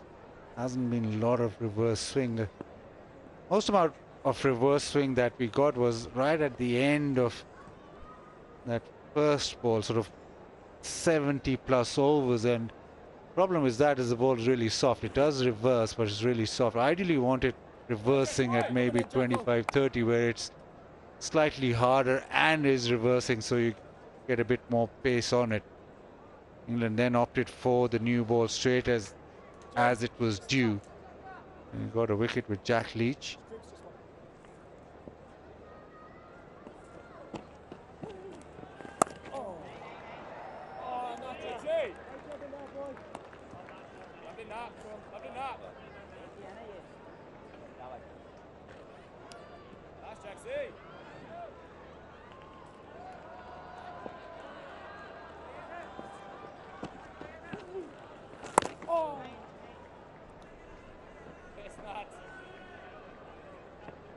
Whenever boundary is hit, when the Osaka displays on the LED boards, the batsmen get 10,000 PKR. Now, so many boundaries hit, I don't know when it was on.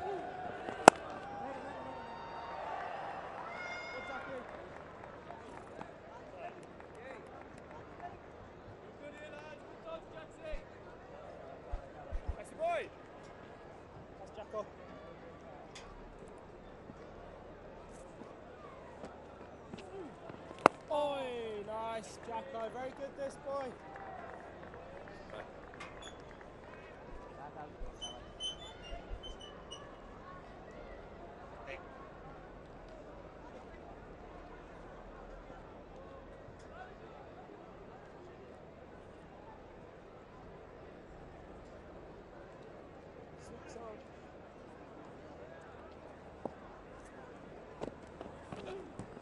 Oh! Nice.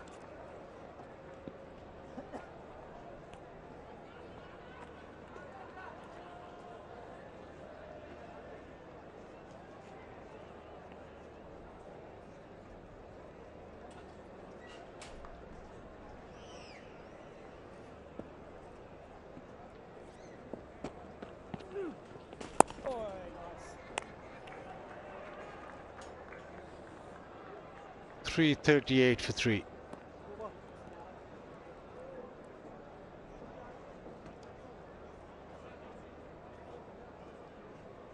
It's rather refreshing, isn't it, to see someone in a test match batting in just a cap.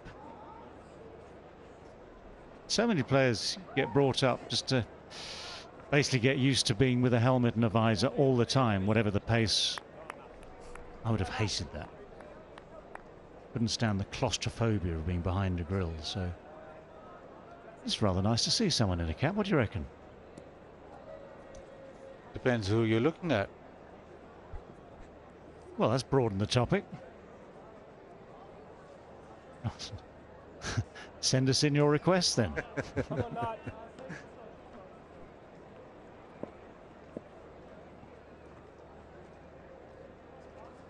So back leg side field. Oh, nice. Good night. And he gets a single into the offside. Good night. I remember watching Michael Clarke on his Test match debut, actually, David, out in Bangalore, Australia, playing India. I can't remember why I was there, but he batted in a helmet throughout, and he got to about 94.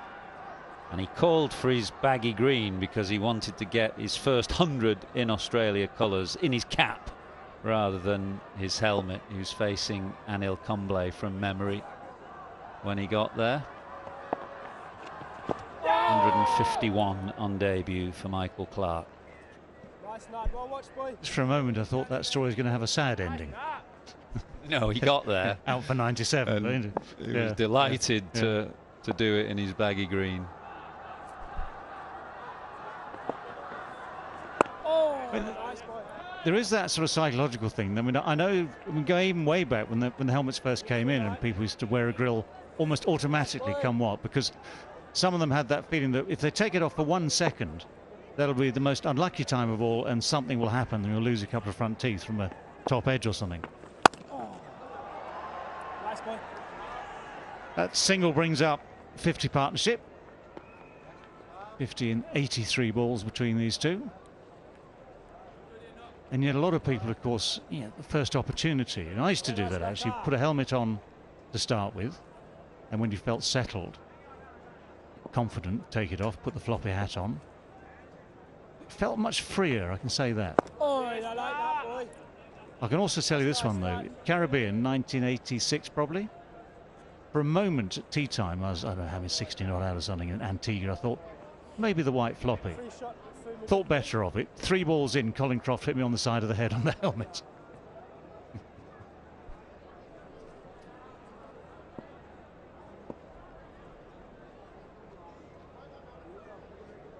You batted with the helmet without the grill, didn't you? I could not stand the grill. So I just had the side pieces.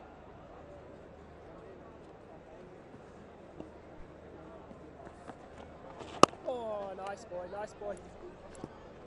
Great set, bad boy. 340 for 3. Work this, lads. Keep coming in, boys. Go up a little bit, we can, fellas. In England, of course, it's stipulated now in youth cricket, youth pathways, that you have to wear a helmet. So there'll be no young batsmen in England, or young batters, I should say, boys and girls, who would be used to not wearing a helmet. They have to wear a helmet whenever they play with a hard ball. Is that the case here in Pakistan, Baz? My guess is because of cost and perhaps availability, not so, but I speak from ignorance. Yeah, no, it's not as regimented as it would be in England, and obviously you can't go to the remote areas, or you can't go to even to club games to actually make sure that everybody's following that. But yeah, more or less everybody wears the helmet, but it's not that sort of that rule to be enforced every time. Also, I found it, obviously people from Pakistan, when that first bowling loads or not being able to bowl as many overs in a day, that we found it very strange, because over here it's still thought as if you have to bowl a number of overs every day just to keep going, and sort of bowlers and even young bowlers pride themselves on bowling long spells, and we found it quite strange when that was introduced. A little outside edge this time around, but no damage done. A couple of runs for Babar. One thing I am aware of is that they love a bouncer here in Pakistan. When I came to the country a couple of years ago to do a little program on the return of cricket to Pakistan, I was taken to a tape ball game in the local park, and I had a bat, and every ball I faced was a bouncer. Everyone. They knew you well. They did. That edge didn't carry, by the way, to Root. It fell short of him. He's so quick. He's so quick on anything marginally short. And he whipped that away to the leg side. He's looking in fine touch.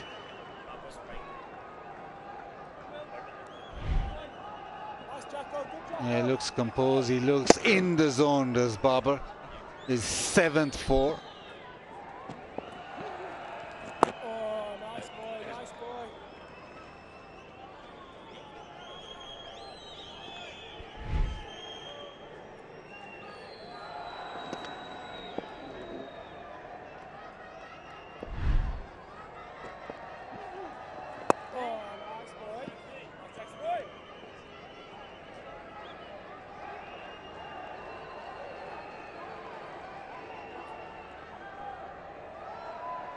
Ben Stokes consistently tinkering with the field. Now long on in. Square leg in. He wants Babar to stay off strike, which he's successful with. 346 for 3.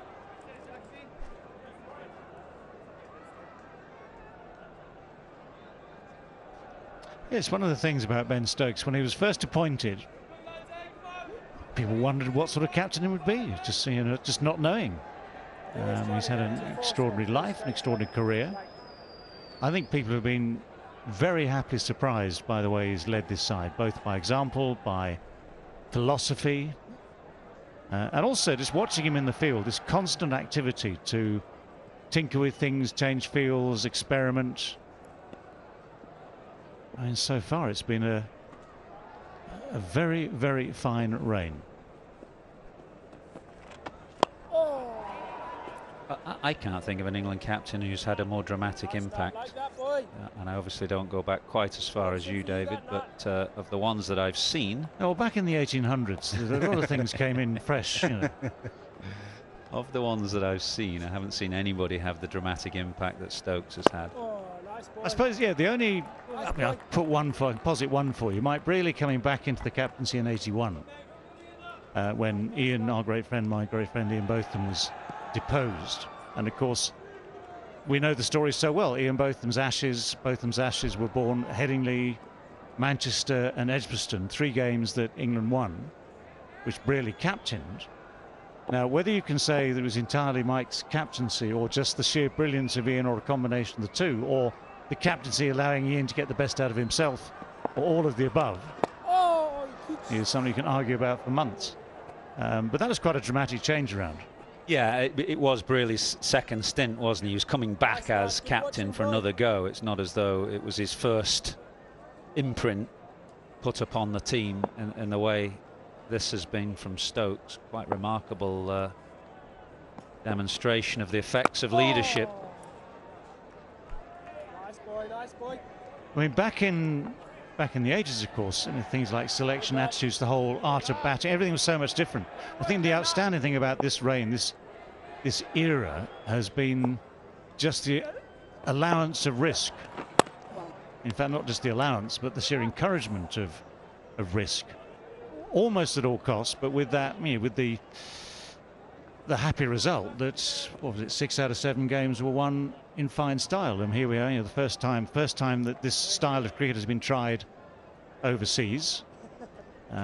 Already it's showing very positive signs, certainly with the bat, but just emphasizing, you know, the problems with the ball on or in conditions like this.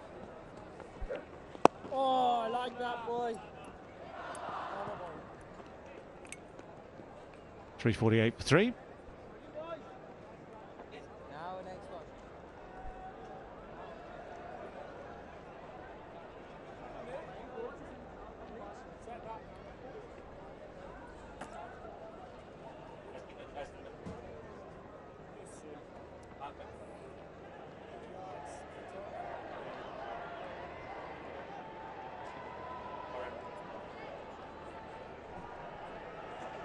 Babar Azam batting at home in Tests, averaging 89.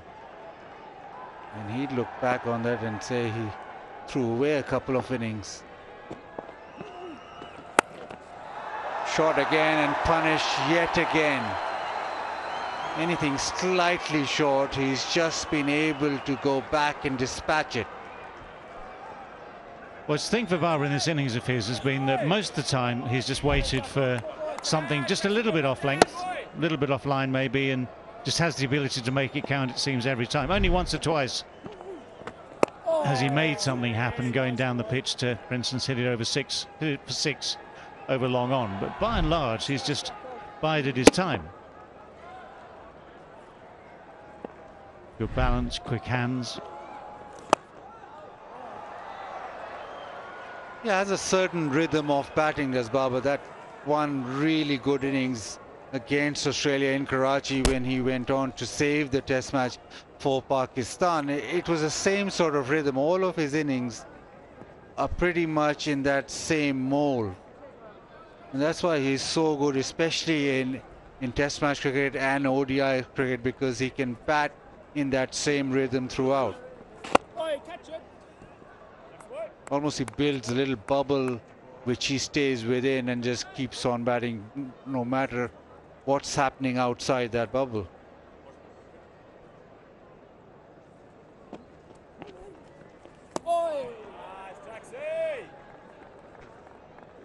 4 centuries at home for Barber.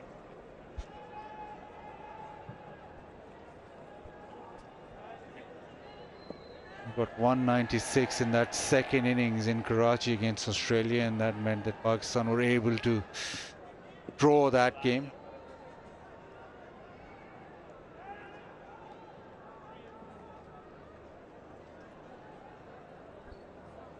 Yeah, whatever the conditions, that's still a mighty effort, isn't it? Second innings. One to your left, Ducky.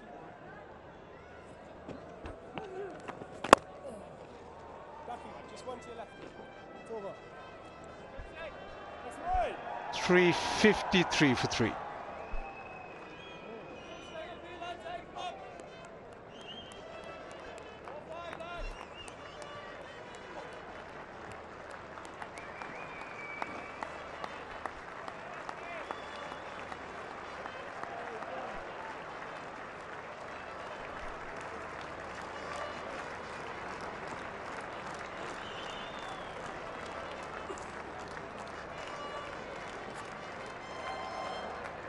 Come on in, that.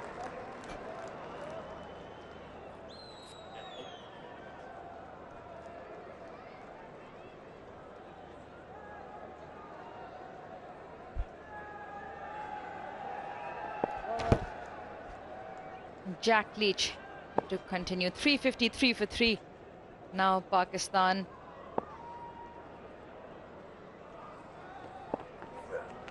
Oh, that's nice, boy. Nice and early in England. Back home for viewers joining us now. 8:45 in the morning in the UK, and the story so far is that England have managed to pick up 3 Pakistani wickets. A quick run, easily in the end.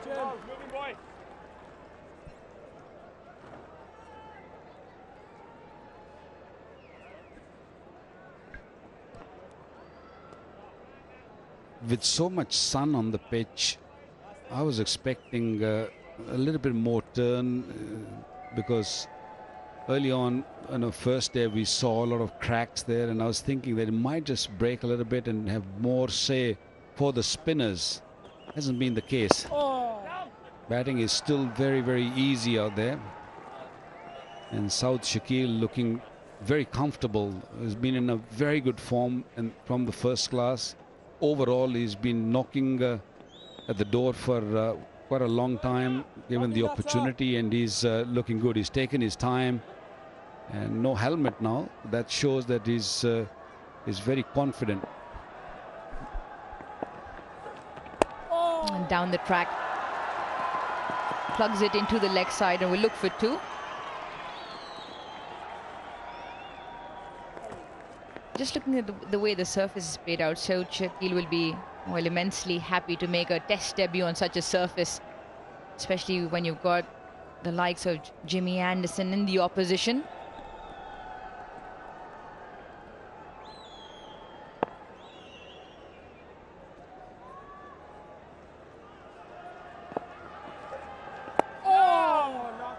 Nicely flighted.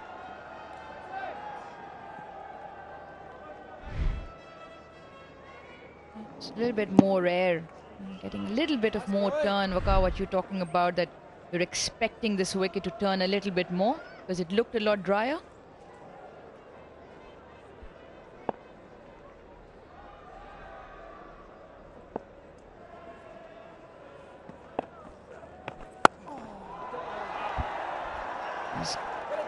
Nicely stopped. Will still pick up a single. 99 overs done. Pakistan 358 for 3. Well, when you bowl slower, that's the time when you get a little bit more out of the surface. But then it becomes very easy for a batsman to use his feet because it's not really spinning sideways. It's just only tiny bit. So you have to really push the ball. You have to really stick around 186, 87 kilometers an hour. Suddenly you bowl 80 or under. It is a lot easier to sort of use your feet and come down the pitch. 99 overs been bowled. Pakistan have done really well so far.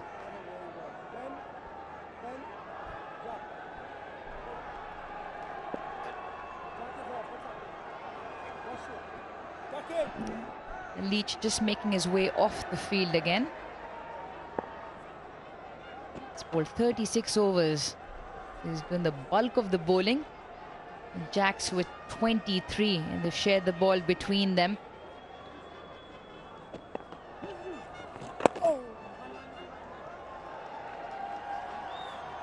And Jacks has managed to pick up his first test wicket on debut as well.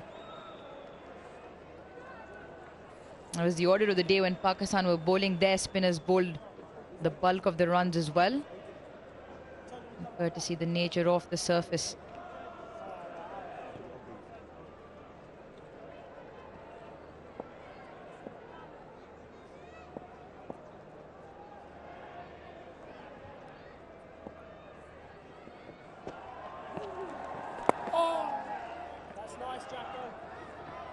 Quick run, easy in the end.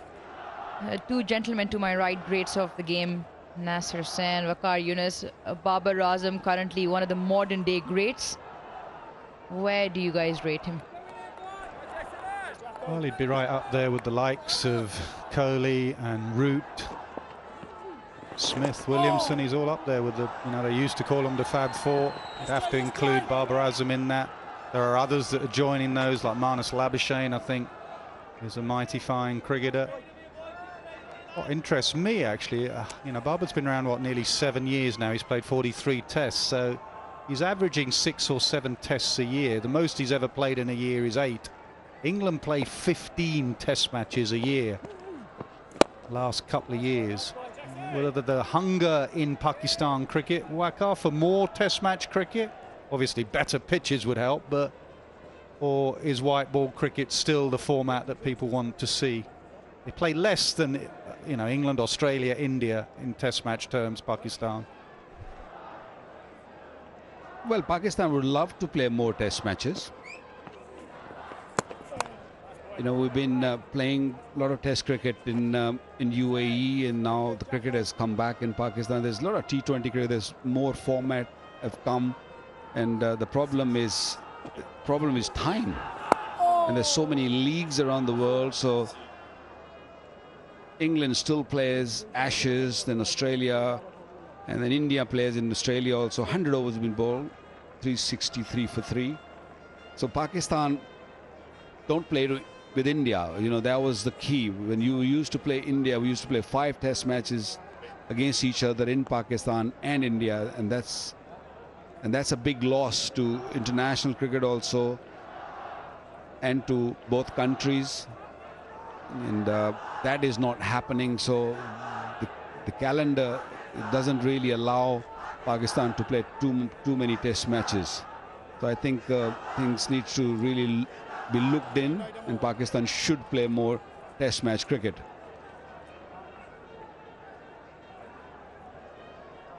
And I'm sure after watching this pitch, the cricket board and the chairman who was here yesterday, Ramiz Raja, spoke about it, and he's not really happy with the surface here. So there will be work done.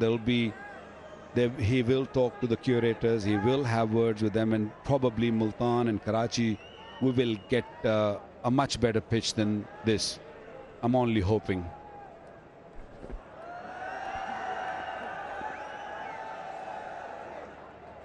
Joe Root now with the ball. And no wickets to his name yet, but we saw a couple of short pitch deliveries just to change things up. Starts off with a wide one outside off stump. Now we're talking about Babar and how he's right up there with the modern day greats, and in all formats in particular he's done well in the shorter version. Oh, yes. The one thing that you can probably pick out of recent time is how he's been troubled by the googly. I saw that in the World Cup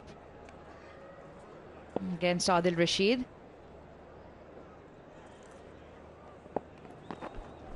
Oh, nice Wonder if Root's got that in his armoury, the googly. At the moment, he's struggling to find the cut strip because he's bowling it wide on purpose to Babar Azam. But he's got a bouncer, he's got a leg break.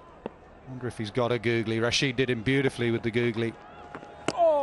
2 or 3 times Rashid's done him with the googly, Babar Azam.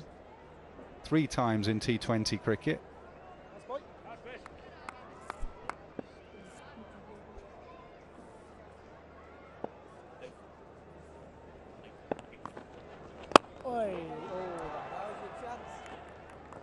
Nash, back in your day, was there a particular delivery or a bowler you used to struggle against, and how do you cope out of that? Wakar's just said me. Absolutely. 363 for 3. We'll come back to it after drinks. Saklein Mushtaq's Dustra was an interesting one. Could not pick that at all. Just off the finger he used to bowl it. 363 for 3. Time for a drink.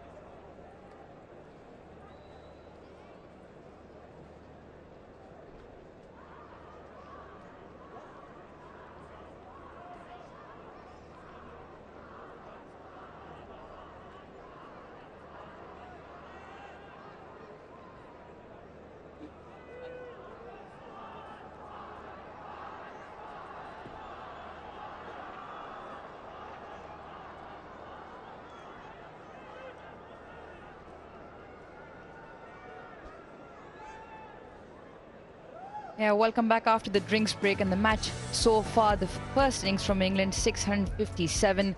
4 centuries to their name from Brooke, Crawley, Pope and Duckett. In Pakistan, in return, centuries from their openers, Imamul Haq 121, Abdullah Shafiq 114. Pakistan still trailed by 294 runs. But they are sitting comfortable at 363. And they have lost the 3 wickets. Captain stepped in and he got the timing perfectly from the start.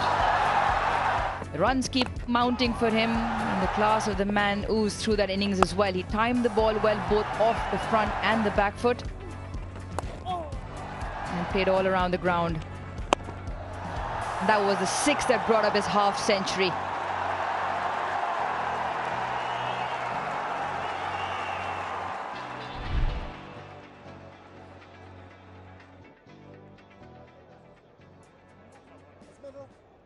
Played all around the ground, in particular the slowness nature of the pitch, more square off the wicket. And he struck them well at 76.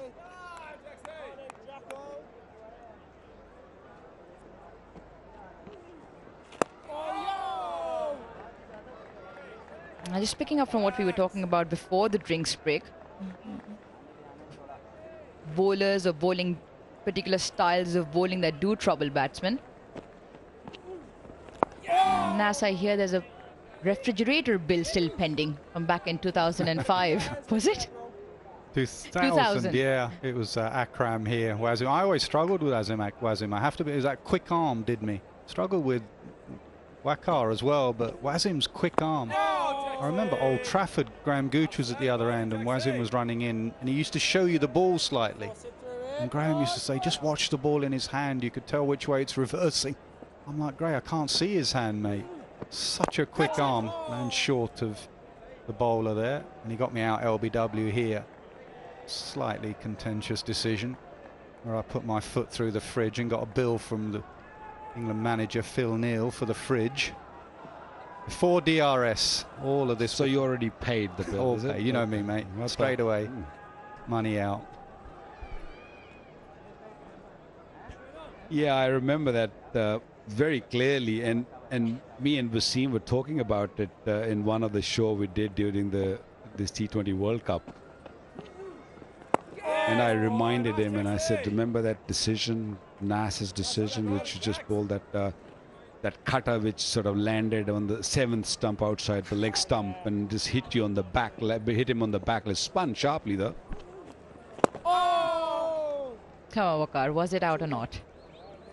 Not by a country mile, I hear. Sure. 363 for 3. Yeah, he was plumb in front. It did pitch outside the leg stump, and when I reminded him, he was very embarrassed. To be honest, he was not happy talking about it, and he said, I'm not sure why I appealed. An umpire was very quick in giving that out. We all had a big laugh once we saw Nas's back. Nas is walking back to a dressing room. We didn't know that he's gonna just break the entire dressing room or keep throwing his bats all over. Yeah, because he was playing quite nicely in that series.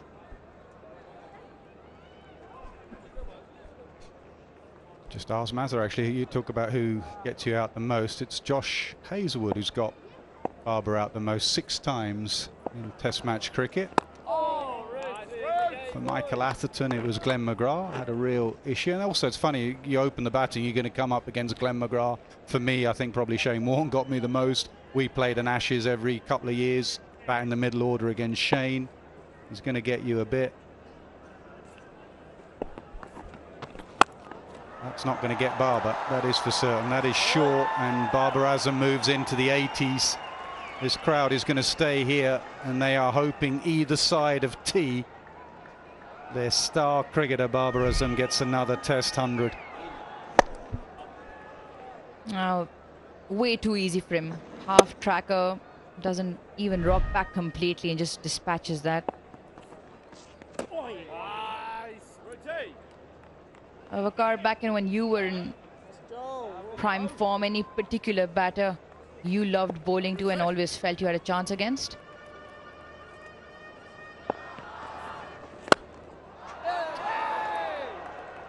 Straight to the fielder, nicely timed again from Babar. Look, I always cherish my England tours, 92, 96, then I think it was 2001 also, 2 or 3 or 4 times. Oh, hit hard, hit straight. It was a flat batted shot. I don't think Root was expecting that ball to come back to him. No, they're trying to hide it outside off stump, and that's where Babar is so smart. There are 5 fielders on the offside. So Babar was a little bit bored of leaving it outside off stump. You see all those fielders outside the off stump, outside the off. So he just sent it straight back past Root. Another milestone. 1,000 runs at home for Babar Azam. So aesthetically pleasing when he plays. 103 overs done. Pakistan 371 for 3.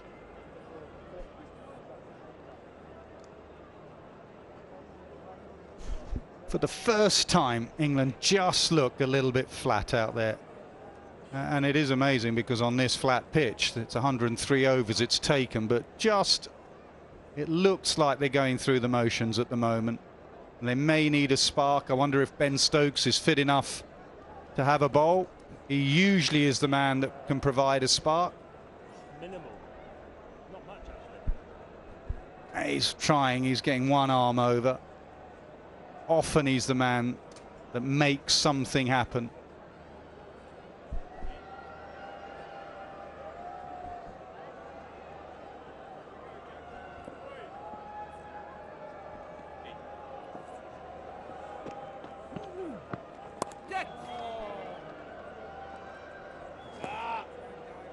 It's almost like a waiting game now.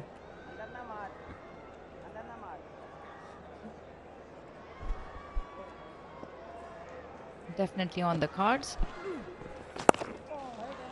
Yeah, up until now there's been a lot of smiles and a lot of movement. The shoulders are just a little bit dropped now from the England boys. They've toiled and the ball's gone soft and it's gone flat. There's not many smiles now.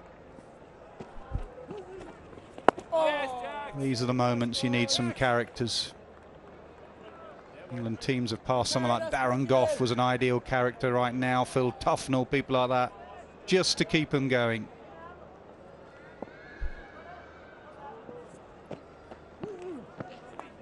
Sweep, it's in the air. Lands in a vacant area behind the square leg and will pick up 2.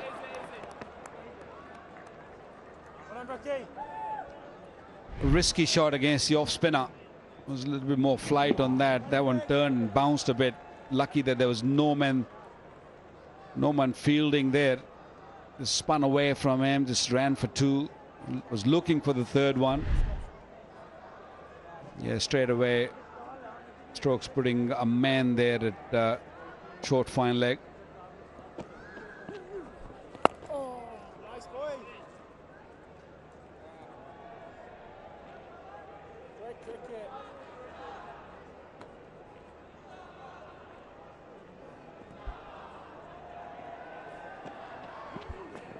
Oh, 373 for 3.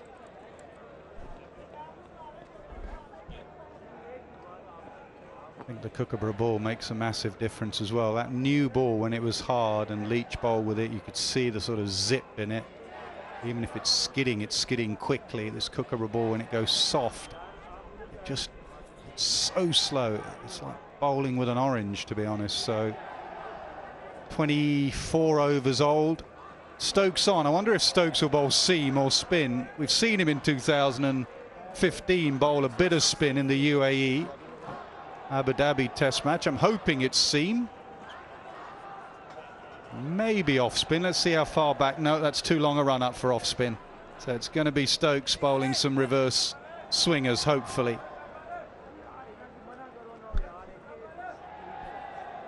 So many times we have seen when there's nothing happening, Stokes is the man who takes the ball and make things happen. Only 23 overs old, but scuffed off quite a bit, so there might be a little bit of reverse there, trying to get some sweat on it. And it was Leach's head earlier, and then who's that? Whose back is that? Joe Root, trying to put some sweat on it and work on the ball. Wonder what Stokes is playing here. Late last night he went to the short ball. Wonder if he's got the energy or the need to be able to do that. Really, it is soul destroying on this pitch to try the short ball ploy. England haven't got anyone fast enough to do it, and the field suggests it is just normal bowling at the moment. It's going to be pitch up reverse swing bowling. There's not many out on the hook or pull.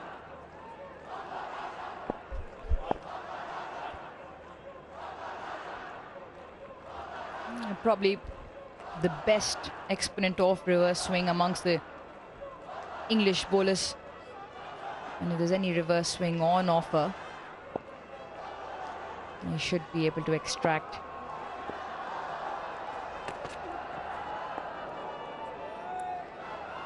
Not carrying through that one. Not carrying through and not following through. That's something you've always got to keep an eye on, Stokes, is his follow through. That will tell you exactly where he is with his body.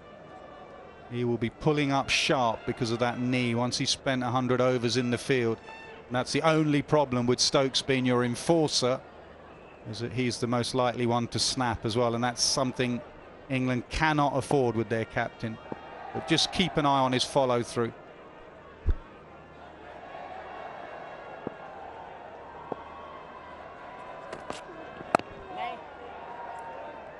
Yeah, just pulling up again. Well, we saw yesterday also that he had some issues coming out of the crease, and again his left knee or the left leg is not really bending the way he should be coming out of the action. I'm not sure if it's knee or ankle or something, but definitely having few issues there. Yeah, it's a knee, but it's a problem, he says, that doesn't get worse. You know, and you're a brave physio to tell him that it may get worse because Ben knows best, but he says he's fine doing it. You can see him limping back there. And in general, for any cricketer, you'd say if you're limping back, should you be bowling on a surface like this? You know, you'd look after him. Waka makes a good point off mic. On any surface, should someone who's injured be bowling? But Stokes says it doesn't get worse, or isn't getting worse. Yeah, it's one of those where you trust the player to know their body, but again, looking at the surface, the situation of the game, he reckons he can. Not quite sure we'll see a very long spell at all here from Ben Stokes. Well, we all know how tough he is. He just doesn't give up easily. So he's going to keep running in and keep putting pressure on his knee. He's not going to really worry about that. Seen him many a times limping through his run up or limping back toward his run up and still carrying on. I think all he is looking for is one more wicket here, just to have a little opening here. Well, around the wicket is not having much of an issue, but when he goes over the wicket, then he has to leave the crease toward his left. I think that's where he have few problems.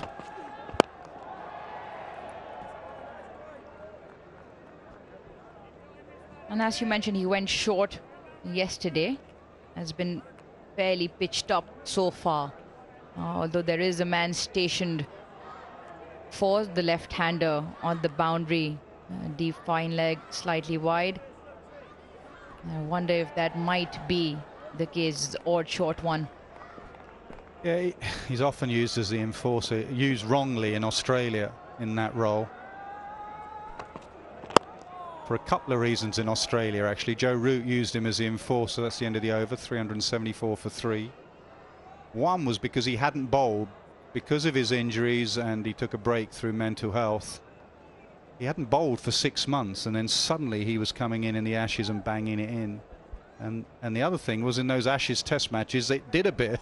Australia were pitching it up and nicking England off, and England and Stokes were banging it in. This is a situation where you need an enforcer to bang it in.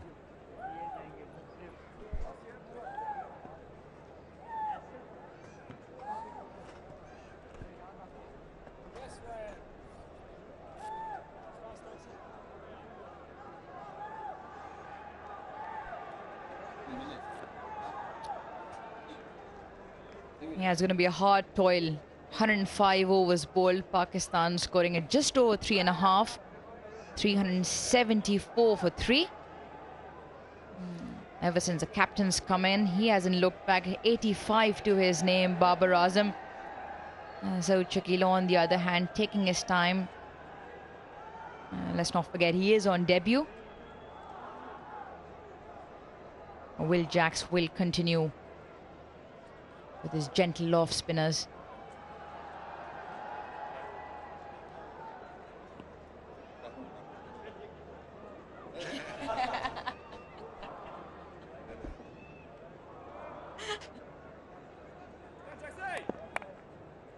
Slip, a very fine leg slip. Oh, nice, Jacko. Very good, bud. Lovely, Jackson. Well, centuries are not only scored with the bat, but with the ball in hand also. Jack's gone for 100 now in 26.1. Not that it happened to you much, Waqar, but would you know that? Would you be looking at it in the 90s and saying, Skip, I'm okay for the next couple of overs, couple of days, actually? Not that it probably happened too often. Come on, Mazza, how many times did Waqar go for a ton? There'll be a few times, I'm telling you. Yeah, but once you get into 90s and you haven't picked up any wicket, you feel like leaving the ground. You feel like just sitting in the dressing room and you look up and thinking, when are they going to declare? 13 times Waqar Younis went for a ton. Mazhar, what about fivers? 22.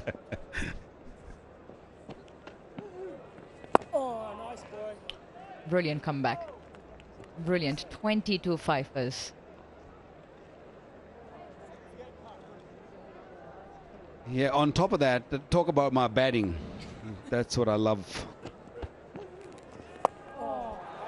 A sweep. Nicely timed. Rolls into the fence. So Shakil gets another boundary.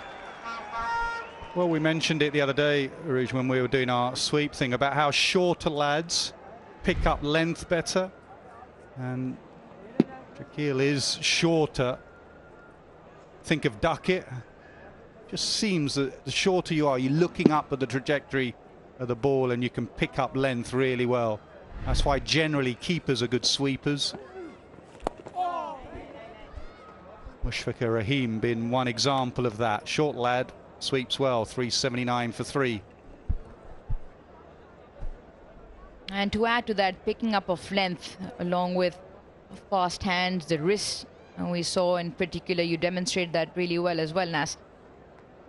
With the reverse sweep, how the fast hand, the wrist in particular, are extremely important.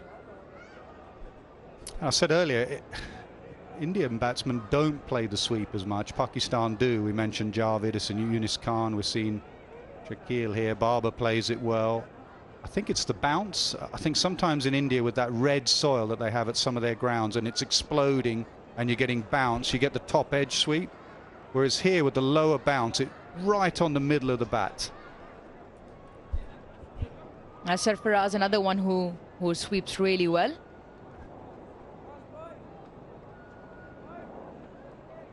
A shot that needs to be in the armory, especially in the modern game. We might be going to plan B here now. Stokes just loosened his body up a bit and you're just looking at the field with 2 men out leg side and a fly slip. Duckett, I think it is. It may be Leach, actually. Leach. So it looks like now Stokes is going to go as the enforcer to Babar Azam.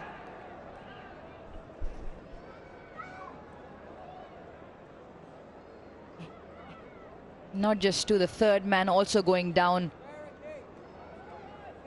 behind square on the leg side, hanging in between the 2 men. There's a deep fine leg, deep backward square, and a man in the middle of the 2 of them.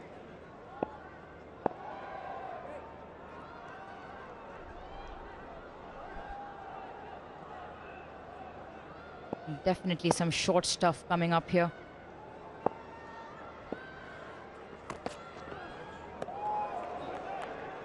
First up. It's a good thinking, especially to Babar, but I feel that he need a man, another man, maybe close to the bat on the onside, maybe a leg gully or a leg slip, and bowl a little bit straighter at him. He doesn't like pulling, especially on a surface where there is a little bit of variation. Some goes really up and some doesn't really rise at all. And bring that man, that middle man in the square, just close to the bat. Leg gully maybe.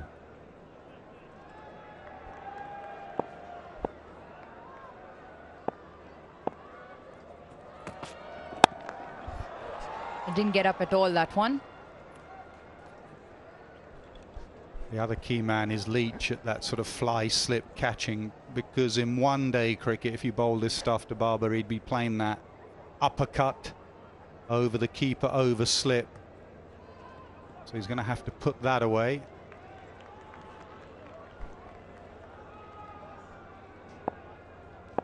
Root is there, but behind Root about 30 yards is Leach for the catch.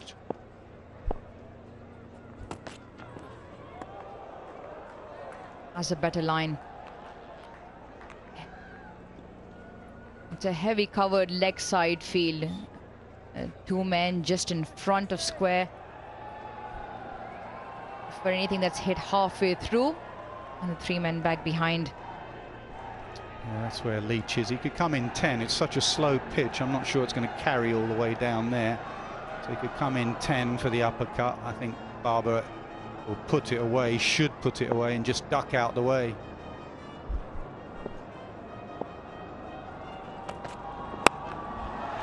Pulled in front, and nobody there to stop that. Barber races to 90. Problem with this pitch is that it's such an effort ball to get it up to the height required. It's just bouncing waist high, and Barber flat bats it away for 4. Moves into the 90s. If you want to bowl that bouncer, it has to be straight at him rather than outside the off stump. That's the one. You bowl him outside the off stump, he'll hit you even straight because the ball's not going to come up. It's going to sit up to hit it away.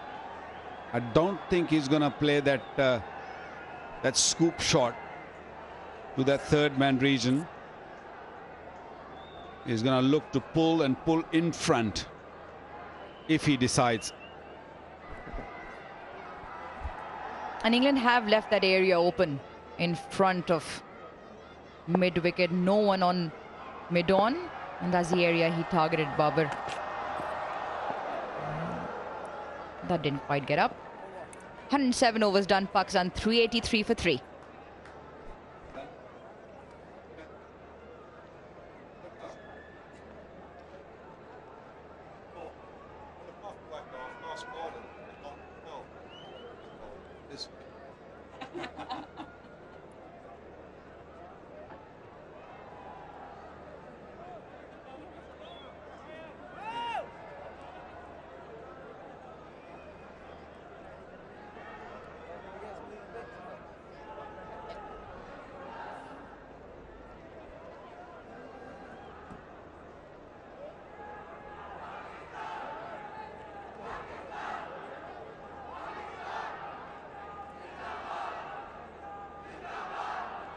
Jimmy Anderson has bowled 13 overs so far. I don't think he'll be quite interested in the way the match is going. He'll probably be here.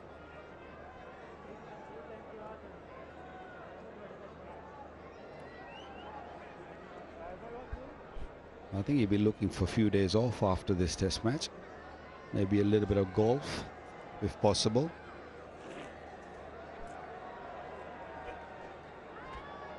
It's been quite amazing to watch Joe Root work on that ball throughout the test match. He's been so gentle and delicate with it. You notice he holds it in his sleeve to avoid any sort of sweat coming on it. When he's holding the ball, he holds it from the seam with just his fingertips. And plenty of places where he's managed to get sweat to shine the ball. The best being on top of Leach's head. Well, they're working really hard on the ball. The only thing is when the spinners are bowling, they got to make sure that they don't put their sweaty palms on that dry side. And I see bowlers just sort of playing around with the ball, and that's what we used to hate, especially with Mushi and Saklan. They used to sort of keep playing with the ball before they sort of deliver. And I think that's when the ball gets very soft and slippery. And that's what you hate as a fast bowler.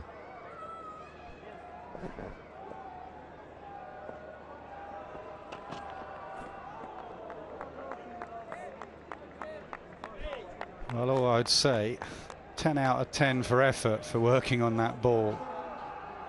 And he's been in, you know, different methods. Again, he's gone for the neck now, but it is gun barrel straight still. It has done nothing.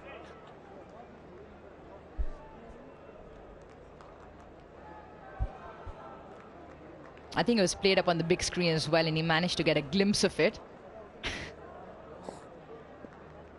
A good smile himself then, Joe Root.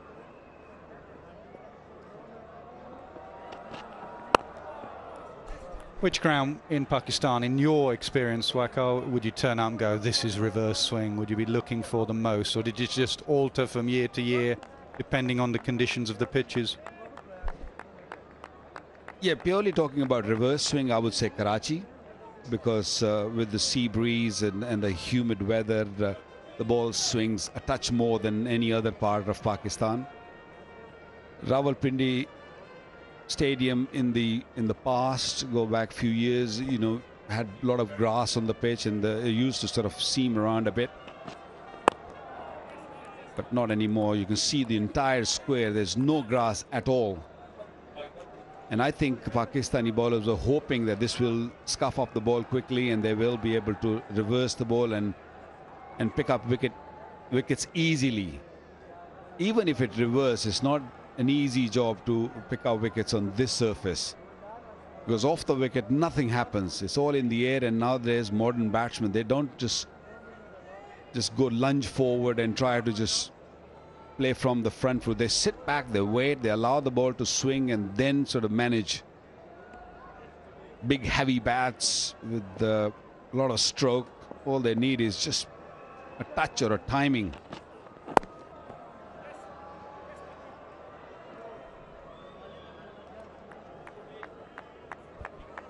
Also in Karachi, the square is for about 12 strips, and they're quite rough. The ground generally in Karachi also very hard and scuffs up the ball much quicker than, say, some venue like, especially Rawalpindi.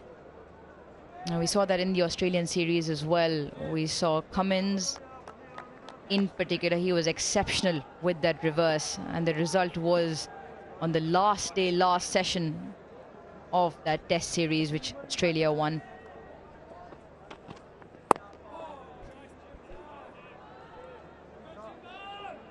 What I really look for is not only the reverse swing. I just want to see the ball carry to the keeper. No grass is no problem for me.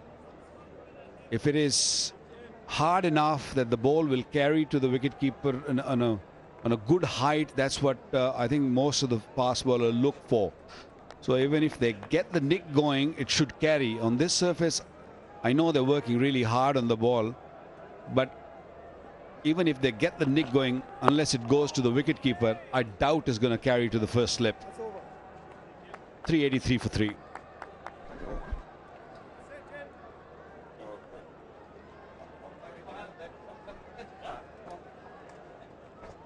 Oh, there you go.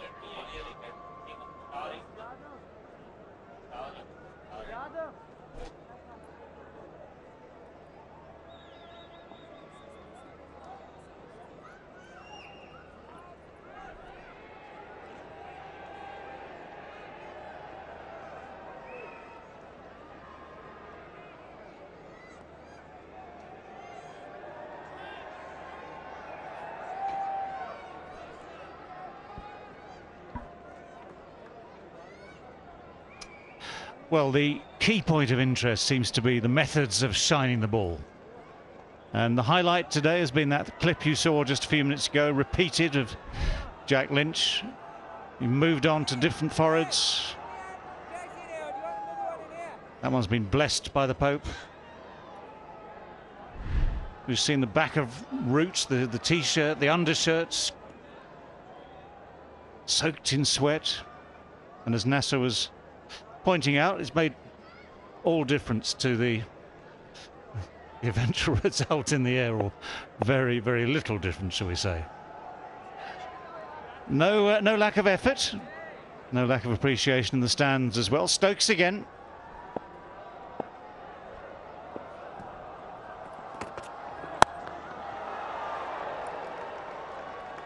Field is set slightly different now. We saw that one previously where Barber had pulled it through mid-on where there was no one there. And that same sort of line and height. And now we've got 3 in front of square on the onside, just the 2 in the deep behind square. But what he's done, Barber, very deliberately is duck under anything that would have headed behind square and only really played the shots to ones he can control so far.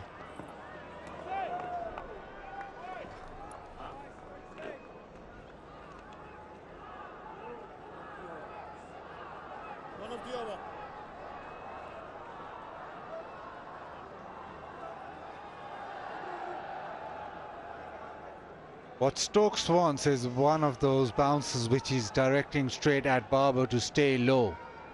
Just one.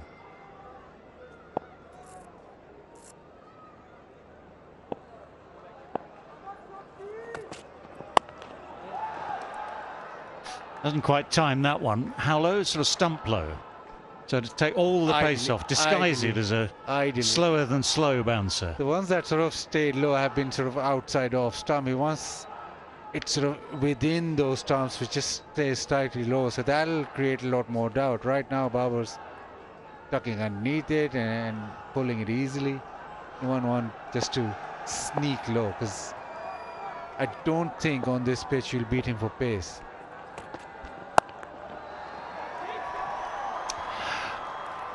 Man out at deep mid-wicket.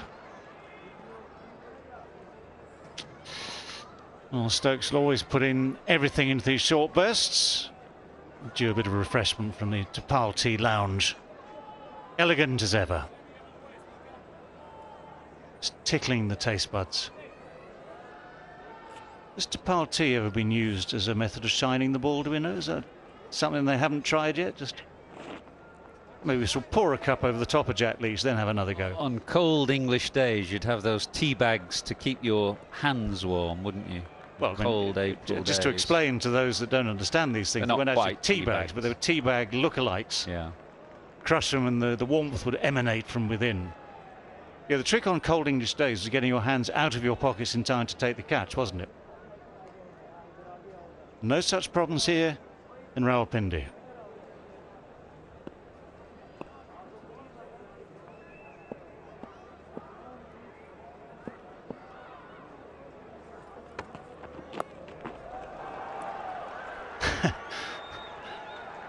Just seemed to have a lot of time, didn't he, just to watch the ball arrive, get on top of it. It was a decent height, just needed to be arriving at about 10 miles an hour more quickly to have any effect. Which it may do in the next game, of course, because England are expecting Mark Wood to be fit for the second test in Multan. That was always the plan, that he was going to be available for the second test match of this series, and it'll make a difference to England's attack, which has some variety, but in terms of just the pace of the bowlers, Stokes, Anderson and Robinson, all of who are different types of bowlers, but their pace is very samey. And Wood would add a good, 10, 12 miles an hour to that, I guess. 385 for 3. Yeah, relatively easy to decide how you change the side as well. You just bring him in for... Well, Livingston, of course, has this injury at the moment. Not quite sure how bad it is or how long-lasting it might be. But in terms of the balance of the side, we've seen plenty of runs scored by the top order. You just swap one for... Well, not like for like. You swap opposites for opposites. Bring in the quick, take out the batting all-rounder, part-time spinner.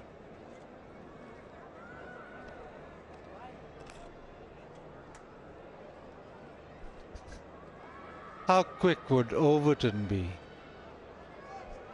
Overton's pretty quick. He's not as quick as Mark Wood. He would be in between the Stokes, Anderson, Robinson type pace and Wood, somewhere in between, maybe late 80s. Wood is consistently up in the early 90s, maybe topping 95, 96 at his top pace. Obviously Anderson and Robinson are early 80s, and Overton would be somewhere in between.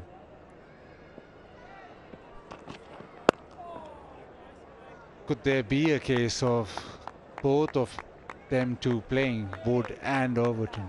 Yeah, it was something I was just going to wonder myself aloud, whether Wood would obviously come in, and then if the pitch is very similar, you might wonder whether you want both Anderson and Robinson, whether you go for a bit of extra pace for one of those as well. Not saying England will, but it's an option they could consider.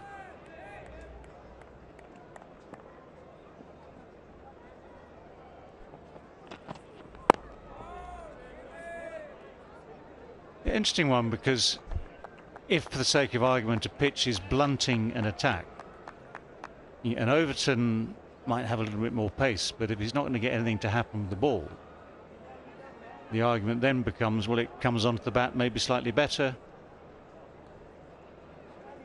It's a question of whether an Anderson or a Robinson, with their relative skills, can just find something to make a little something happen. And the other option for England, of course, is their 18-year-old leg spinner, Rehan Ahmed, who's a good story.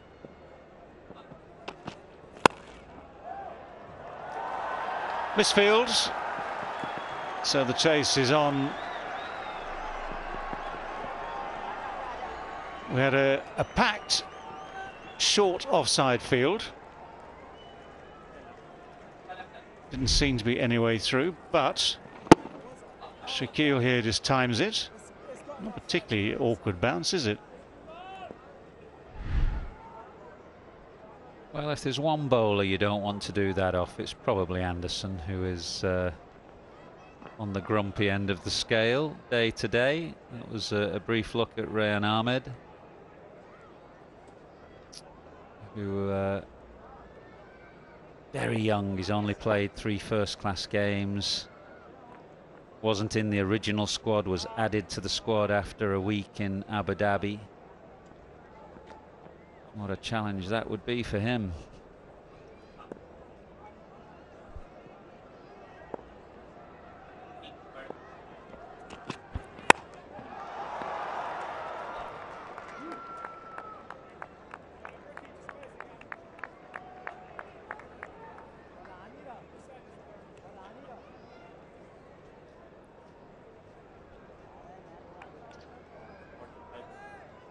Now and again, it's nice to look back, previous eras, previous decades. You played against Jimmy Anderson, Baz?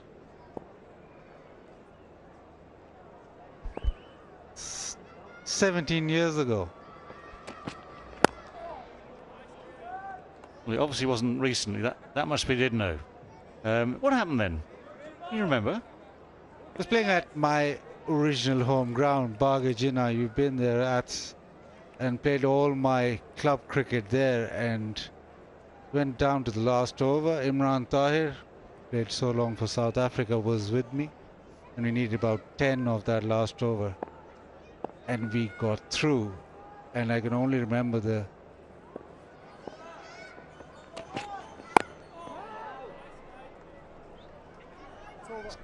388 for 3. Carry on, Baz. Yeah, because I'd been at college with Matt Pryor, and I can only remember looking back at him. He was keeping wickets, and as I won the game, celebrated, and then looked back at him, and he didn't look at me at all. You went to college with Matt Pryor? Yeah, I went to Brighton College with Matt Pryor. We had also, I don't know if he's here as well, the England fielding coach, Richard Halsall.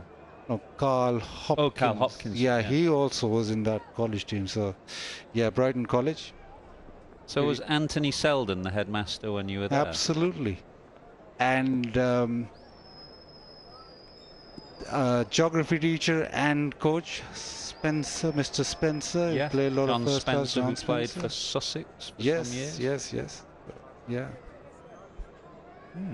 Didn't know that. So your great interest in history comes from Anthony Selden then? I wouldn't say great. It wouldn't stretch that far as great, but yeah, slightly. Well, it goes back at least 17 years anyway. Well, we played before that. We played a 4-day game here, and Anderson got me first ball or second ball. And then it was white ball cricket, and it was an easier pitch and wasn't swinging around, although it was very cold at Bargajina. But yeah, one of those. And that was the first time ever I played that ramp shot. Ramp shot 17 years ago. Went for 4. We just had a glimpse of Rehan Ahmed there on the field as well. Talked about him. Potential to play in this series. Well, he's getting a little taste of it now out there in place of Zach Crawley.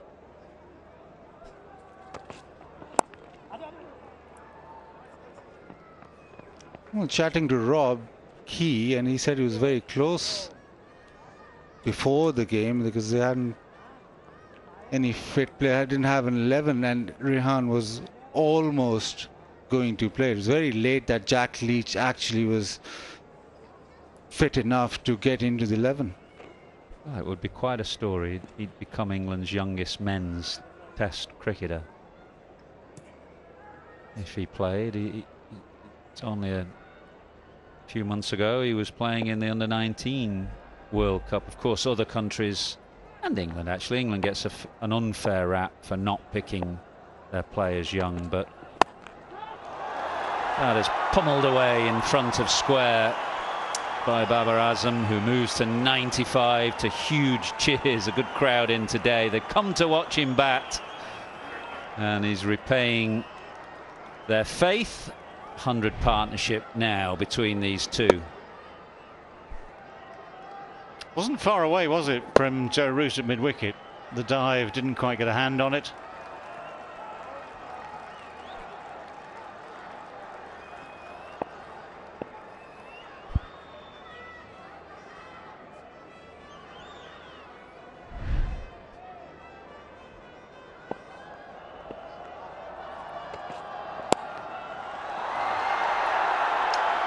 Well, very similar. There is a man behind, of course, there. That was very close to square leg this time, rather more than mid-wicket. Another despairing dive. One of those players who hits it deceptively hard, actually. That whistled past square leg. It's a bit. Zach Crawley's a bit like that. One of those players that you don't necessarily think hit it hard, but they do. They're deceptive. And he's now just one boundary away.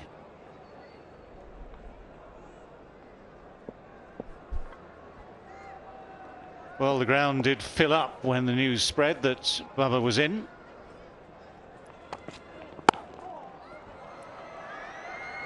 And it's nicely played. Another chase begins. There's not enough on this to reach the boundary. One of those rare occasions. Yes, there'll be a groundswell as Barber gets back on strike.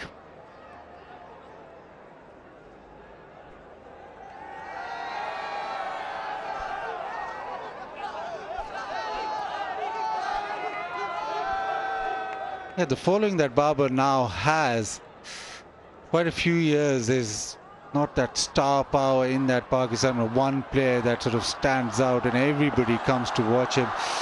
Afridi had it for quite a while. Afridi was the crowd favourite, but Barber now is just a complete favourite all over Pakistan. That's all he needs to complete yet another magnificent 100. 8th century in Tests, the 5th at home in Pakistan, and yet the first against England, and he's made it in his own beautiful, effortless, inimitable style. As always, makes it look easy, but he's gone at a fair clip, almost 80 that strike rate, 13 boundaries and a 6, but Babar Azam, well, he makes it look so simple. And the timing and the elegance that he possesses, that's why his Pindi crowd rises to its feet. It rose to its feet when he came in, and now it's just sitting in. Yes, he's got to his 100, but you know, Babar loves batting, so he thinks he'll want more, and he's not done yet. I think that would be the supposition of many. Has the engraver got enough ink for this game? That's the 7th 100 of this test match. It stands with the rest of them for quality. He didn't hang around in the 90s, clubbing one through mid-wicket and then to that short ball, just standing there and smashing it through the offside. A fantastic way to get to 100. All that pressure that he carries with him every time he comes to the crease. He'll be aware that they came to watch him today, and he's delivered.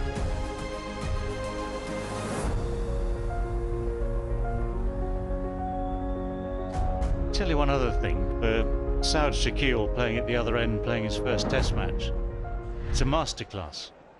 How to bat, albeit in relatively benign conditions, but how to bat and pace an innings and take what's there, defend accordingly when needed.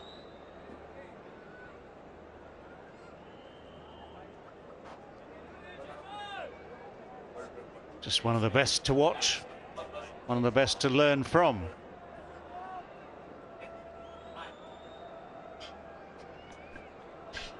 Yeah, whenever he bats, especially in test matches, the rhythm or the pace that he goes about his innings is almost so exact that he makes run scoring look easy. That rhythm that he gets into, the flow that Babar gets into every time he's getting runs, it's sort of slightly different from the other players. It's sort of more measured, more easy, and still the runs just keep going. The average against England is not too shabby.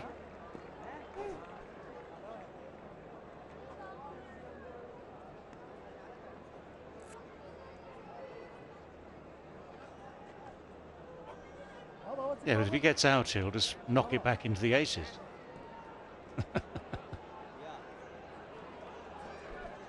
I mentioned the 7 hundreds in this game. There are 2 test matches in the history of the game that have had 8 hundreds in them. I suspect by the time this game is finished, we may have broken that record as well, as there's just a bit of cramp to Shakil's right hand there.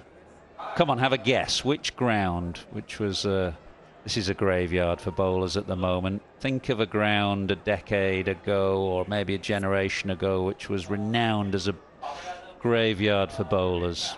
Colombo? That one? There's been a lot of runs. Antigua Recreation Ground. Holy smoke. Antigua, well, that means that both sides had to get hundreds. And normally in Antigua, in my experience, going back even further, lucky to get 50 as a team. Well, think a bit later than you. Around about 2005, it was a match against South Africa. And that was a graveyard because Brian Lara had got 400 the year before against England, of course. And the irony of ironies is that it was a former fast bowler who cut the pitch or rolled the pitch, prepared the pitch at the rec ground, Andy Roberts.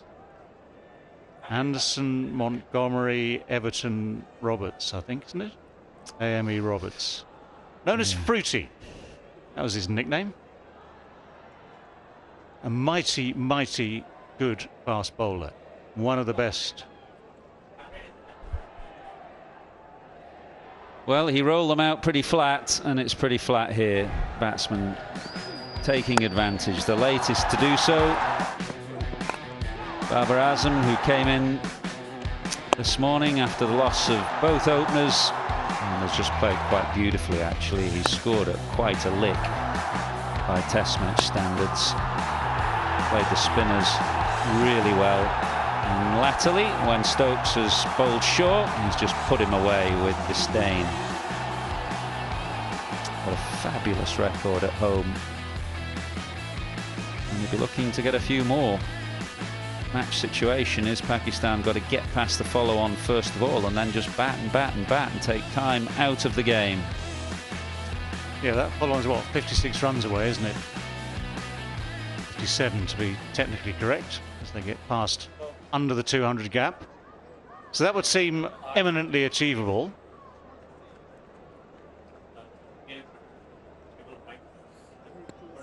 Just emphasise once more, although there's been a familiar pattern to this game throughout 2 2/3 of the game so far, almost. Still quite a long way to go.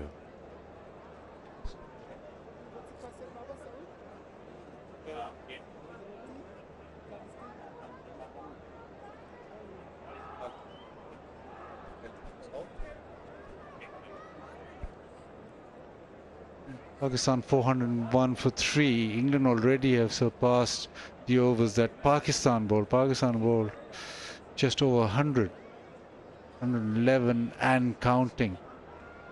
So maybe that tactic of scoring so quickly, don't think they'd be too happy with that right now, especially this man who has to keep running in.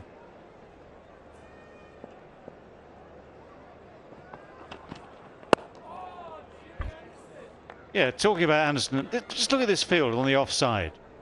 If we can just do that, you've got 4 men in a ring. Now, when you normally talk about the ring of fielders on the offside, they're 25 yards back, all on the one, and trying to block off the boundaries, of course. This is, I think it's the first time I've seen quite so many people, all within, say, 15 metres, in a very tight ring on the offside. So obviously the tactic is pitch it as full as you like, encourage the drive, no width, so as straight as you like, as full as you like, and just see if you get a mistimed drive. When I said 4, let's call it 5. I've seen rings of fielders like this in the slips, never between cover and mid-off, as far as I can remember.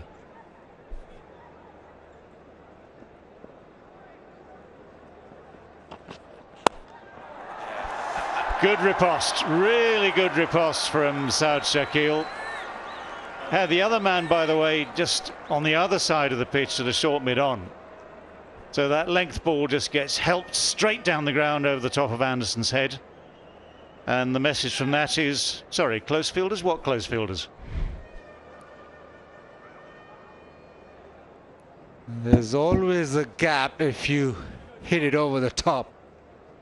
But he made sure he went at the ball and made sure that he hit it in the air. There's a lovely shot in the end. But yeah, with those fielders so close, it's better just to go over the top. There is a famous photograph, isn't there, of a test match that Australia played in where they had 9 slips. I can't remember which one it was. I would say it had to be the Wacker. I'm guessing it had to be the old Perth ground. It might be wrong. And but one of Lilly or Thompson bowling, that kind of era. Chappell captaining, Lilly behind the stumps, bowling, 9 slips in place. Chappells, yeah.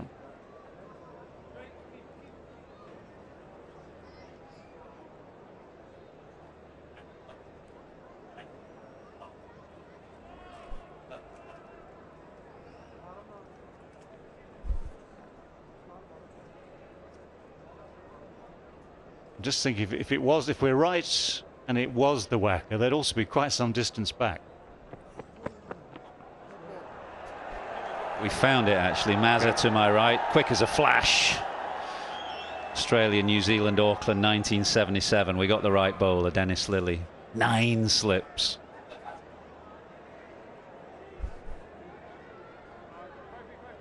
If it's Eden Park, they'd have been about 5 yards in from the boundary then.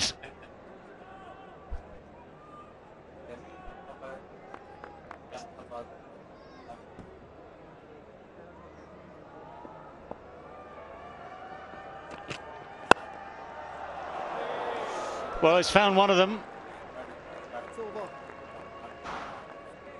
Diving stop. Ben Duckett. But hit, just to be clear, hit very firmly into the ground first.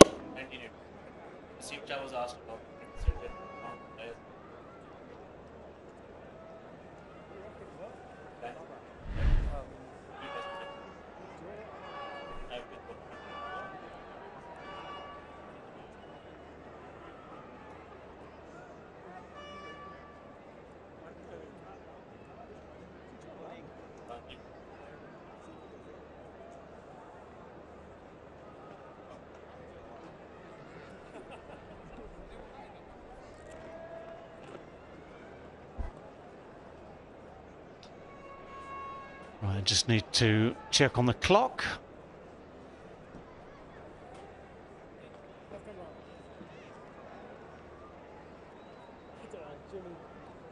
Been playing around with the timings of the sessions the last couple of days after time lost to bad light on those first couple of days. So T is actually at 5-2 as opposed to what, 22 would have been the original plan. 5-2.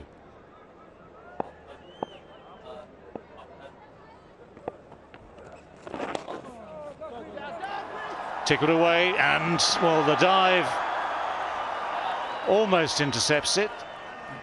Crawley gets a hand on it, just deflects it a bit, has to chase it further.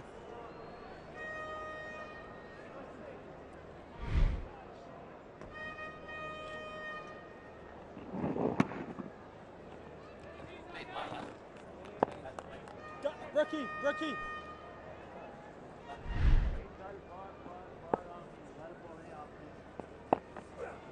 Oh, nice turn, boy. Oi, Leach. Nice that.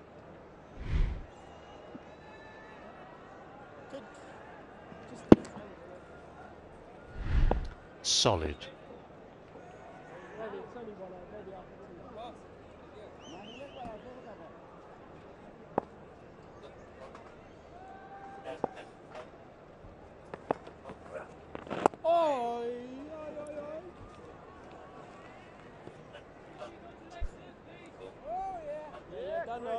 Well, it's time for that Sensodyne sensitivity-free moment, because life is indeed too short for sensitive teeth.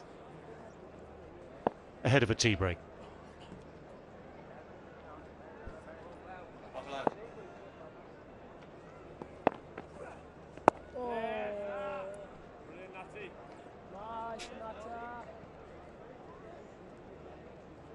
Lovely boy!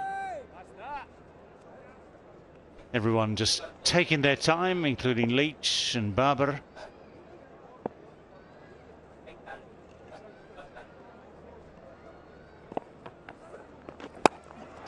There we go again, just a fraction short. I promise you that was not a rank long hop by any stretch of the imagination, but just that little error is enough for Babar Azam. Doesn't matter whether it's a minute or two before tea or not, just to pummel it away yet again. The key is he stays low, and in England, if you've been brought up in English conditions, there'd be a bit more bounce and it would hold in the pitch and you'd kind of stand up a little bit more. Babar does really well. He stays low. He knows the conditions here.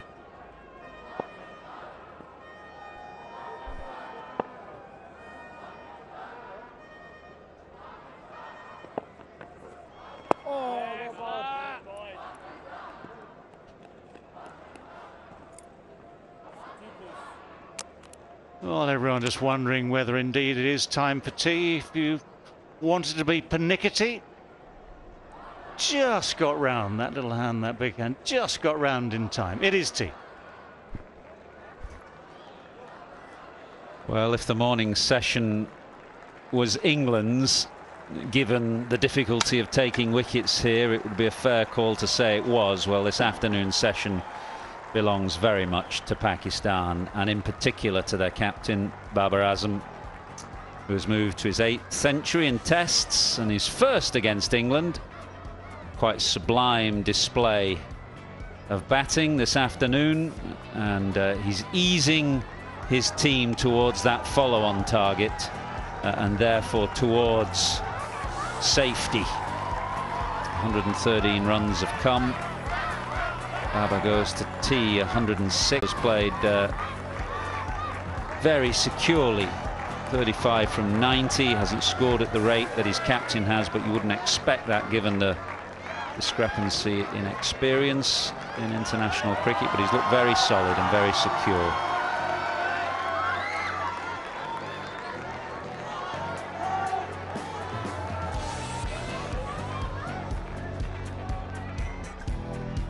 Yeah, 100 for Imam ul Haq and Shafiq, but Babar probably the best of those 100s. 106 strike rate of 80, and he's looked so at ease with the situation. So Shakil 35 not out. toil for England. Wickets to the spinners, 2 for Jack Leach, 1, the first in Test match cricket, for Will Jacks, but nothing for the new ball pair of Anderson and Robinson, and Root and Stokes. Nothing for them. Liam Livingstone hasn't been used because he's off the field with an injury.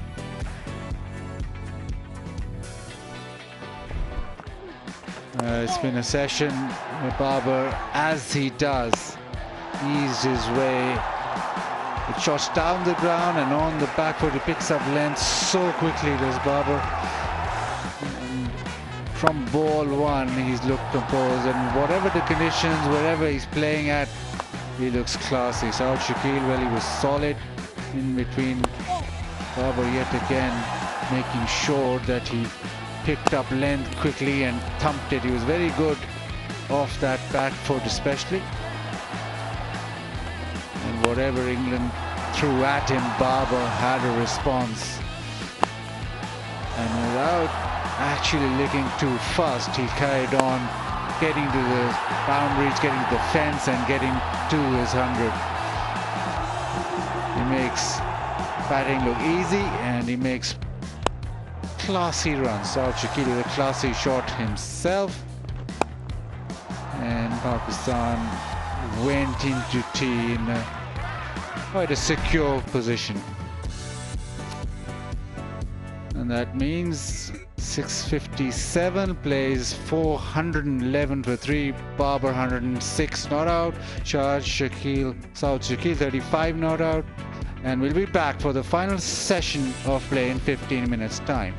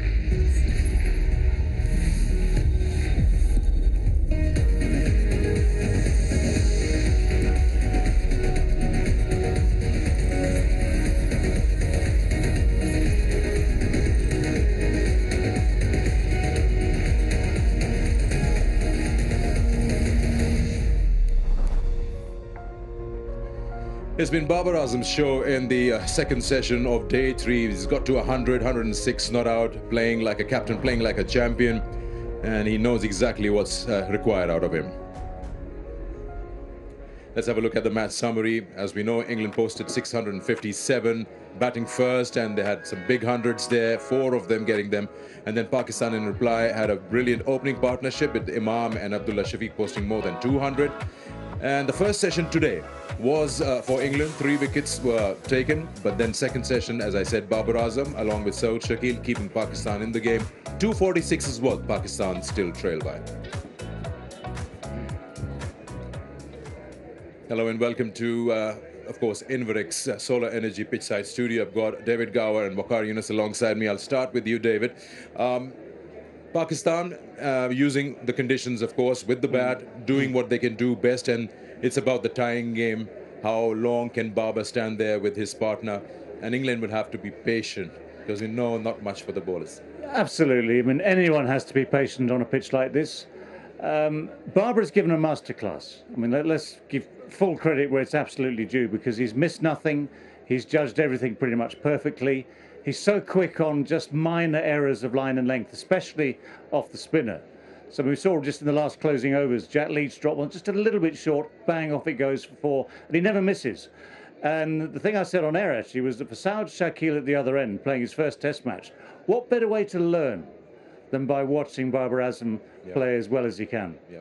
There seems to be a bit of a plan out there. No, Saud Shakil has consumed more deliveries, but it's more about giving that partnership with Babar, and they don't want to lose any more wickets after losing 3 in the first session.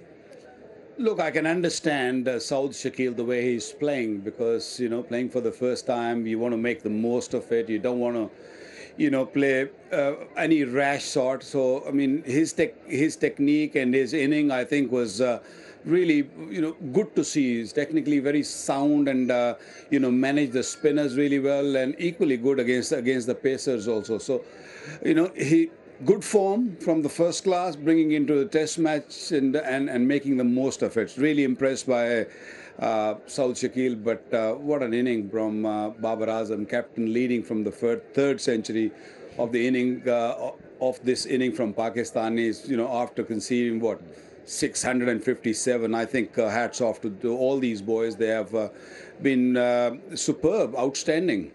Yeah, you're right. It's the 700 of the match already in day 3, session 3 to begin. And he's speaking of Babar Azam, of course, a masterclass. Let's have a look at Babar Azam, because he's our top performer of the day.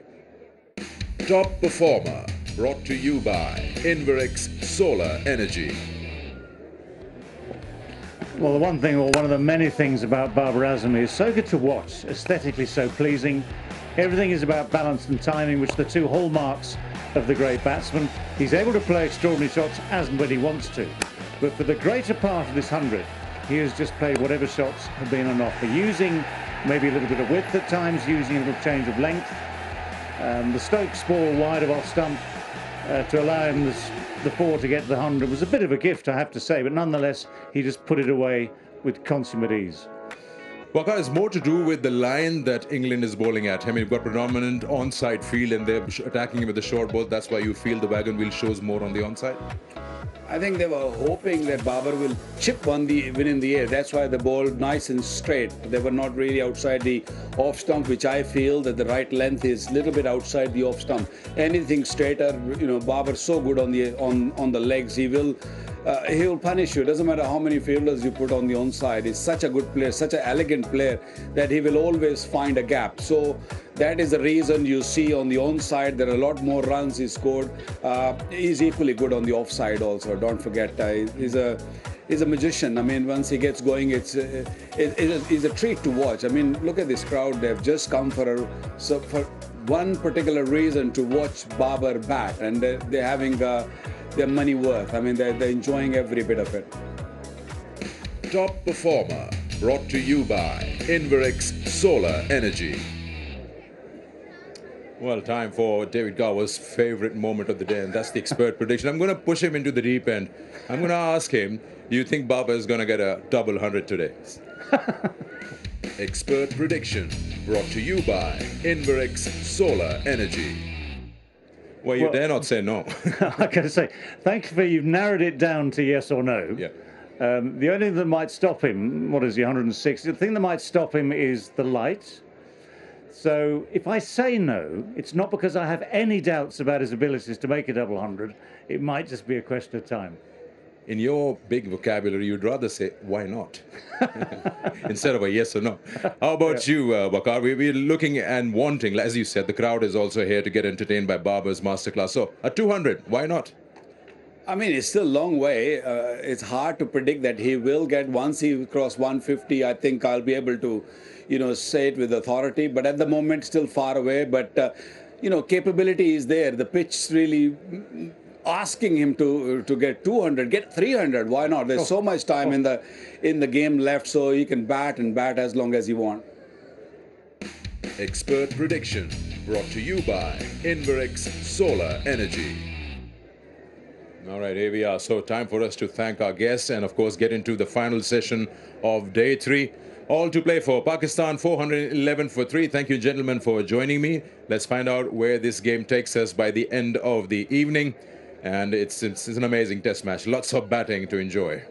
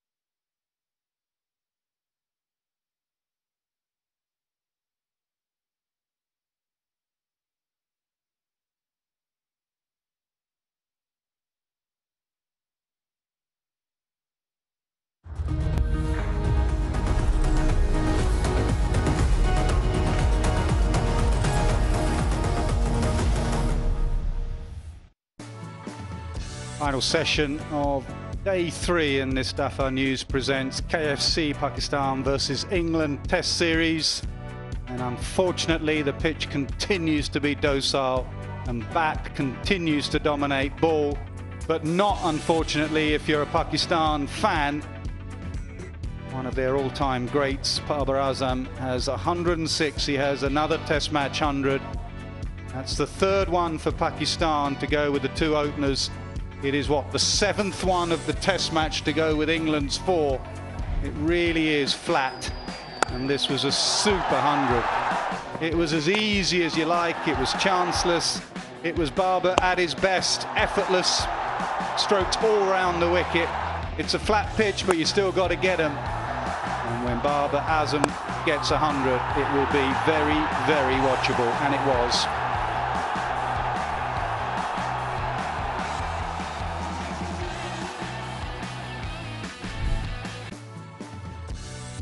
I reckon just for the last half hour before tea, England's shoulders just dropped, and I don't blame them, to be honest. Bowling on that surface, they tried and they've toiled, but 411 for 3 tells you more about the pitch than the bowling attack. 657 plays 411 for 3. Pakistan trail by 246. They should get past the follow-on unless something remarkable happens. And there's no sign of this pitch deteriorating. And there's no sign of these two having had enough. Babar will want to convert. That's one of the things maybe the batters haven't done in this Test match, is go on and get a big 100 or even a double 100.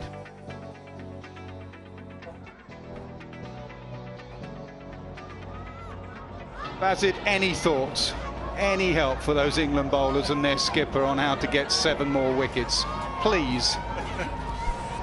Yeah, strangled down leg side. Even that doesn't carry, but there was that little period with that new ball, with the spinners operating, the bit of pace in the pitch for the spinners, balls getting on, they look threatening, but yeah, it's been that kind of Test match. And I keep going back to it, maybe that theory of batting quickly. At the moment, England will be thinking, why did we have to bat so quickly? Because they just faced 100 overs, and now they have to toil in the field for a long, long time, 113 already. So although they lead by over 200, they also lead by the overs that they've got into their legs.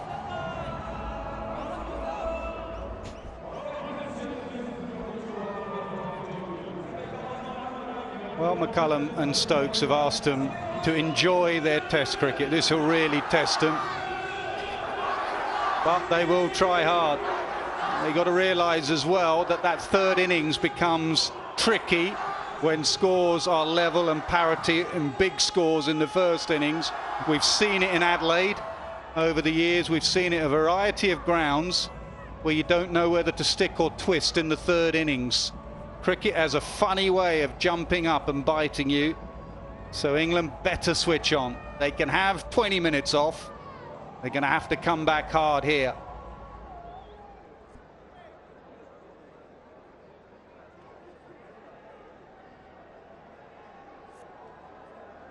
Shakil's played nicely as well, 35 from 90. He's just occupied the crease. And Babar Azam, without really playing a shot in anger, just gets that strike rate up. He's 106 from 132. So that field where you have more catches in front of square than behind continues.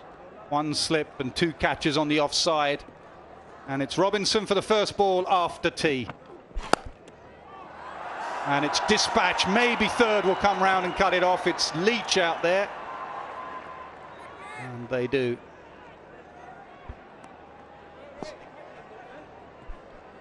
Yeah, even when you are wide outside the off stump, and even when it's not a complete half volley, you can just get up to the ball and then drive it through. We've been going off around about 4:40 local time, and it's 3:17 now. It's a little bit later yesterday, so maybe an hour and a half, 90 minutes of play left here today, making up time again in the morning tomorrow if they do go off.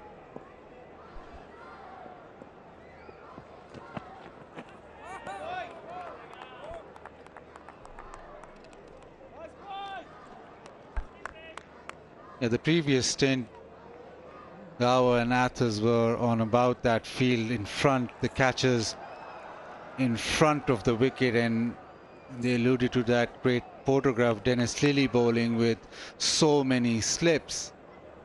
And remember, Dennis Lilly toured Pakistan in 1980 in Faisalabad. I think it was Taslim Arif who got a double century. If Mazhar can just confirm that.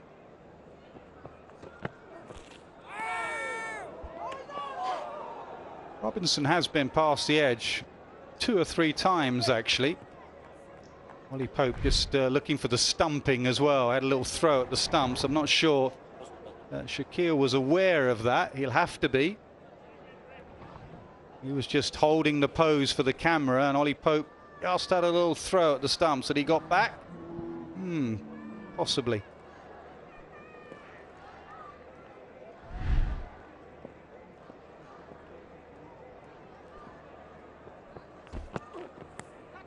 And again, this time he finds the edge. And the tea break is done for Shakil. England have their 4th. Robinson deserved that one. The angle across, and this time it carried. Yes, the nick, but the surprise for everybody was that the ball carried pretty easily to the keeper. A little waft this time for South Shakil. Ball, the angle, maybe a smidgen of seam movement, but delight in that England camp.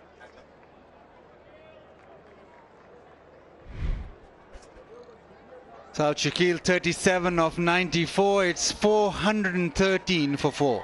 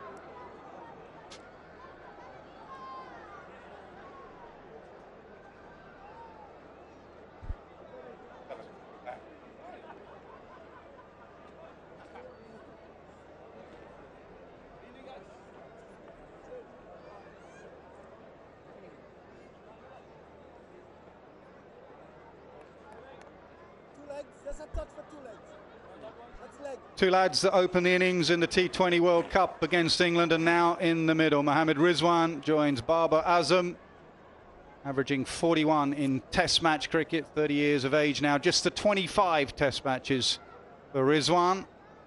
So a good start after tea. England needed that tea break just to regroup, and Robinson deserved this. The angle going across, a little feather through to Pope.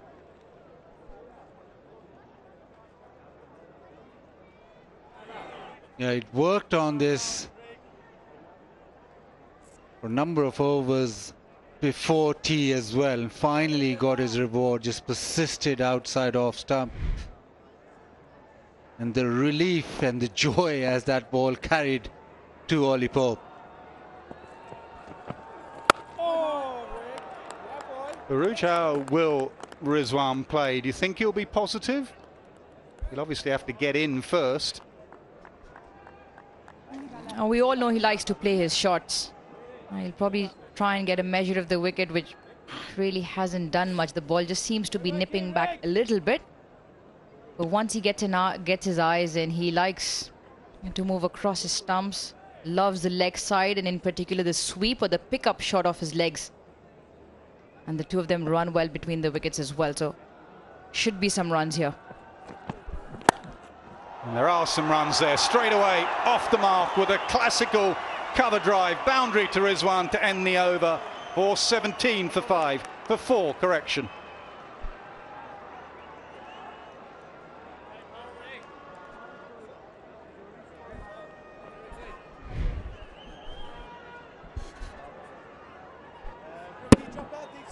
Right in the slot, just what you want when you've arrived at the crease.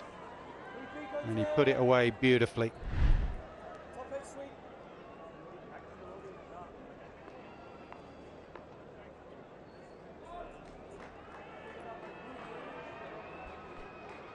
So every batter getting in, a couple of them getting in and getting out. Shakil and Azhar Ali, 300, still a bit of batting to come. Pakistan will want to get up as close as they can to England.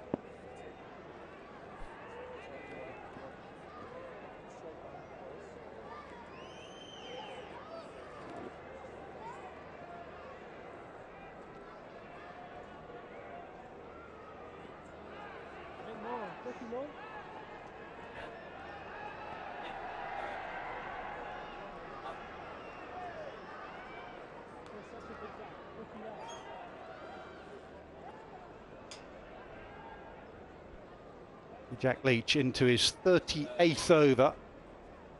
Coming into the rough. There isn't that much rough. Bowling over the wicket.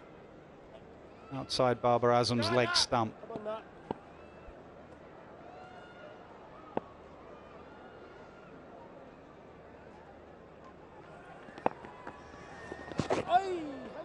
Remember the laws of the game. If the ball pitches outside leg, you shouldn't be given out LBW.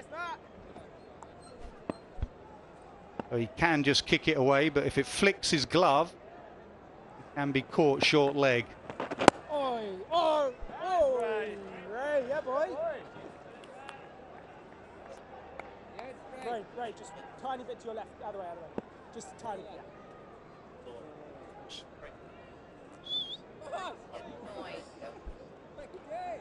Here's somebody just walking straight across. There's always someone.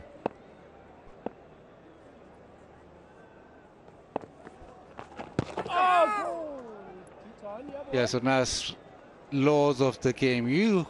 When you toured Pakistan, you had a left-arm spinner who would predominantly bowl from over the wicket.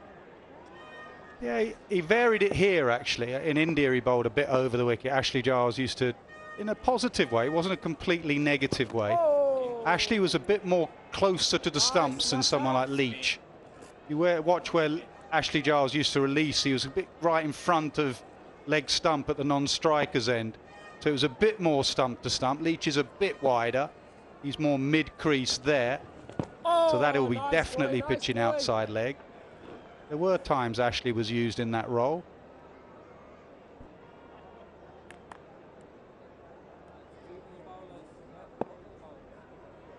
Man comes up on the sweep. So he does sweep. That is just playing with the field. Stokes said to him, do you want to have a sweep? Barber said, yes, thank you. And he hits it for 421 for 4.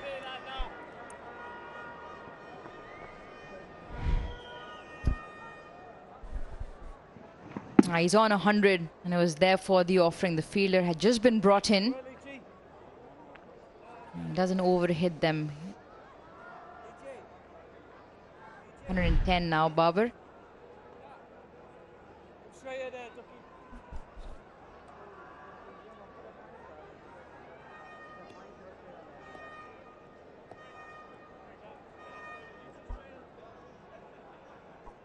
Still that very straight field with a leg slip, which tends to suggest the plan hasn't changed for the new batter. Obviously a left-hander gone, right-hander in, but it'll be exactly the same as the plan to Babar, which will be middle and off, try and get him LBW or bowled.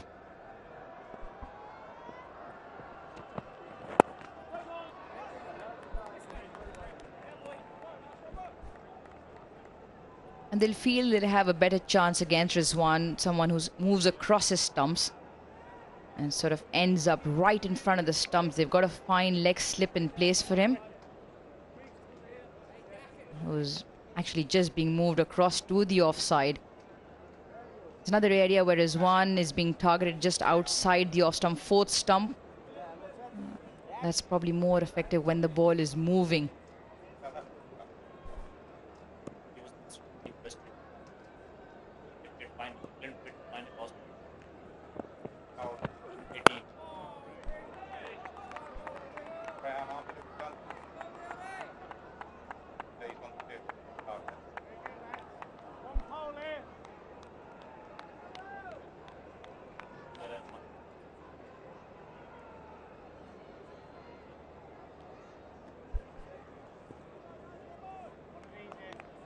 Rizwan normally quite positive, likes to take the game on, especially in the longer format.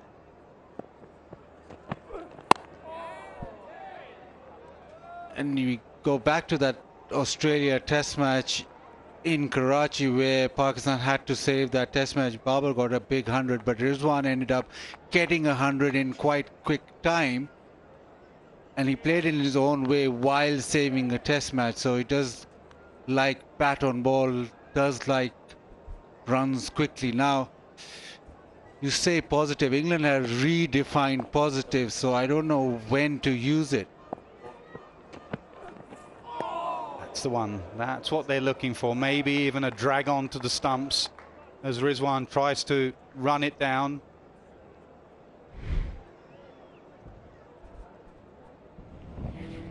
It's probably the ideal channel to bowl to Rizwan.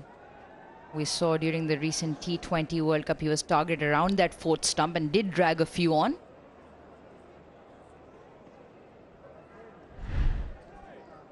Well, it's probably been the spell either side of tee that's been the best seamer spell. Robinson has just got it reversing. He's gone past the edge 3 or 4 times. Good fielding as well, just to keep Rizwan on strike. It's not the run that you save, it's the fact that Rizwan, the new batter, is still on strike. Good from Harry Brook.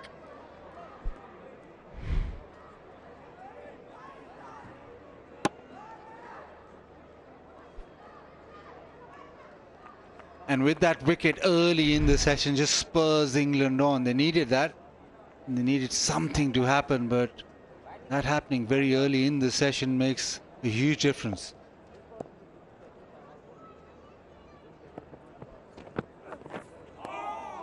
Good leave.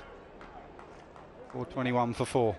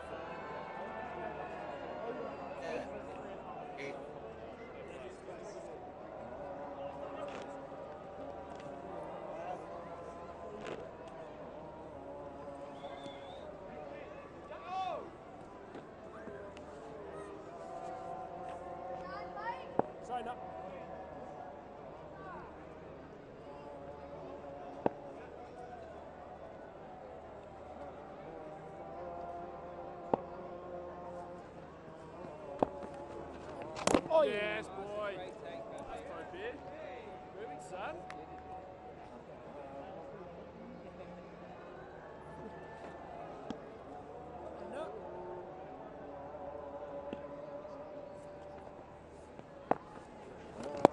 Oh, yes, boy.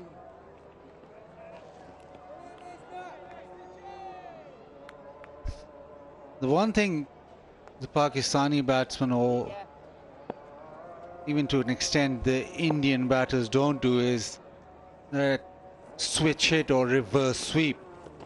So once you go over the wicket, you're only defending that sweep. You won't have somebody like maybe a Brook who can just switch around and hit it over extra cover. So it just gives you a groove to bowl within. Oh, nice boy. Good deflecting, Ray.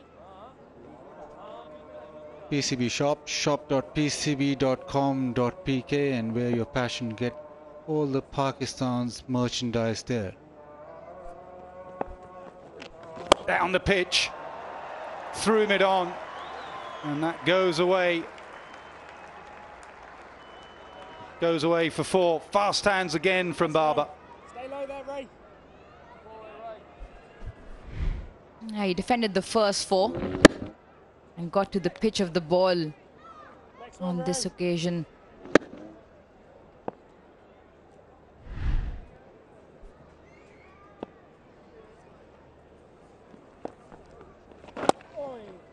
This time off the back foot. Previous shot made him just drag his length back a bit. Barber hung back. Good running.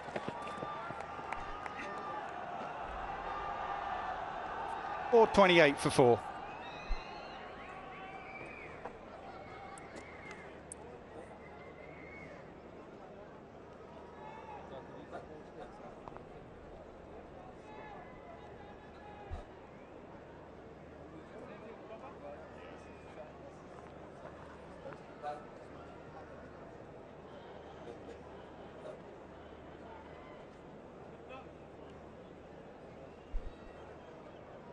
Very similar looking scorecard actually. Batters getting hundreds, top order batters, openers, 2 each. And a middle order, 7 centuries. Look at the spinner as well, 2 for 145. Mahmood 4 for 235. But look at the rate at which the spinner went. Mahmood was just taken down, going at nearly 7s there. A bit more control from Leach, the left arm spinner, and also obviously the different styles of batting. Pakistan compared to England and their aggression. But you cannot fault this run chase from Pakistan. Having been in the field and witnessing what they did on that first day, they've got their tempo pretty much spot on.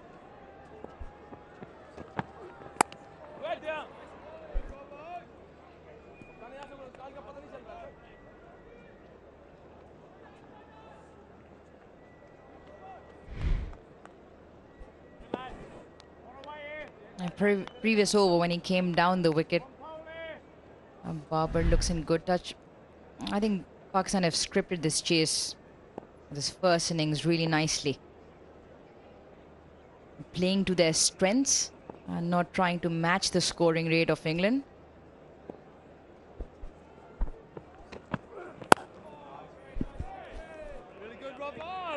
And they haven't completely looked to block it out. They've still played their strokes. Not much movement, obviously, which has allowed them to play those strokes without much error. Hence why the 3 centuries up front as well, and they look fairly comfortable at the moment. Uruj also being very conservative. Normally she's up with those strike rates all the time. We've heard you before.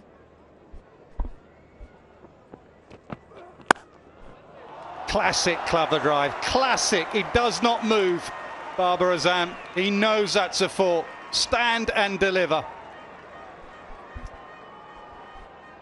Picture perfect. Absolutely picture perfect. Pause there and take a photograph. Trademark Babar Azam cover drive. Plays it right under his eyes. Times it really nicely.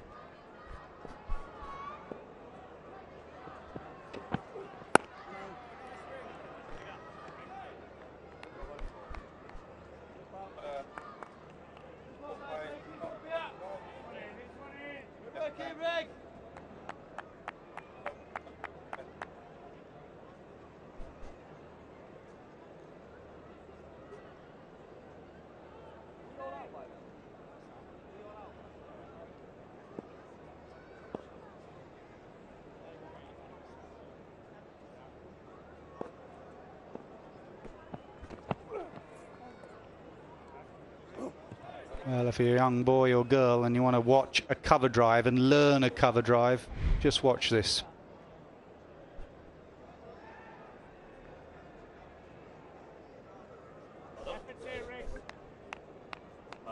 As it's been all too easy for you in the comm box so far. Is that the best cover drive in the world? There's a few guns, aren't there? I played lucky enough to watch Ian Bell. Ian Bell had a exquisite cover drive. Easier when the ball's not moving, but it's still just as pleasing on the eye. 432 for 4. Just on cover drives and Ian Bell, Babar Azam rates his favourite cover driver, or the player who played the cover drive the best was Ian Bell. Another thing that modern day batters do these days, they don't get their front leg too far forward. It's a head that follows. So they get their foot in a relatively good position Get the head right over the ball and let the hands through the line of the ball to time it. Wonderfully executed there from Babar.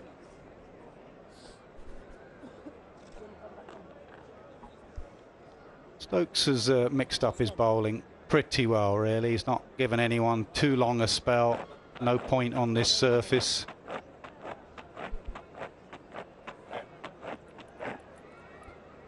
Jack's now back into the attack. No point bowling those top two into the ground. At some stage, both sides, not at the moment because there's still a lot of time left, but at some stage, skippers and sides will have to think about their bowlers because it's back-to-back-to-back test matches. 3 games with only 3 days in between. So towards the end of day 4 and day 5, you're just going to have to think and look ahead. Especially your bigger men, look after him. Nazim Shah with his shoulder, second time round. Oh, that's beautiful, Jacko. Haris Rauf's got a quad. England will be trying to work on Mark Wood and maybe Jamie Overton. Jamie Overton wasn't well, but Mark Wood should be fit for that second test in Multan. Down the pitch, toe end of the bat, and just gets it over Anderson at mid-on. It dipped on him, and it was the Q end of Rizwan's bat. Yeah, it was the horrible sound off the bat, a real clunk as he hits it down the ground. And he just looked up, looked away even. Just enough. Ducky, just one to your left. One to your left, yeah.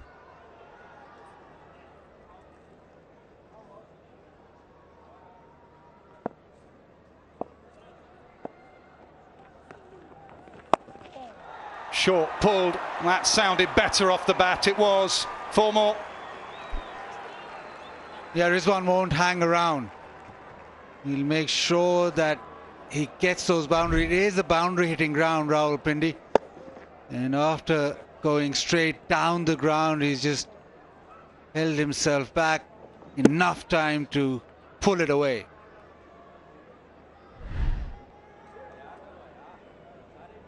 Been the problem for Jacks is his control of length. That was better. Only been a part-time off spinner, that's what you lose, is your length really. He's been a couple of full tosses and then a bit short.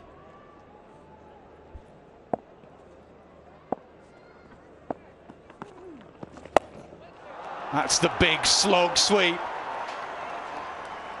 Rizwan is in a hurry.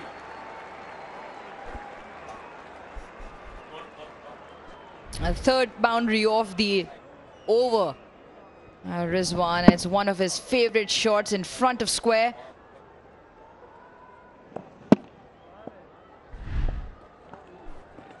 Goes again. Is this further?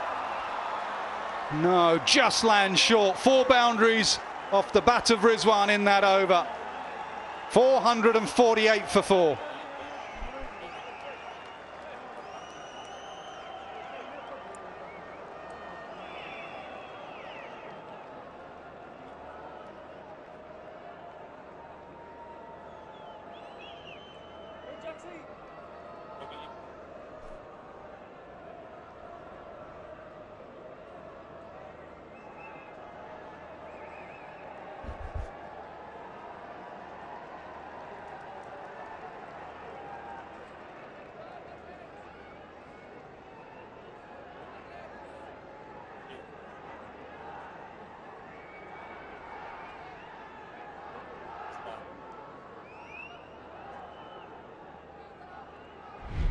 Four boundaries, a toe-ender, and he charged, and then he hung back the next delivery and pulled it away. And then a couple of classical Rizwan slog sweeps.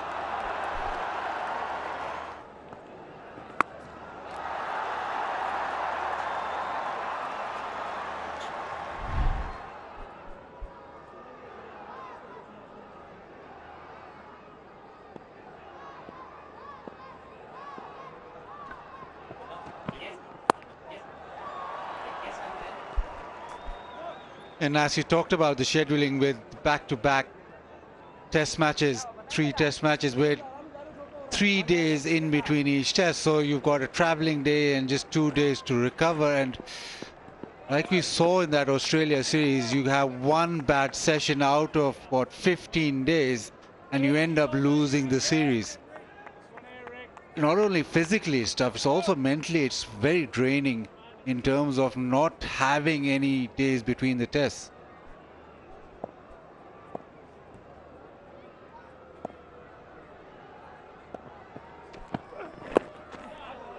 Yeah, absolutely. You just got to be switched on as well.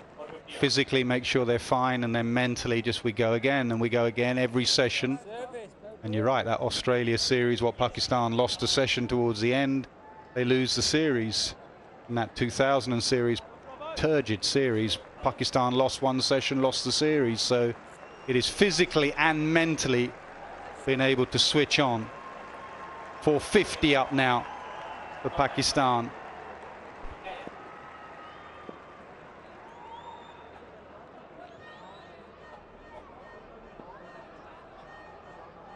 They're all coming in.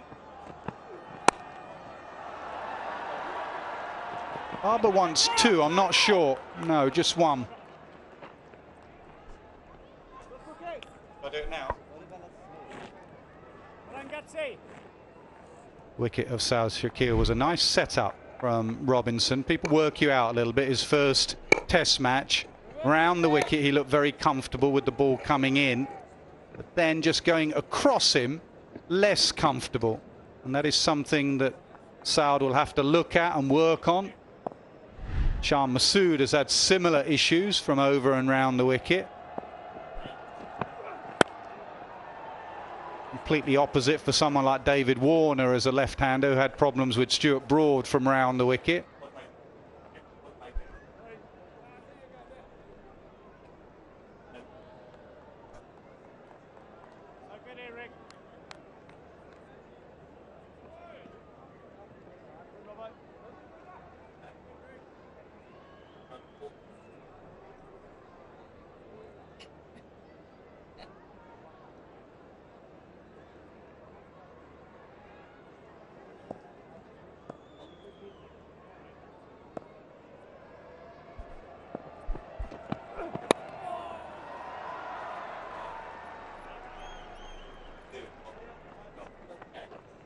Tell you what, Nas, maybe Aruj can back us up on this.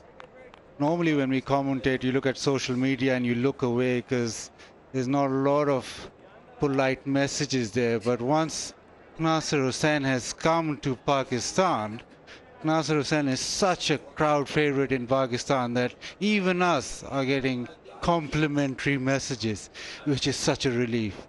I think you just shift here. You make some excellent points, Basit. And a bouncer from Ollie Robinson, 452 for 4.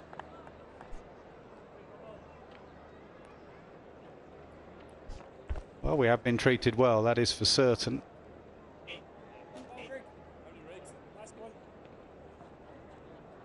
Not much in the surface, but plenty to play for still. 452 for 4.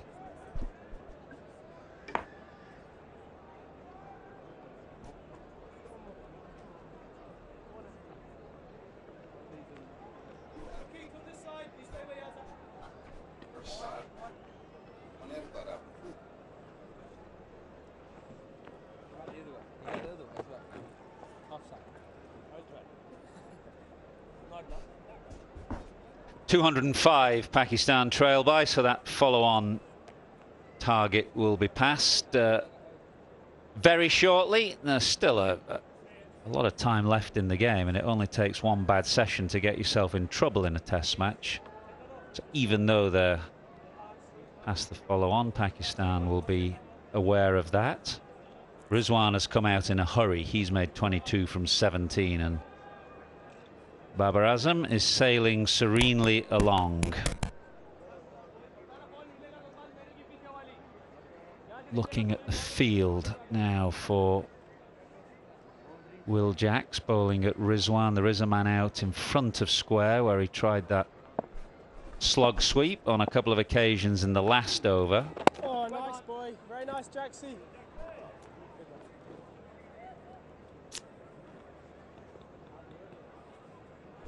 Nice, Jacko.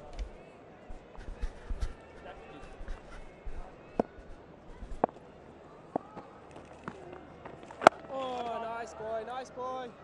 Good stockers.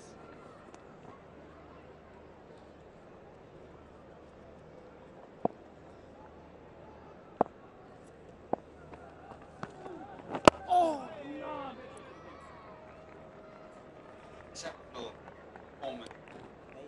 Exceptional performance from Pakistan after conceding so many runs in the first inning. They batted beautifully, both the openers and then Babar Azam's still out there on 123, building up beautiful partnerships. This one 40 or 42. Still trailing by 204, still a long way away. But till the time Babar is at the crease, Pakistan will probably at ease. Yeah, and they go well together, these two, don't they, Rizwan and Babar Azam? oh, nice boy. Particularly in T20 at the top of the order, but enjoy batting together no matter what.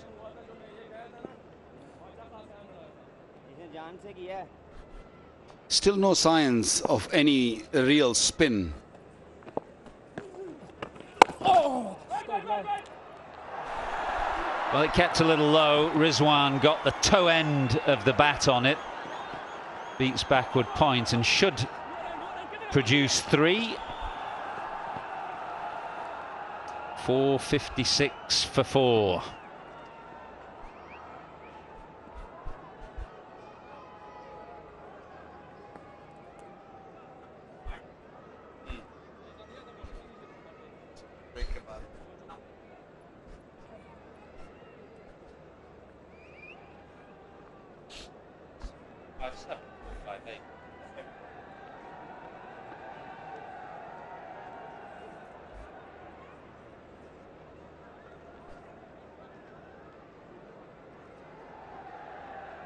These two love batting with each other. Normally bats at number 5. Mohammad Rizwan has come at number 6. Saud Shakil is given opportunity at 5. Wickets are hard to come. Robinson bowling is 17th over. He's picked up 1 wicket. They've tried everything. Slow deliveries, the cutters, the in-swingers. This one was an off-cutter. Very easily dealt. He has actually bowled off spin in a test match down in, was it Australia? I think it was. I've seen him bowl off spin in a test match anyway. Got a natural off cutter action for that slower ball.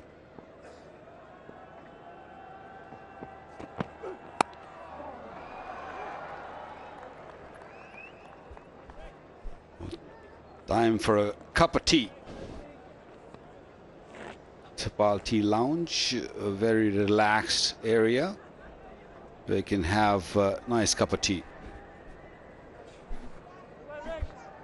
Yep, enjoying Pakistan being just about level now with that follow-on target. One more to ensure that England will bat again, which may come as some relief to England's bowlers at least.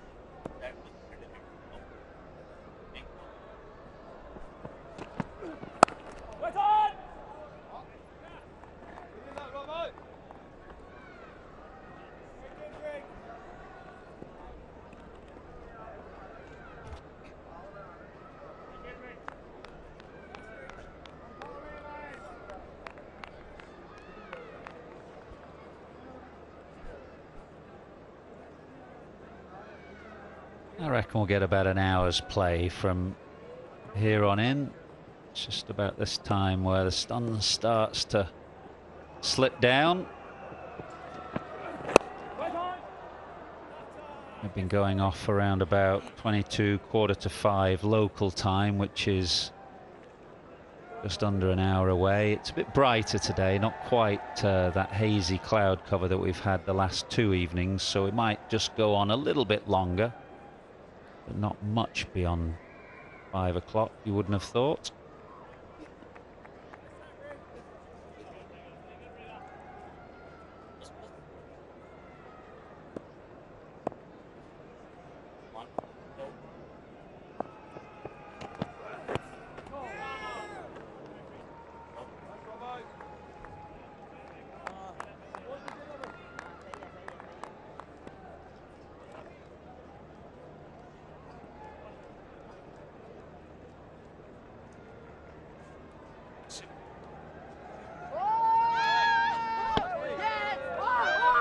Would you like to know about civil twilight, which is the period between the sun setting and going down below 6 degrees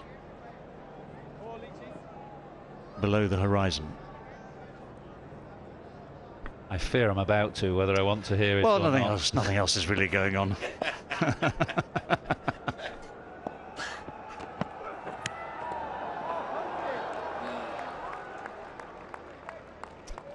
Well, it is the follow-on save, which is no mean achievement, regardless of how flat the batting pitch is here. 458 up for Pakistan. England will bat again, and they may not do so for a little while yet, because Pakistan still just 4 down. So the top order have absolutely done their job here. 458 for 4, 122 overs gone. Lovely. Yeah, no, civil twilight. Thanks to Benny. We know Benny, don't we, from the stats department on the other side of the world. He was intrigued by this, so he sent me this email about twilight, of course, being shorter at the equator and longer close to the poles. It's the angle, you'll know this, the angle of the ecliptic. You're with me, aren't you? The angle of the ecliptic, or the path of the sun, moon and planets across the sky as seen from the equator, etc., etc., etc. So the closer you get to the equator, the faster the sun drops. Therefore, as we've seen the last couple of nights, it goes behind that stand over there, which I guess is in the west, drops below there, goes another 6 degrees further down over the horizon, and suddenly, before you know it, it's dark.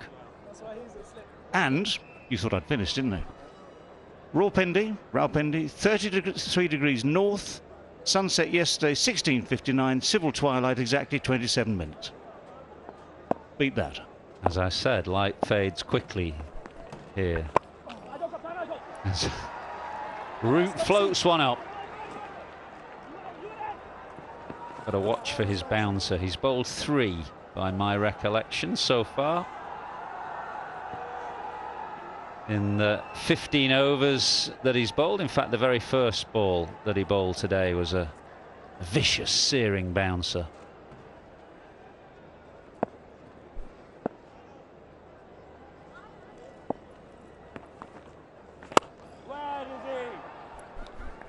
Anything more about sun going down? Well, I'm glad you asked, because just to clarify, in Rawalpindi, you get at this time of year 27 minutes to twilight. Bristol in the UK, where Benny lives, you get 39 minutes to twilight. Nice, Joe. Does that make a difference to your life? Big difference. Or probably not? Big difference. No, probably not.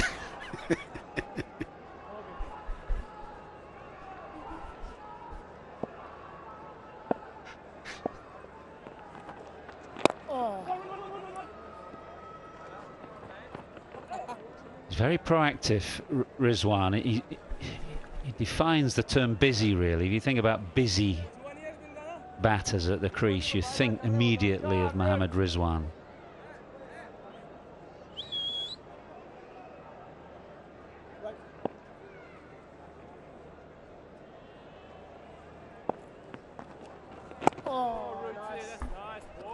Mentioned those bouncers that Root has tried. You've got to try everything, I suppose, on a pitch like this. That was the first. That was the second. He did try one more that got clouted to the boundary by Imam ul Haq. Good effort to get it above head high. 461 for 4.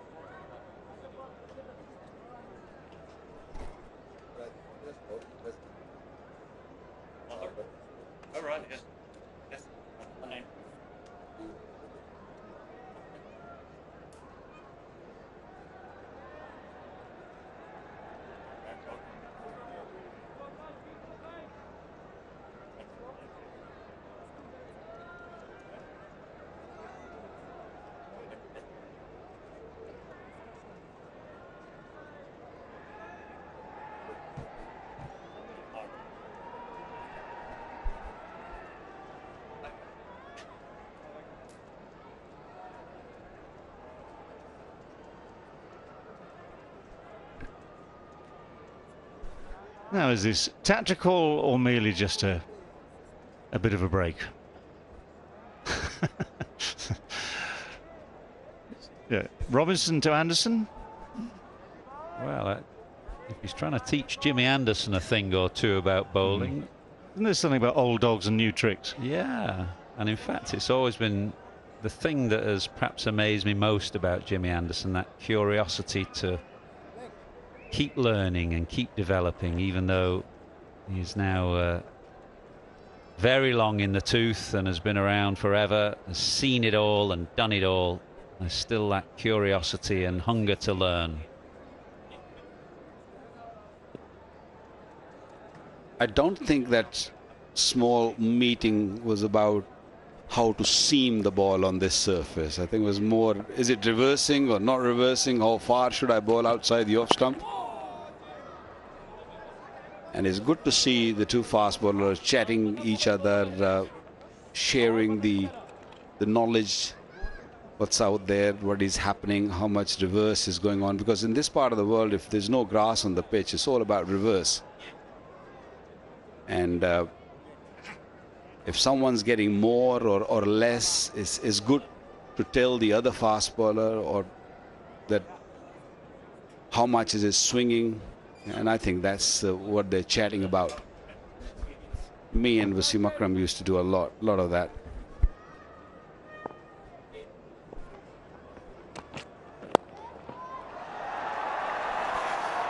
Beautiful poise at the crease. Babar Azam, great balance.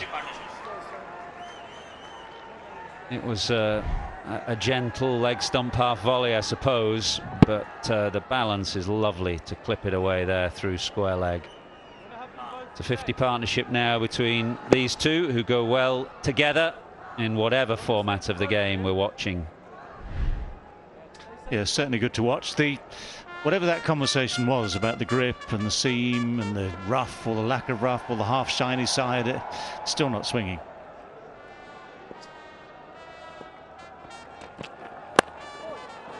Just the merest little bit of tail in from that one.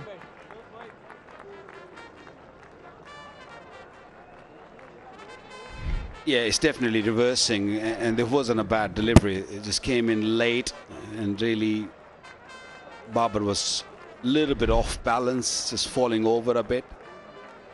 All you need is another maybe 15 Ks behind it to go through, especially on this surface.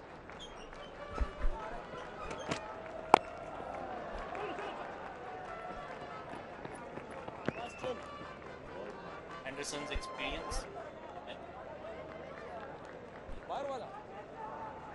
Talking of old dogs and new tricks in Test cricket, no seamer has bowled more deliveries than Jimmy Anderson. Only the three spinners there, the three great spinners, Murali, Anil Kumble and Shane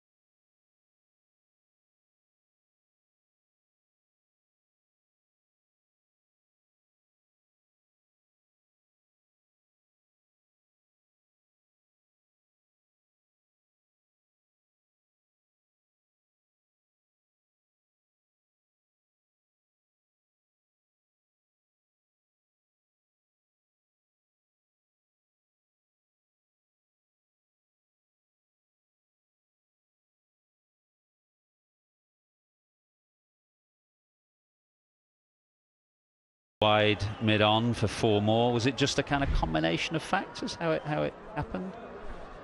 Look, I always had a fair idea of reversing, and I was a very high arm bowler when I first started, but because I had a back injury very early in my career, and everything just changed automatically. It wasn't that I did it on purpose or I worked on it. It just happened that I had to sort of protect my back somehow. My body sort of mechanism sort of started working in a way that my arm sort of dropped a bit, and with that, over time, I learned that if I drop my arm or drop my wrist a little bit also, we'll get back to that. 473 for 4. So all you got to do is just not only you got to drop your arm, you also got to drop your wrist a little bit sideways, and with that, when you push the ball away from the right-hander, like a frisbee throw or like a baseball thrower. So if you just go like that, the first movement which I push, which will go away from the right-hander because of the force which I've given to the ball or behind the ball, and then around about 17 meters or 17 yards, and then it automatically comes back or drops back or dips back. And that's where I had my success, because batsman at that pace has already committed to play on the offside. And if it comes back, yeah, it becomes hard then. It's counterintuitive for English bowlers because, of course, the first thing you're taught is to keep your wrist behind the ball and keep that seam upright. And you're saying that's exactly what you don't want to do when you're looking to reverse. Yeah, when it's reversing, that's what you need to do. Is you've got to drop a little bit. But when I learned my new ball art, then I just sort of kept my arm nice and straight and sort of shown this palm. My pace was, of course, going away. It wasn't really that quick, so I just learned with the new ball that I have to keep my palm behind the ball and show those two fingers nice and straight, and then create that little bit of an angle on the ball to just sort of deviate away from the right. I wasn't a really big in-swing bowler, but outswing was something I learned later on in my career. So we mentioned Darren Gough, whose arm was naturally slightly long. He was very good at getting that same sort of effect. But someone like an Anderson, who's spent 20 years with his wrist behind the ball. Just look at that last one there, for instance, when the arm is relatively high still compared to what you're talking about. I mean, Robinson is much the same, although they're talking about how to get, you know, the ball positioned so to give it a chance of swinging. It's never going to really seem to get that dramatic swing from that sort of arm action. No, you still get the reverse swing with this action. Wasim did it all his life. He was very high arm. He used to just, but his was more of an angle from left arm coming sort of from the left. It is never easy for a right-hander batsman.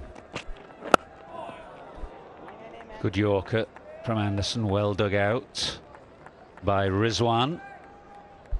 Yeah, what I'm trying to say here is because he's really high arm and his wrist is behind, you can clearly see the ball started swinging a little bit early, so it was easier to sort of pick.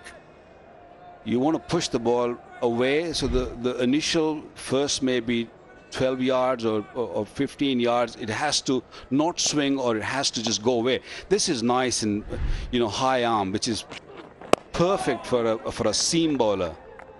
But when you want to make the ball swing reverse, then you just don't go straight, don't go nice and straight behind, just go a little bit angled. So you're just pushing the ball to the left of the batsman, right-hander batsman I'm talking.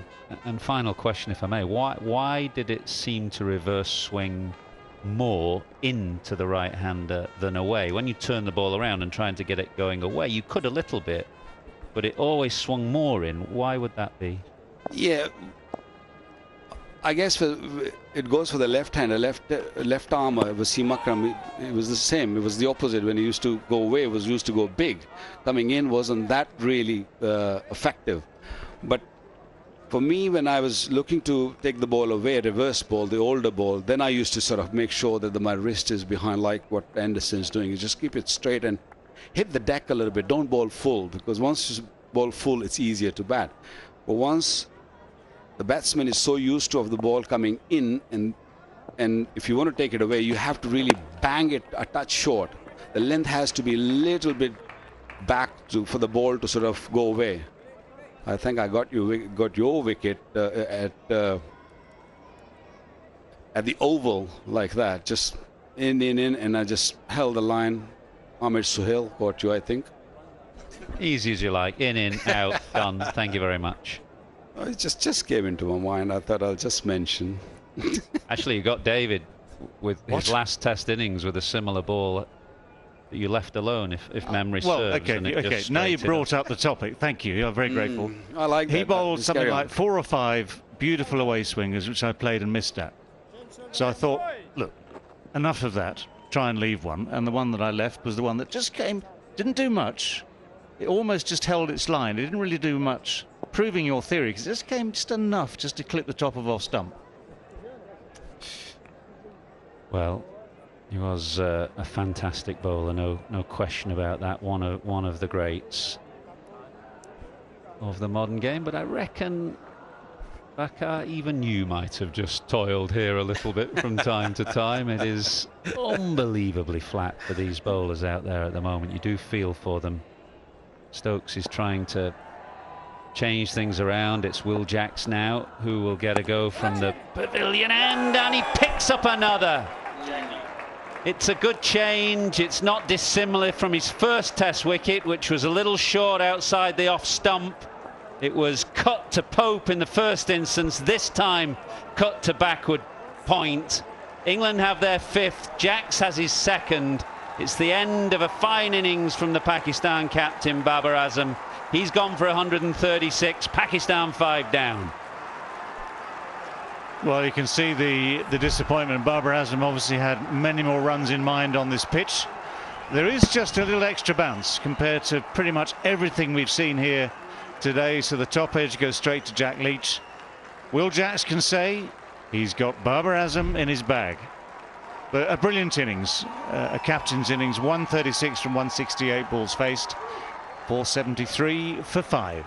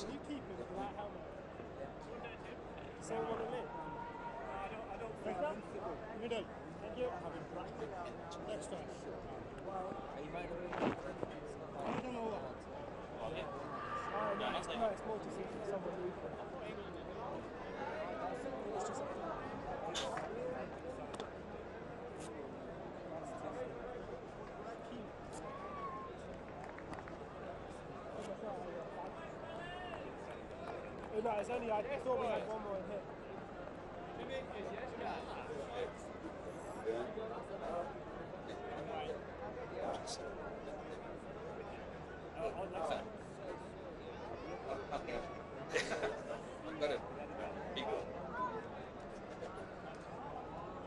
There's more, I thought we had one more.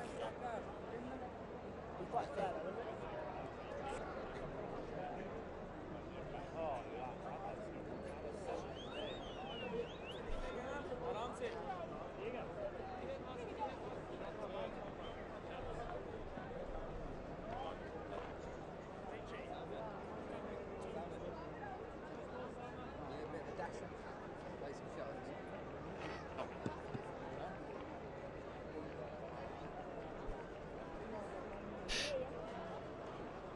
Well, England are chipping away. They've now got 5 Pakistan wickets. There's a bit of a tail. There's still a lot of time left in this game, so there's still a chance to push for victory. It's going to be hard work, but after Salman Agha, there's not much to come. 8, 9, 10 and 11. But they've got to break this partnership still, and Rizwan is looking quite settled on 29. Salman trying to get himself in.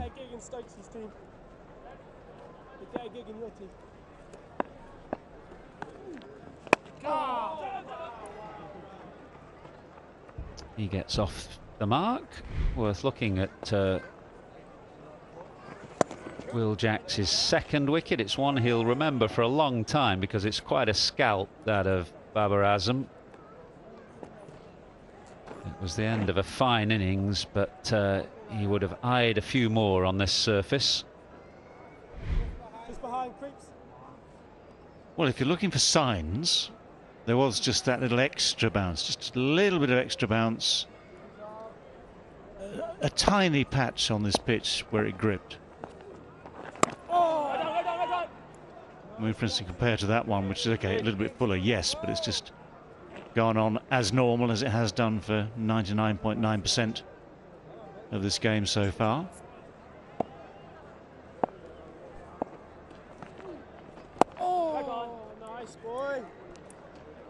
Successful over for Will Jacks, 474 for 5. We'll have a look at the 2 wickets for Jacks today, and not dissimilar, although one was caught behind.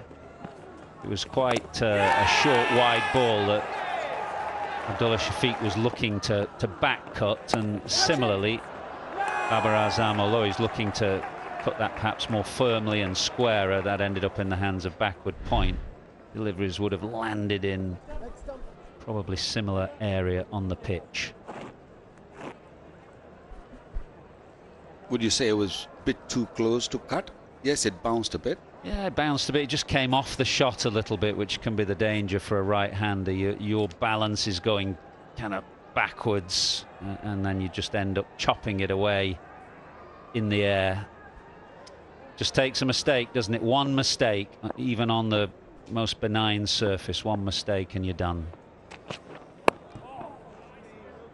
See what Anderson is trying to do to the new batsman, talking about reverse swing and Yorkers, Waqar Younis style. It would always be the new man. You'd try that extra effort Yorker to try and get it into the base of the stumps or on the toes of the right-hander.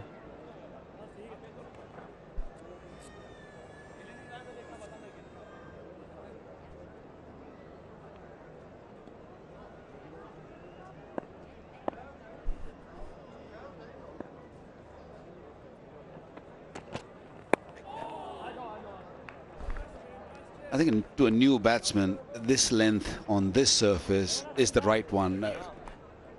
Especially when you're not fresh, you're bowling your 19th over, there's not much energy left right in the evening.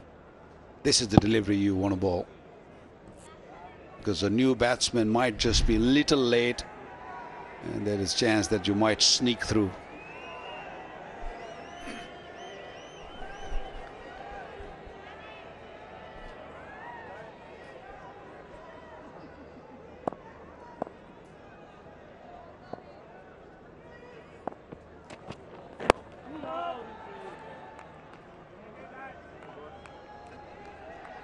Yeah, it's that time again. It's the Sensodyne sensitivity free moment, because life is too short for sensitive teeth, and it will be dark soon.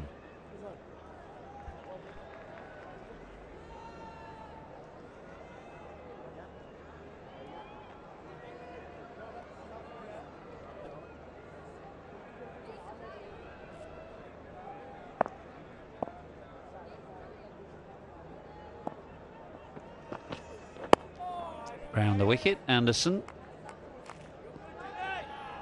Of course, when the ball is reversing just a little, you have a chance of getting an LBW from round the wicket, which normally a right-handed bowler like Anderson would struggle to get an LBW to a right-handed batter like Rizwan, but if it's full enough and it just swings back onto the pads, you have a chance. And how big is that if?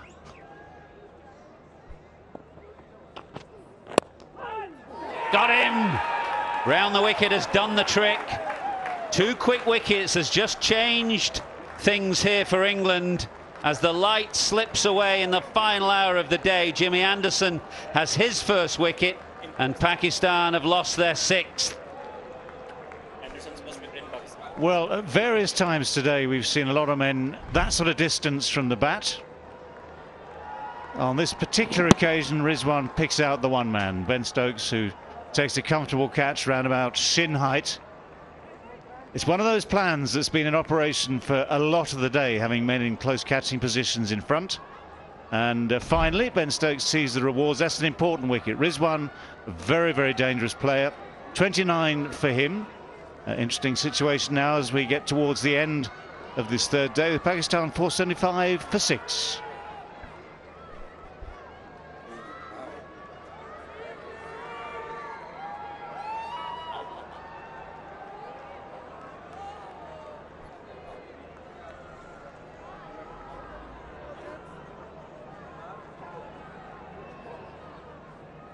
Want to do it now?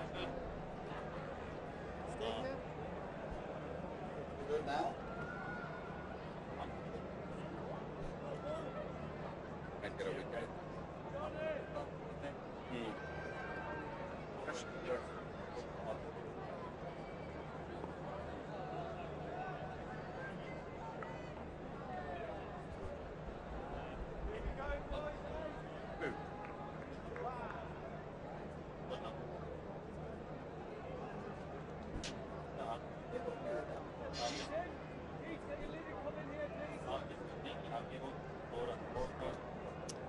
England's bowlers have worked fiendishly hard today on a very flat surface, but the rewards are coming late. Will Jacks has picked up Babar Azam. Moments ago, Jimmy Anderson has taken Rizwan in the leg trap, and now England are through to the bowlers. Naseem Shah, first of all, at number 8.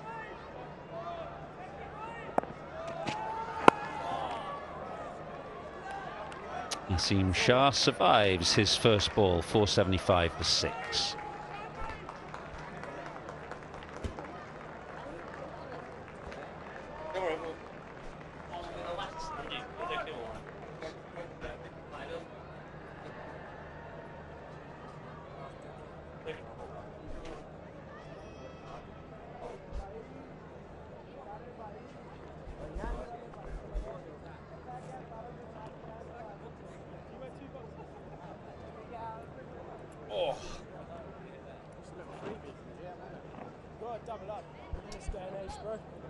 Yeah, wickets in consecutive overs for England.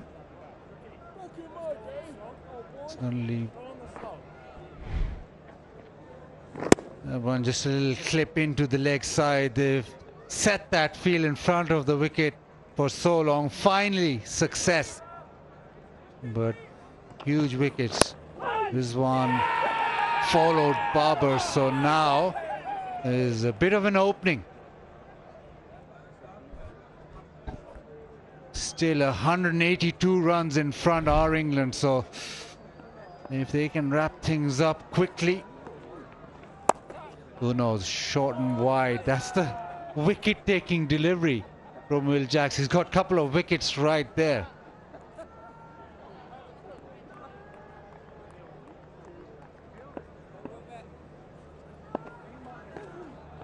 Oh, get that nut. One boy. Just a single, so he'll trust Naseem Shah. Which how will Naseem Shah go? Like the Asia Cup. Well, he was out in the middle in the morning and he was telling me exactly how he's going to do it. He was very happy. I made a comment. He might be looking at a good, well, a fast century, 60 deliveries. Well, he starts off beautifully. Starts off with a classical cover drive. A shot that maybe Babar Azam would be proud of. And he stuck true to his word, hasn't he? It was there to be hit, and he's timed it really well. He enjoys his batting, puts in the hard yards in the nets as well with the bat. Yes, boy, that's you, Jaxie. Yeah, he had that partnership in Gaul this year, didn't he, with Babar Azam, the 10th wicket.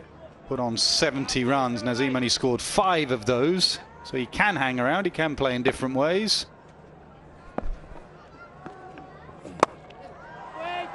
Brought it up, this time misses out. It's a challenge for Jax, actually, that most of the time he's been bowling with 1 or 2 men in. When the skipper gives him 4 round the bat, as a part-time spinner, you get a bit nervy and you miss your length. Oh, that's nice, boy. What about the players around the bat? Don't they get nervy when a part-time spinner's bowling? 480 for 6. Yeah, absolutely. But he landed it right in the last delivery there. He's got a couple of wickets and some runs on debut, Will Jax, so he'll be pleased with his efforts.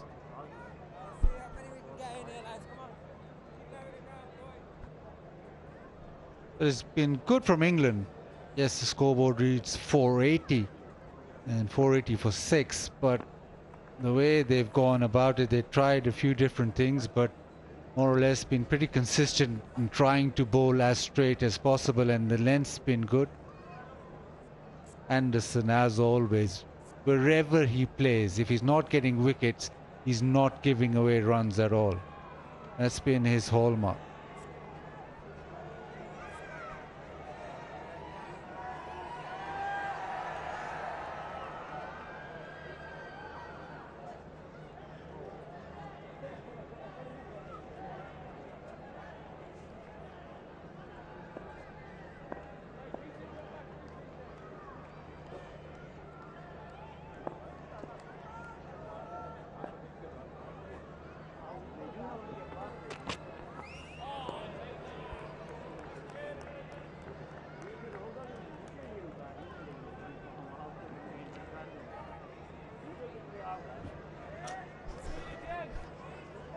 It won't be long before the umpires get the light meters out. It's just about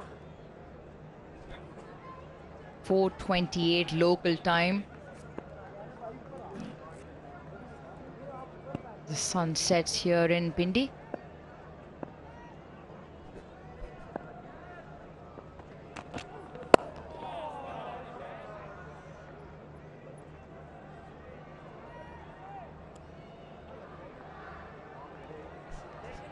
I think tea time came at a good time for England. Just the 20 minutes before tea, the shoulders were starting to drop and the body language, for the first time in what was about 100 overs, was of a team that had enough of this pitch. But I think they regrouped, and straight away after tea they got Saud Shakil out, and they've kept going after that. They've had some smiles on their faces and they've been rewarded late in the day.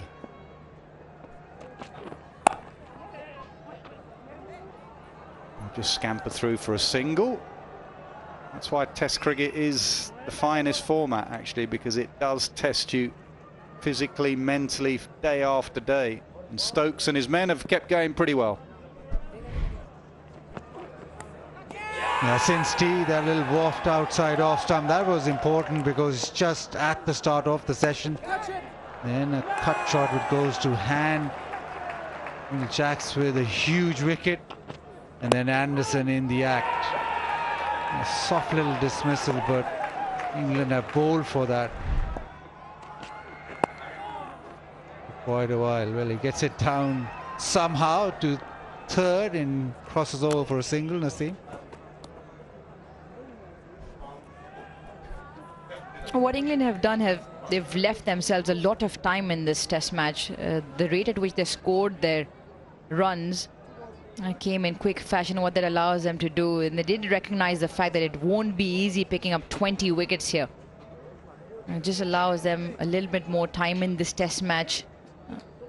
I'm sure they're looking at a result, or at least that'll be high on their agenda. Brendan McCullum and Ben Stokes talk about that they play test cricket in an aim to get a result, and that's what Pakistan trail by at the moment, with 2 new men at the crease. Salman will be feeling a little bit of pressure here as the day is coming to a close.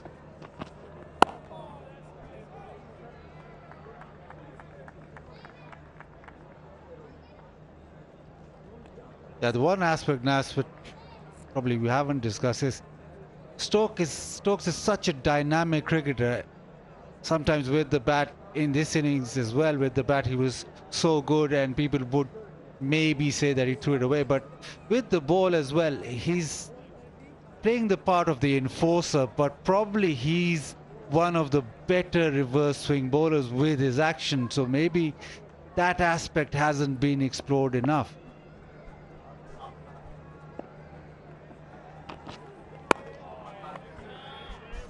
.482 for 6. Yeah, Baz, the only problem is it just hasn't reversed big, has it? It's just been very gentle and it's died. And I think he's got a fragile body and he's just been sensible. If it was reversing big and carrying, maybe Karachi has a bit more reverse, he would have bowled more. Cape Town, there was a game it reversed and he was bowling at the end and won England the game. So I think he's just been sensible. Gentle reverse swing, and he's as good as Anderson or Robinson. Just looking after the body a bit. But you're right, the enforcer role takes its toll. He can't do everything.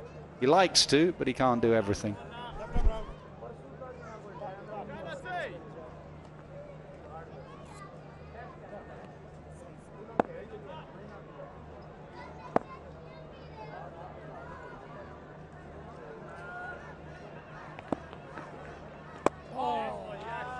I say that because in that 2015 series in the UAE, Stokes eventually got injured and didn't play in the full series, but Anderson Broad bowled extremely well. They wouldn't give anything away. And after the series, I was talking to Misbah, and Misbah said, well, the most difficult out of them lot was Stokes with his action. 100% when it's reversing, because the way Ben Stokes leans away, the ball looks like it's coming in, and then he can tail it away towards if there is a slip cordon. Most reverse swing bowlers can get it coming in. The best ones are the ones that can hold it and get it going away, and Stokes can do that.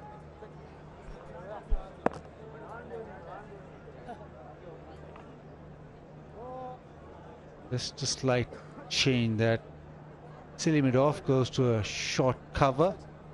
Two catching there. There's almost an extra cover, no mid-off.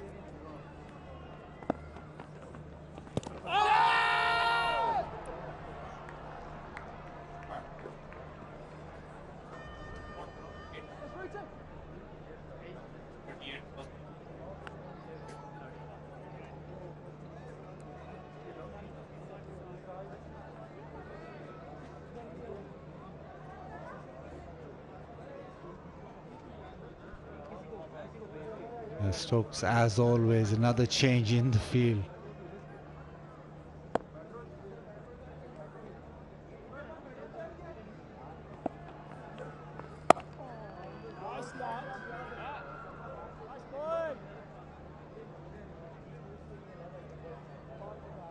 With that lack of pace in the pitch, exactly to try and hone in on the pad, but the lack of pace allowing Naseem Shah to go on the back foot. And this time, well, he's had enough. He's hit it down the ground and it's gone all the way.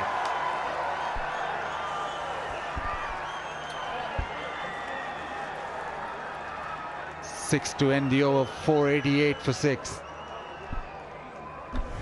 Lower order batters, the moment it goes up above their eye line, they can't help themselves. And he helped himself there. Chipped it for 6.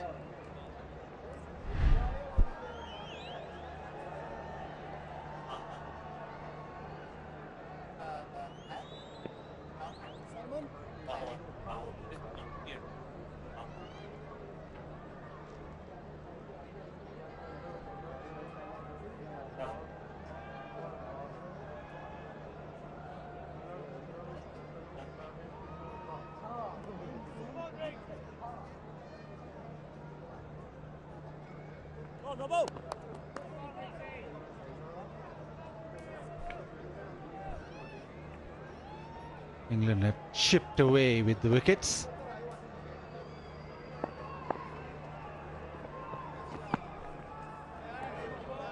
And you sense that just another wicket here and England will probably go to stumps very, very satisfied. Even with the bowling that they've done, they'll be pretty happy, pretty satisfied with the way things have gone considering the conditions.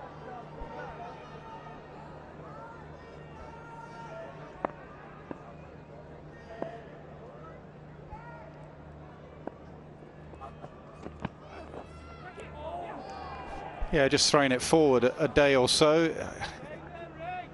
Maybe bowl Pakistan out at lunch tomorrow, maybe with a lead of 80 runs, something like that. Stokes saying that he doesn't want to play for draws. He's trying to take draw out of the equation. England will come and thrash it as hard as they can.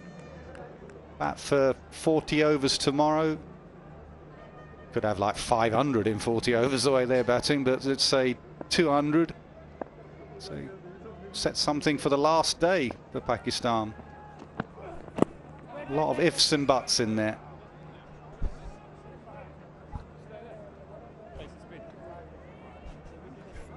No ifs and buts there. Osaka boundary contest. Every time the batter hits a boundary, the Osaka displays on the LED boards. That kitty fills up with 10,000 Pakistani rupees.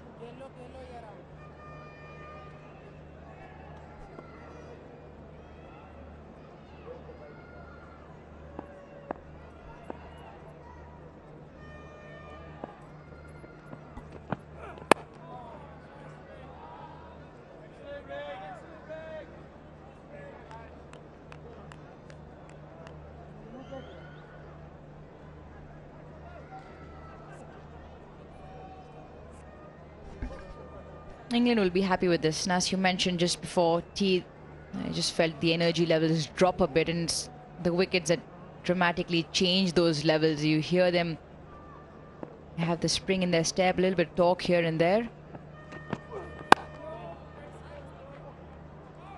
Picking up the big scalps. Babar Azam was the one holding things together. Rizwan likes to score his runs. Anderson picking him up.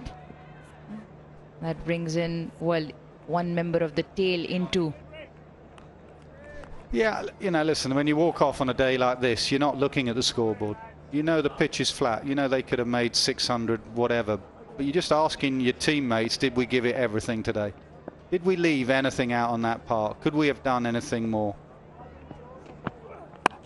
It's not a day you're going to blow the opposition away, but all you can control are your efforts. And I reckon for 95% of today, England's efforts have been top draw, 488 for 6.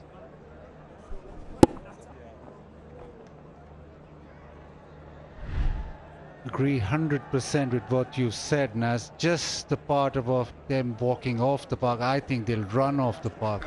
They'll want to just go into the dressing room as quickly as possible.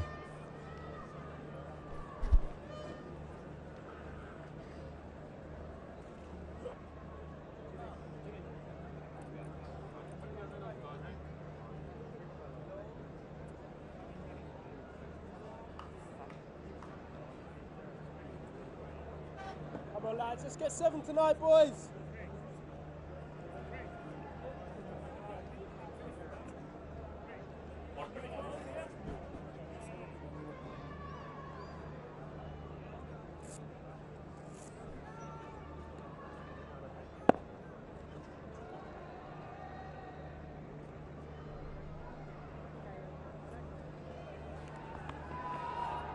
Oh, nice nut. Nice nut. And still with mid-on hovering and no real mid-off, so Jack Leach will try and maybe just toss one up.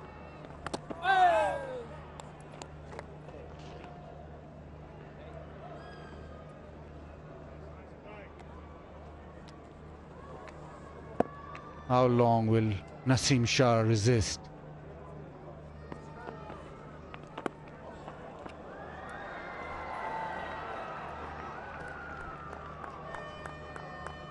He's done well so far.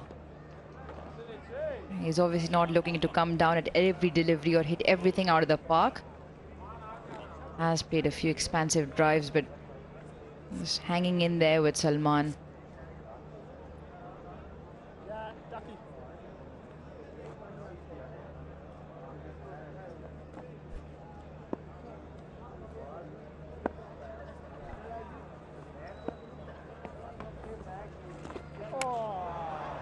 A little paddle sweep. That feels pretty quick, and that'll just make its way to the fence. He's a good player of spin, Salman. Yeah, he is, isn't he? A couple of weeks ago, he got 158 in Lahore, made his debut also in a test match in Sri Lanka earlier this year. So they obviously think and know he's a good player of spin, and he's showing it. Just a little dabble sweep, but no one at 45. Right, that shot now.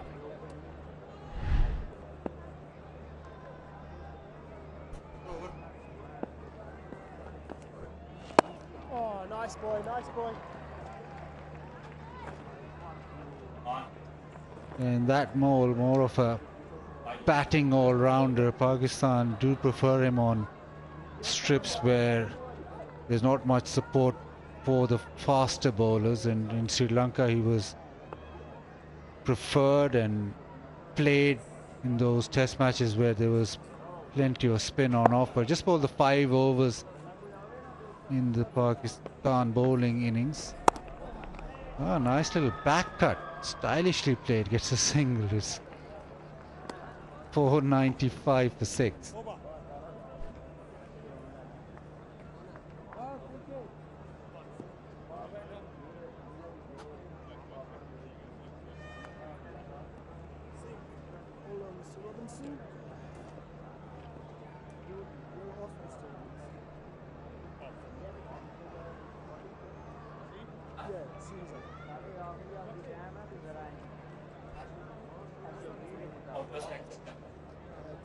At that time of the day is about this time normally that we go off.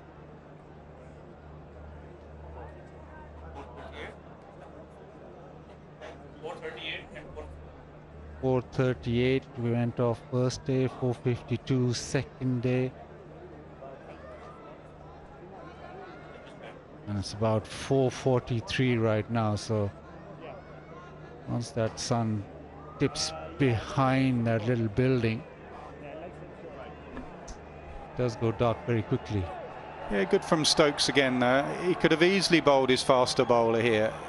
Just mentioned that the team probably want to run off this field, but he's brought his second spinner on. Even at this stage, Stokes wants to stay on the field and get a wicket or two. I know some captains and teams bowl your faster men, get us off this field, Skip.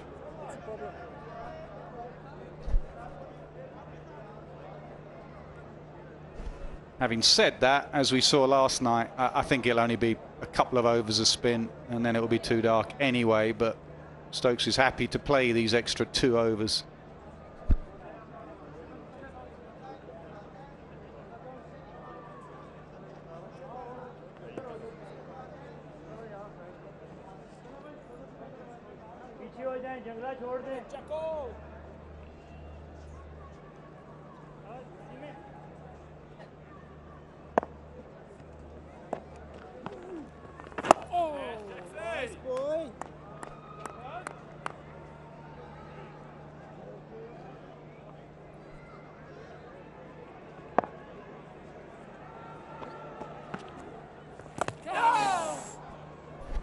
That's the dangerous shot. The tail ender ball coming in. He tries to play across the line against the spin. He can easily drag that onto your stumps.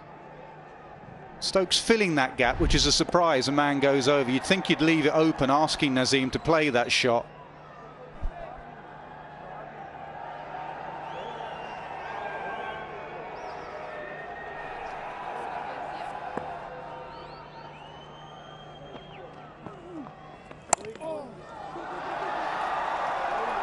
Well, he just put that man a lot squarer to offer him that back cut again, and I think Naseem Shah fancies himself with that shot. We've seen it a couple of times now. He just leant back, so 2 wickets that Will Jacks has got is exactly that length outside off stump.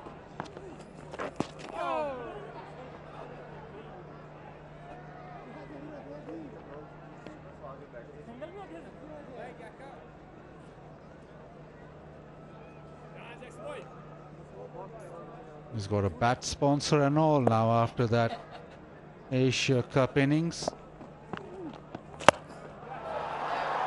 It's in the air, tracking is Jack Leach and he's taking it, so it's worked. The off spinner tossing it up and Naseem Shah couldn't resist. Good catch in the deep.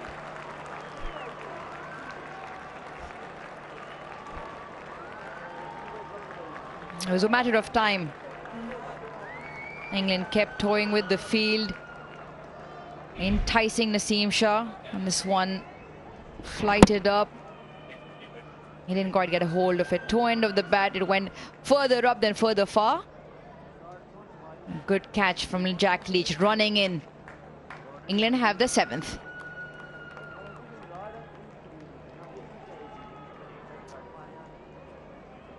Will Jacks picks up his 3rd. Naseem Shah walks back for 15. Pakistan 497 for 7.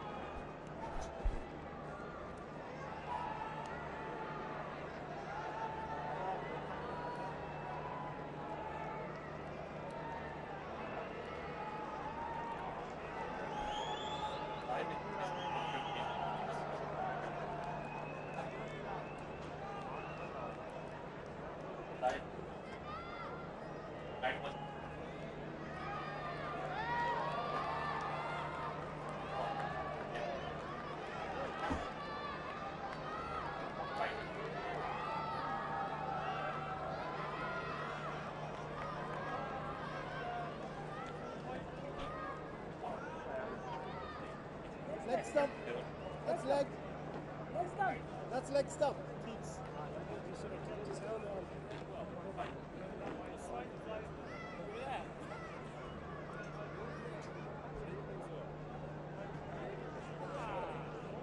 Zayed Mahmood walks to the crease. Best of 60, a couple of 50s in his first class career. His debut game, he was surrounded by 4 close-in catches. A successful over then for Will Jacks again. It's 497 for 7.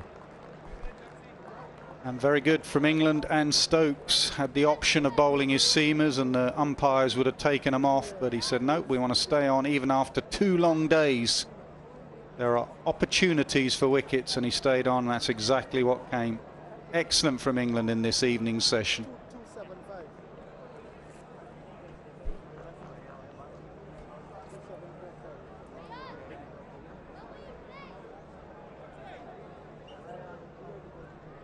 Now 4 wickets.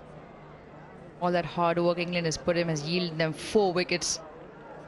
They've definitely got a spring in their step. They look to pick up another one. Just probably a few more minutes till the light really fades here for any more play to continue.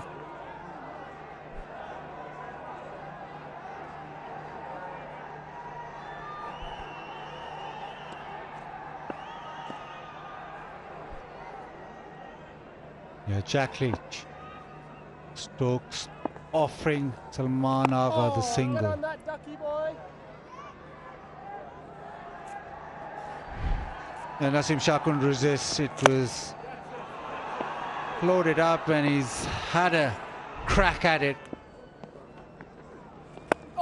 Jack Leach took a really good catch running in late in the day. Made sure he got underneath it and kept steady.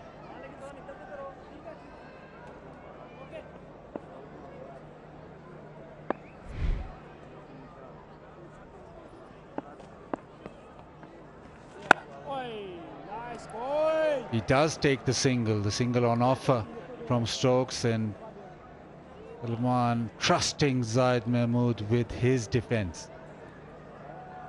3 deliveries from Jack Leach for Zayed Mahmood. Maybe another over, but right now Stokes will be thinking that these 3 deliveries they can just walk off with Zahid Mahmood in tow.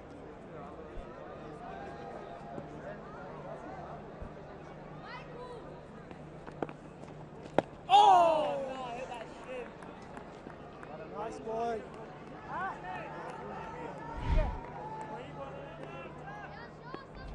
Yeah, he just wants that to dart back in slightly.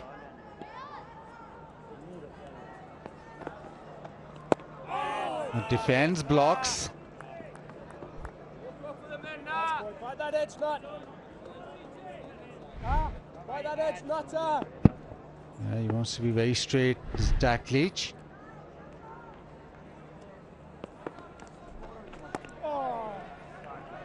Gets it down to third. Will take the single. Pakistan 499 for 7.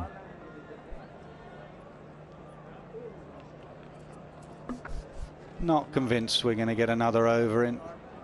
Just turned in the last 2 or 3 minutes. You can see the shadows, even with 2 spinners on. It's around about that time they've been fairly consistent. England again, good body language. They've hurried around to be in position. They want to carry on. England are ready. And they've put enough pressure on the umpires to stay on. I don't think Will Jacks will have a problem staying on. He's had a wonderful debut. He's picked up 3 with the ball. And I'm sure England wouldn't mind squeezing 1 more in. Possibility of 6 legal deliveries to maybe pick up 1 more. And they've got Zahid on strike.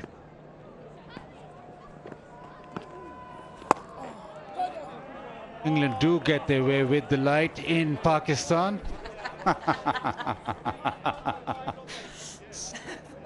Settle down, Baz.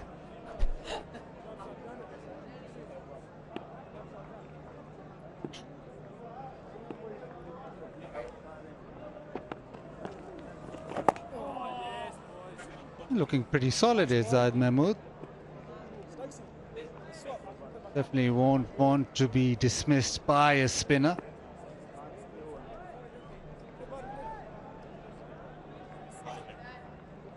Another little subtle change. Stokes goes offside, Duckett leg side.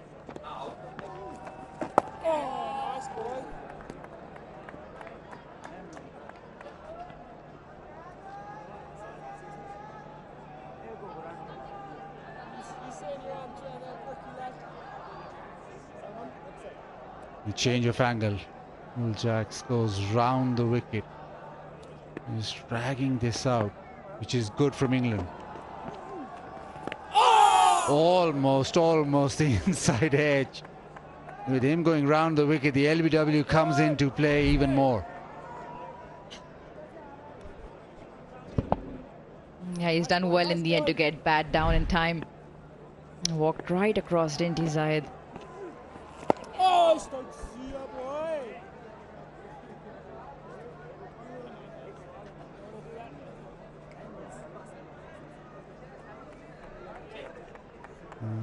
Probably the last ball of the day's play. Well, Jacks, well, almost through, but not quite. Zahid Mahmood defends that. Pakistan 499 for 7. Umpires will check again.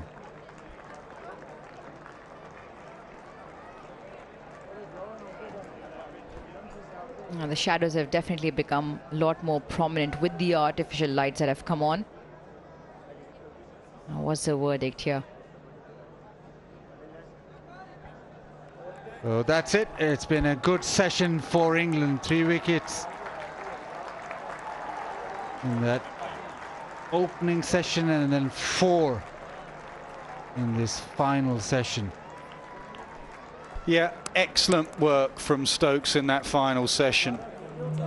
Really good body language. You can tell from the way they're patting each other on the back. They kept going right till the end, and that's all you can ask. You can't be involved in the preparation of the pitch. You can't have anything to do with that.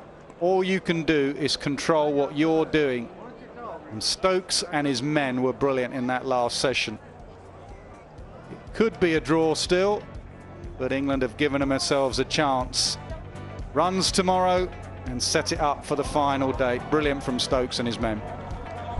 Yeah, Pakistan still trailed by 158. And those back-to-back wickets for England in this session. Stokes will be well happy with the way that they performed. And they just got back into the game with the wickets in this final session. A very happy camp. They toiled hard. They make sure that Pakistan have not got away with the conditions as they were. They've been able to work away. Yeah, the applause up in the gantry says something about this effort from England, who can be mighty pleased with what they've achieved on day 3 here. And Pakistan did start the day comfortably with both their openers in. And what has happened is the captain walked in, Babar Azam got 136, and England have then managed to pick up 7 wickets, 499 for 7 Pakistan, as they still trailed by 158 runs. The spinners with the workload, 42 overs for Jack Leach, Will Jacks with 33 overs. Robinson and Anderson pretty threatening with that little bit of reverse. 20 overs, 1 for 47, miserly as ever. Jimmy Anderson, 499 for 7, 136 overs in this Pakistan inning.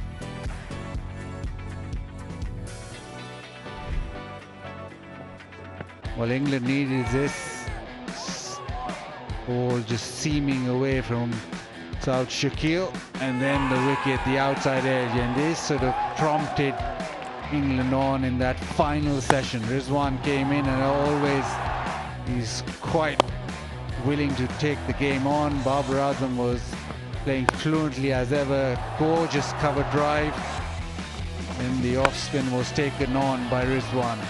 One down the ground and a pull shot, and then leg side, his favorite side. That was the last one of those to the fence. And another, so 4 boundaries in that over, and it seemed that Pakistan were well on their way. And Babar also making sure that he found the fence frequently enough, but in the end the cut shot a little too close to him, and Will Jacks had a wicket to remember. And then it was another wicket in the next over, which was Rizwan. Yeah, had Anderson playing him in front of his body, dragging him to that catch. In walked Naseem Shah, who was happy playing his strokes, one too many.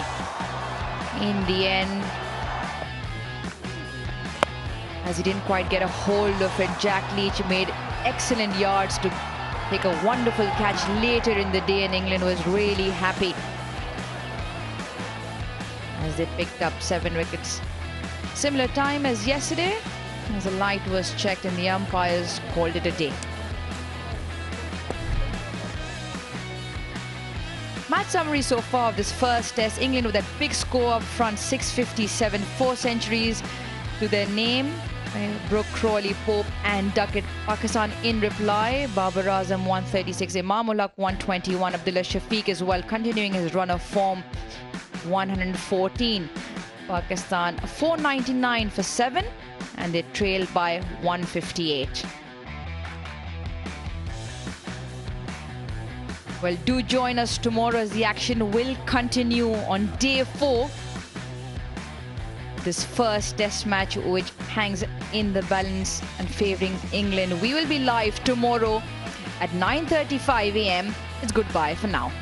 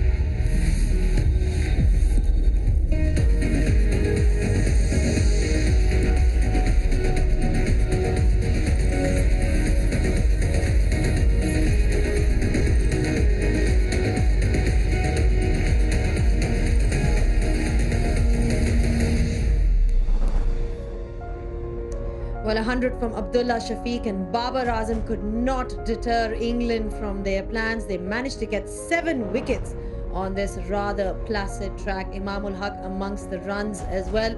But I think England would be the team that would be rather happy at the end of the day. Ollie Robinson got the initial wicket after that long partnership.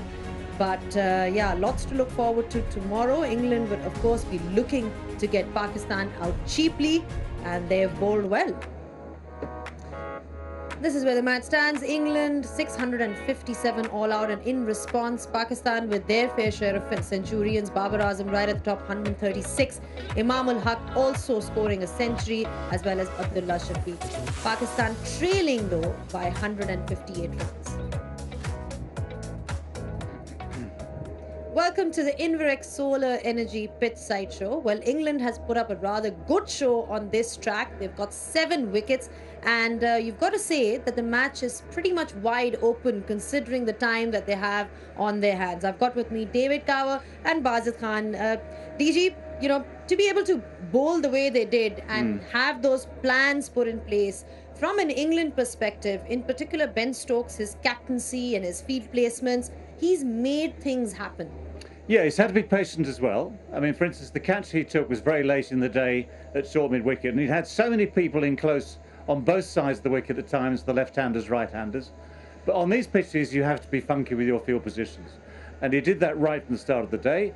And as a captain, if it works quickly, you go, thank you very much indeed. If it takes you half a day or more, eventually you get what you want. But as you say, it's well poised, because for the simple reason that England's big score was made quickly, so we still have time in the game. Had it taken them 2 days to get to that score, it would be looking much more, well, less poised, much more like a draw, because now there are all sorts of options open. It's entirely because of their approach, Bazid. You know, when you look at England, considering the fact that they scored runs so quickly. But if you were in the Pakistan camp right now, would there be any sense of panic at all?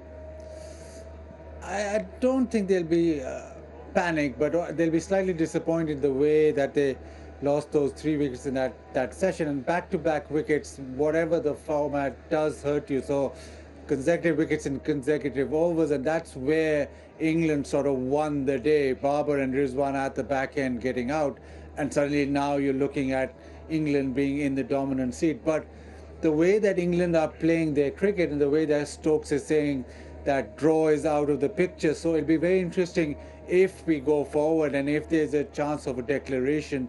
I'll probably bet on Stokes giving Pakistan some sort of hope with a declaration within their means. So I think we're in for a really exciting test match if England are able to bowl out Pakistan quickly tomorrow. Well, I'll tell you what, the biggest cheer in the crowd today was for that Babar Azam 100. We've had a few centurions in this test match, but it was a masterclass once again by him, which is why he's also a top performer of the day. Top performer, brought to you by Inverex Solar Energy. Yeah, he makes such classy runs, Babar Azam. Whenever he gets runs, there's no way that you're not watching it, because of the fact that he plays so beautifully, so elegantly, so classily. And throughout that innings, he picked up length as well as anyone. He hit anything that was within his sort of range to the fence, and it all looked so easy, and it came as a surprise when he got out, because he had from the word go been so solid and so calm and so easy in building that innings, and the rhythm was absolutely perfect. Top performer, brought to you by Inverex Solar Energy. Well, we saw plenty of wickets fall today in comparison to what we saw yesterday. England bowled well. They bowled well according to their plans, and they had some great field placement to support that. Let's have a look at the fall of wickets today. Fall of wickets, brought to you by Inverex Solar Energy. Well, yeah, wickets are always going to be hard to come by. This was a good catch by Ollie Pope, just a little bit wide of off stump, maybe a little bit of bounce. And then for Imam, well, the man was out there, so it was going to be a risky shot whatever happens, and he didn't quite get hold of it. So 2 very good hundreds nipped in the bud. For Azhar Ali, it just hurried on a little bit, even on this slow pitch. Just hurried through, beat the shot, maybe just skidded a little bit, and the LBW is confirmed by DIS. An orthodox wicket, you can say, for Robinson. A little bit of a waft outside the off stump and simple catch for Ollie Pope.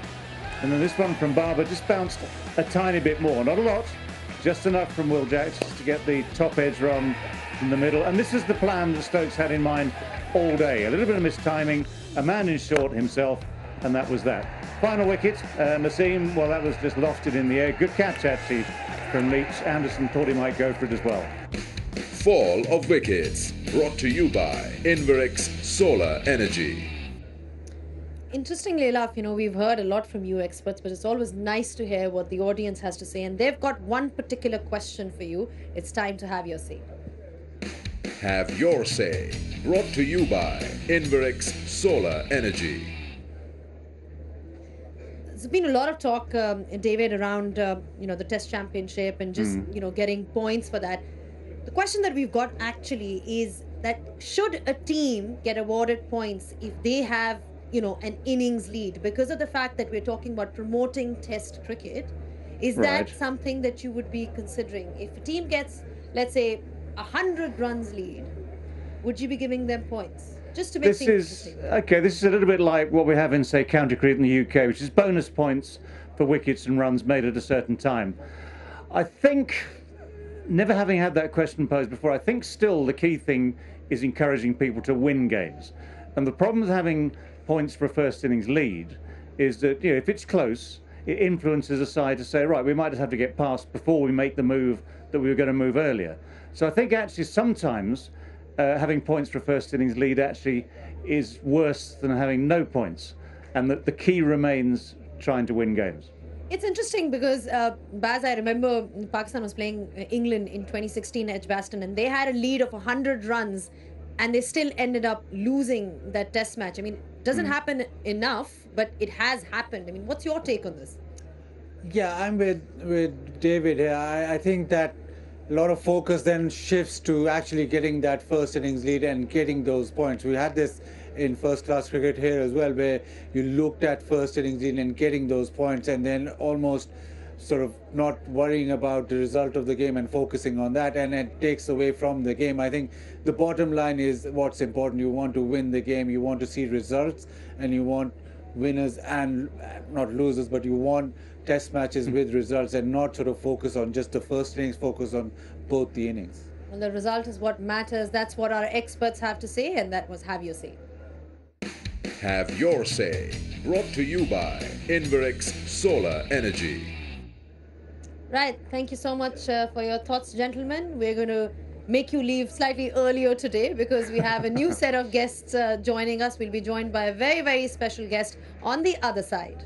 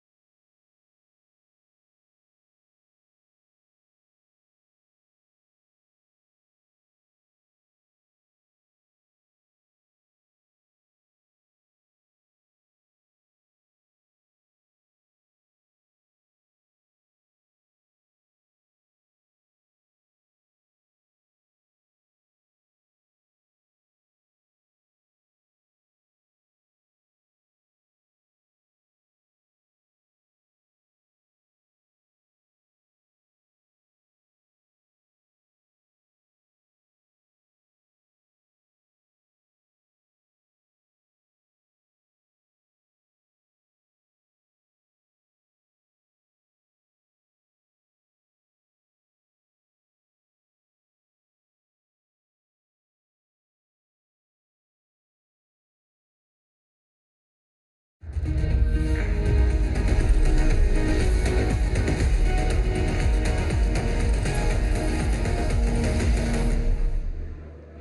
back to the Inverix Solar Energy Pit Side Show, and I've been joined by two new guests, Arooj Mumtaz and Abdullah Shafiq, the star of the show today. Abdullah, I'm going to start with you. इतनी छोटे period में आपका इतना अच्छा test record है, 3 centuries हो चुकी हुई हैं, 160 आपने मारा था श्रीलंका में, बहुत क्रूशल एक वो इनिंग्स थी, और आज फिर से लग रहा है कि आप बहुत इंजॉय कर रहे हैं, इमामुल हक के साथ बहुत इंजॉय कर रहे हैं, क्योंकि उनके साथ आपकी बड़ी अच्छी पार्टनरशिप्स चल रही हैं अभी। सबसे पहले तो अल्लाह ताला का शुक्र अदा करता हूँ कि जैसा मेरा कैरियर सो फार रहा है तो काफ़ी थैंकफुल हूँ, और उसके बाद मेरे घर वालों की दुआएं हैं, और उसके बाद ये है कि टीम मैनेजमेंट, कैप्टन और इन सब का बहुत रोल है मेरी परफॉर्मेंस में, क्योंकि मैं जिस तरह मुझे फास्ट ट्रैक किया गया और मेरे इतने मैचेस भी नहीं थे फर्स्ट क्लास के, और फिर भी मुझे अपॉर्चुनिटी मिली, तो मैं उनका थैंकफुल हूँ। और उसके बाद ये है कि मेरा हार्ड वर्क जो मैंने किया है उस पर मुझे पूरा फेथ था कि मुझे जब भी चांस मिलेगा। मैं पास्ट 2 ईयर से टीम के साथ ट्रैवल कर रहा था, बट अपॉर्चुनिटी उस तरह मिल नहीं थी रही, बट जब भी मुझे टेस्ट में मिली तो मैंने मेक श्योर किया कि उस अपॉर्चुनिटी को अवेल करूँ। ये बताएं कि हमेशा हम सुनते हैं कि जो आपकी फैमिली का रोल होता है क्रिकेट खेलने में वो बहुत ज़रूरी होता है। अरूज ने भी क्रिकेट खेली है, शी नोज़ कि किस तरह उनकी फैमिली ने उनको सपोर्ट किया है। आपके फादर सुना है बहुत बड़े क्रिटिक थे आपकी बैटिंग के और जनरली जो है, तो थोड़ा सा उसके बारे में बताएं कि क्या डांट पड़ती थी, या वो किस तरह से आपको जो है सॉर्ट ऑफ एक होता है ना सेल्फ रिफ्लेक्शन भी होती है जब आपकी फैमिली आपको क्रिटिसाइज करती है, आप सोचते हो उस चीज़ के बारे में? नहीं, फैमिली से मुझे काफ़ी सपोर्ट शुरू से ही रही है। मेरे अब्बू क्योंकि क्रिकेट खेल चुके हैं, फर्स्ट क्लास क्रिकेटर हैं, तो उस चीज़ का मुझे काफ़ी एज है, और चाचू भी मेरे यूएई की टीम को रिप्रेजेंट किया, तो इस बैकग्राउंड से मुझे ये एज हुआ कि मुझे इतनी स्ट्रगल नहीं शुरू में करना पड़ी। बस घर वाले ये कहते थे कि साथ स्टडी को कैरी ऑन करो और फिर तुम क्रिकेट खेल सकते हो, तो मेरे लिए ये कंडीशन थी, तो मैंने साथ साथ उसको कैरी ऑन किया और साथ साथ क्रिकेट खेली, और घर से हमेशा मुझे सपोर्ट रही है, और ये मिला कि तुम जो भी करना चाहो तुम करो, और ये काफ़ी ब्लेसिंग है मेरे लिए, मैं कह सकता हूँ। नहीं, लेकिन कि क्या ये सच है कि योर फादर थॉट कि शायद आप उस लीग में ना आ सकें? कि ये मैं कहीं पढ़ रही थी।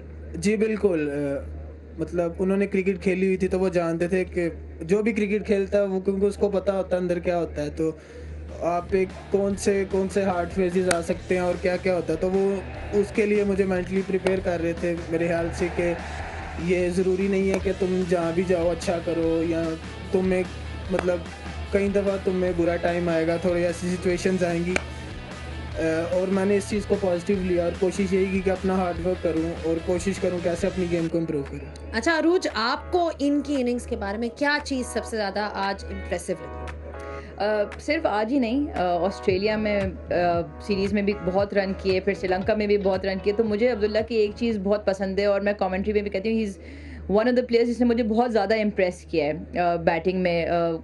बैटिंग मुश्किल भी होती है, इसका जो कंपोजर और जो टेम्परामेंट नज़र आता है ना, कि he looks very confident in his ability, नज़र आता है कि अपनी एबिलिटी को बैक करता है और वो फिर शॉट्स में रिफ्लेक्ट होती है, तो I think he is mentally very strong. उस पर कितना काम किया है वो ये बता सकता है, बट मुझे लगता है कि जब ये खेलता है तो he is assured of himself, तभी इतना सॉलिड भी डिफेंस में खेलता है। बट दूसरी जो चीज़, क्योंकि I still feel that he is eventually gonna be an all format cricketer. मैंने PSL में भी इसकी कुछ इनिंग्स देखी हैं, तो जो ये इंटेंट होता है कि जब अपॉर्चुनिटी हो तो रन भी करने हैं, और एक जो चीज़ जो इमाम भी बहुत अच्छी करते हैं कि डाउन द विकेट आके सीधा खेलने की कोशिश करते हैं, and they back themselves to get the big runs. So I think is temperament on top of it, and I think is mental strength is something that I really enjoy watching him playing. So Australia की series में अभी आपने run किए, फिर आपने श्रीलंका में जाके एक अच्छी इनिंग्स खेली, पाकिस्तान शायद 342 चेस करा था, तो लंबा खेलने का लगता है आपको शौक है, और आप जब मुश्किल सूरत हाल होती है तो आप विकेट बचाते भी हो, और जब शॉट्स की ज़रूरत होती है वो भी खेलते हो। क्या सोच रहे होते जब इस तरह की मुश्किल सिचुएशंस आती हैं? जी, पहले तो मैं ये कहूँगा, जब मैंने क्रिकेट स्टार्ट की तो एज अ प्रोफेशन नहीं की, क्योंकि ये एज अ पैशन की, कि मुझे शौक था इस चीज़ का, और अभी भी मैं क्रिकेट अभी तो खेल रहा हूँ, अल्लाह का शुक्र है, लेकिन अगर ना भी खेलता तो इसी पैशन के साथ खेलता। और क्रिकेट के साथ एक प्यार है और बैटिंग के साथ स्पेशली। तो मैं कोशिश करता हूँ अगर नेट्स में भी टाइम मिले तो काफ़ी ज़्यादा बैटिंग करूँ, क्योंकि जब मैंने क्रिकेट स्टार्ट की तो मैं अपने चाचू के साथ खेलता था, तो मैं काफ़ी बैटिंग करता था लंबी, इवन के बहुत सारे बॉलर्स भी थक जाते थे। तो ये चीज़ मुझे काफ़ी हेल्प आउट कर रही है इधर इस स्टेज पे आके। तो ये आप कह सकते हैं इससे मेरी पेशेंस भी डेवलप हुई क्रिकेट में और मुझे लंबा खेलना भी सीखा। अच्छा, ये कल इमामुल हक आए हुए थे यहाँ हमारे स्टूडियो में ही, तो वो बता रहे थे कि मैं उनसे भी यही सवाल पूछ रही थी कि आपकी अब्दुल्ला के साथ बड़ी अच्छी पार्टनरशिप्स और लग रहा है कि एक अंडरस्टैंडिंग डेवलप होगी। तो उन्होंने बताया कि किस तरह आपकी आपस में बातचीत चलती रहती है, वो मिड सॉर्ट ऑफ ओवर्स आके आपसे डिस्कशन कर रहे होते हैं। कंप्लीटली डिफरेंट पर्सनैलिटीज़ हैं, वो बहुत बातूनी है, बातें करते हैं, आपकी ज़रा मेजर्ड और जैसे कहते हैं लेड बैक सी पर्सनैलिटी है। तो उसके बारे में थोड़ा सा बताएं, कैसी रिलेशनशिप है? You guys have formed a great partnership not only in just this innings but generally अब नज़र आ रहा है कि there is an understanding that has developed. बिल्कुल इमाम भाई एक सीनियर टीम में एक स्पोर्ट्समैन है, तो मैं उनसे यही कोशिश होती है कि उनसे लर्न करूँ, इवन के बाबर भाई से भी कि लर्न करूँ इनसे काफ़ी, क्योंकि इन्होंने जितनी क्रिकेट खेली है और जितना इनके पास एक्सपीरियंस है, तो हम यंगस्टर्स के पास एक अच्छी अपॉर्चुनिटी आप कह सकती हैं कि इनसे काफ़ी कुछ हम लर्न करें। तो यही है इमाम भाई के साथ जब भी प्रैक्टिस पे भी बात होती रहती है अक्सर, क्योंकि हम दोनों का पेयर भी बैटिंग का इकट्ठे होता है प्रैक्टिस में भी। तो वो मैं उनको भी देखता हूँ, वो मुझे देखते हैं, तो हम एक दूसरे को काफ़ी अच्छा अंडरस्टैंड करते हैं। तो बस यही है कि काफ़ी अच्छा मैचअप है हमारा और एक अच्छी केमिस्ट्री है, और कोशिश यही करेंगे कि इसी तरह पाकिस्तान को आगे सर्व करें। अच्छा, रन जब पार्टनरशिप लगती है तो रन करना एक अलग बात है, रनिंग बिटवीन द विकेट्स एक अलग कहानी। और इमाम आई होप माइंड ना करे बट अक्सर रन आउट्स में कभी कभार वो एक फ्रीक्वेंट मेंबर रहता है। वेस्ट इंडीज़ के खिलाफ जब मुल्तान में मैचेस थे, वहाँ बाबर के साथ एक इंसिडेंट था जो इमाम क्लेम करता है कि बाबर की गलती थी। आज भी कुछ मौक़ों पे रनिंग बिटवीन द विकेट्स एक अक्सर पार्टनरशिप को ब्रेक करती है, तो उसको कितना आप क्या प्रैक्टिस करते हैं? मुश्किल होती है, नहीं होती जब ऑब्वियसली कैसी पार्टनरशिप लगती है? ऑब्वियसली रनिंग बिटवीन विकेट्स बहुत इंपॉर्टेंट होती है, स्पेशली टेस्ट क्रिकेट में। तो बिल्कुल यही माइंड में होता है कि मिस जजमेंट तो किसी से भी हो सकती है और कोई भी इंटेंशनली तो नहीं करता, बट ये है कि हम उस टाइम अच्छा फैसला करें जिससे हमारी विकेट लॉस ना हो रन आउट की वजह से।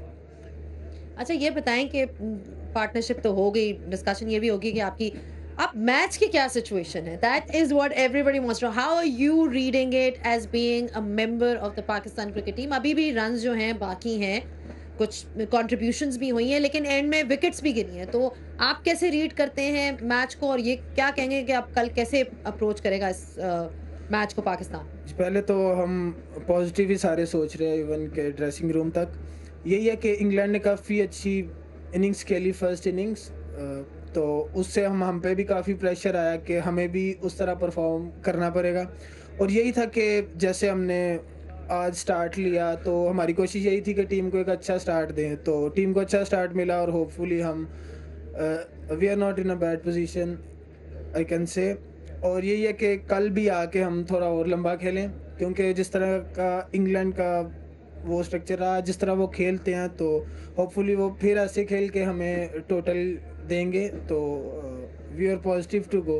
अनुज, पार्टिंग थॉट्स, क्या लगता है पाकिस्तान को कैसे अप्रोच करना चाहिए पहला सेशन कल? No, I think he's put it absolutely right. Pakistan will look to bat as far and as deep into day 4 tomorrow. England obviously विकेटें ढूंढेगा, टेल एक्सपोज हो चुकी है, पाकिस्तान की बॉल थोड़ा सा ज़्यादा टर्न कर रहा है, तो पाकिस्तान की कोशिश ये होगी कि जितना टाइम बाय इन कर सकते हैं, क्योंकि I think England will come out all guns blazing, will try and put up quick 200 odd runs to add to if there's any lead and then put Pakistan in again. So with the surface on offer, all of it is lots of ifs and buts, but hopefully time will tell. England is definitely looking for a result, right? That's how they play their game. Yeah, England's definitely looking for a result and Pakistan is definitely looking to bat really long. Thank you so much for your thoughts, Arooj and Abdullah. All the best, of course, for the test match. But yeah, we've got more action for you lined up tomorrow. It's day 4 of the Dafa News presents KFC Pakistan versus England Test Series 2022. Well, it's been an entertaining day overall. Saw plenty of centurions from the Pakistan side. You know, Babar Azam scoring a century, Abdullah Shafiq scoring a century, Imamul Haq amongst the runs. So it was a treat for the Pakistan fans, and we'll be seeing you guys once again tomorrow on the Inverex Solar Energy Pitchside Show. Gets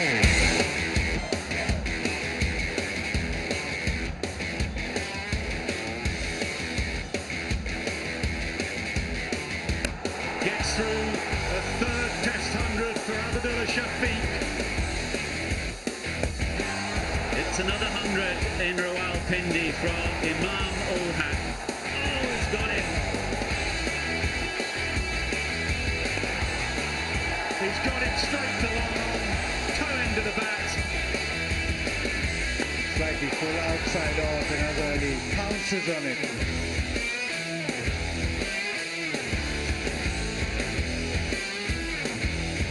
And that will go away for 4. That's all it needs to complete yet another magnificent 100. And again, this time he finds the edge. Billion end, and he picks up another.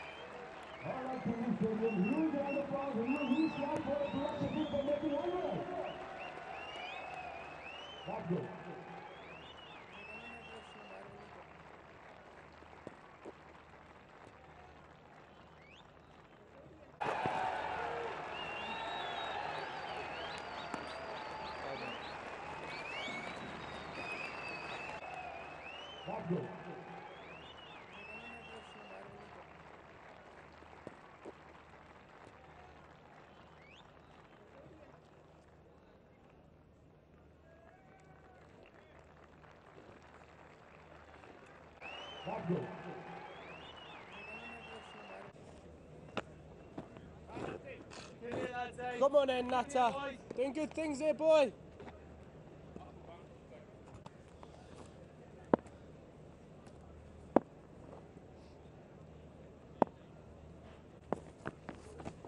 Oh!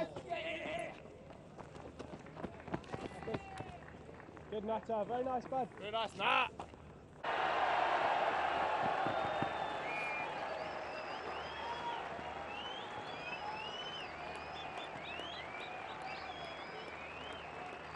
Nice set, Joe.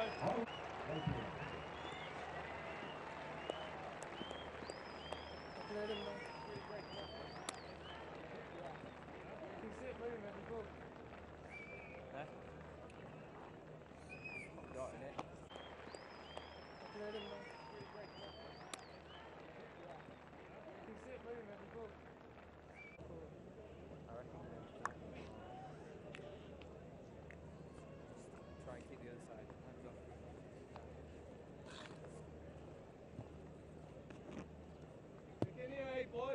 Come on then, Nat. Very nice, son. Serve a few softies, I reckon.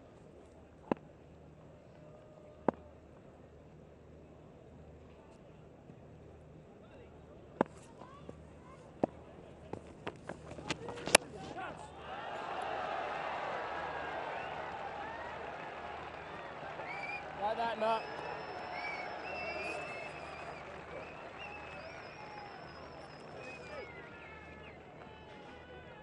Nice boy, nice boy. Real good bowling here, lads.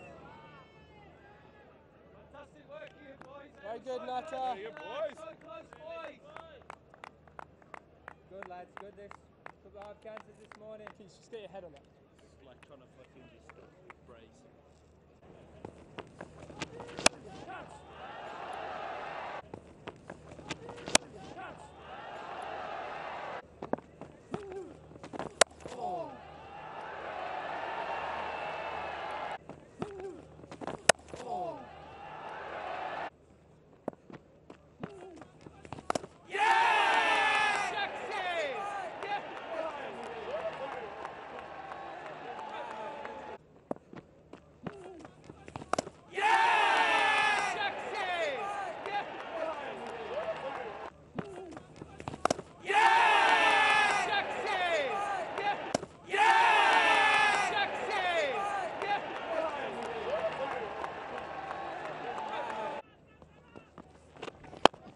Oh, now he's playing a shot.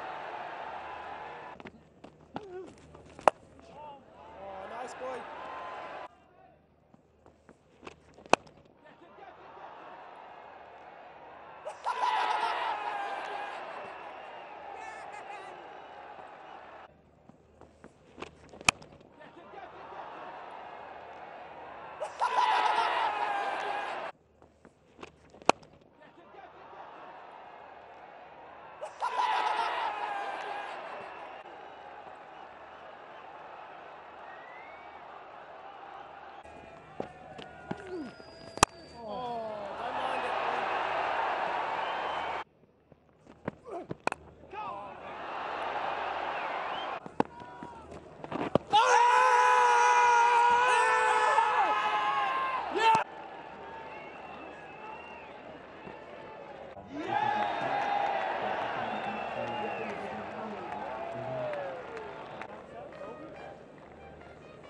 Center.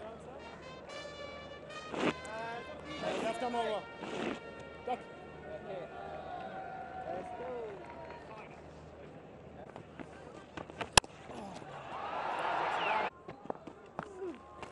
Oh!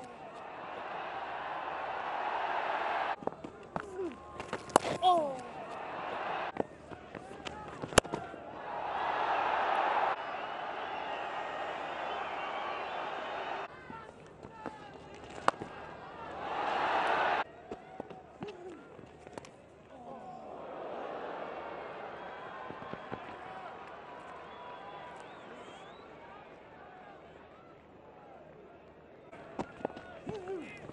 Oh!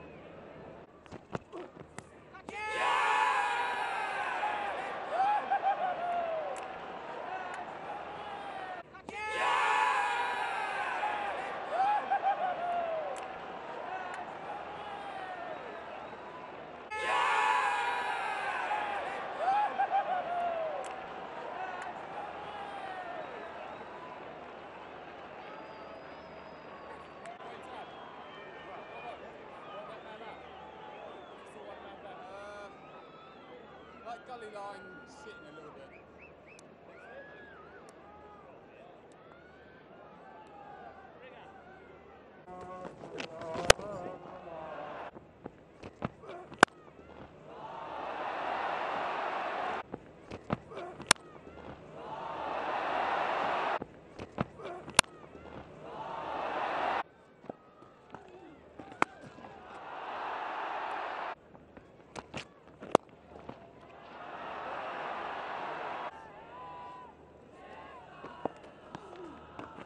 Catch it!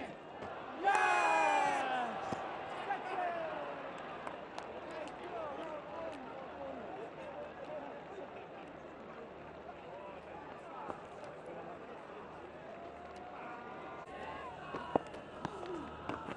Catch it! Yes!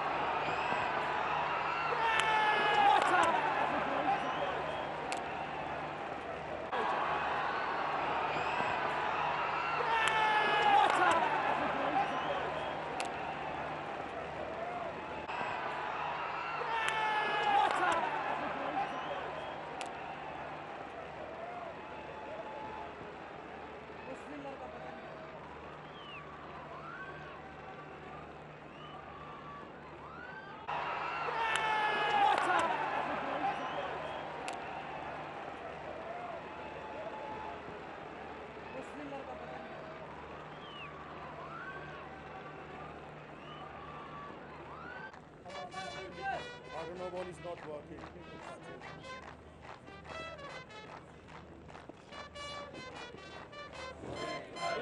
Offside bit early, Ching. Next time. I'm spinning it, you'll be fine. Left arm round. Nice, lad. Nice boy, nice boys. Follow my lead, boys. Brilliant, Rick. Great start, boy.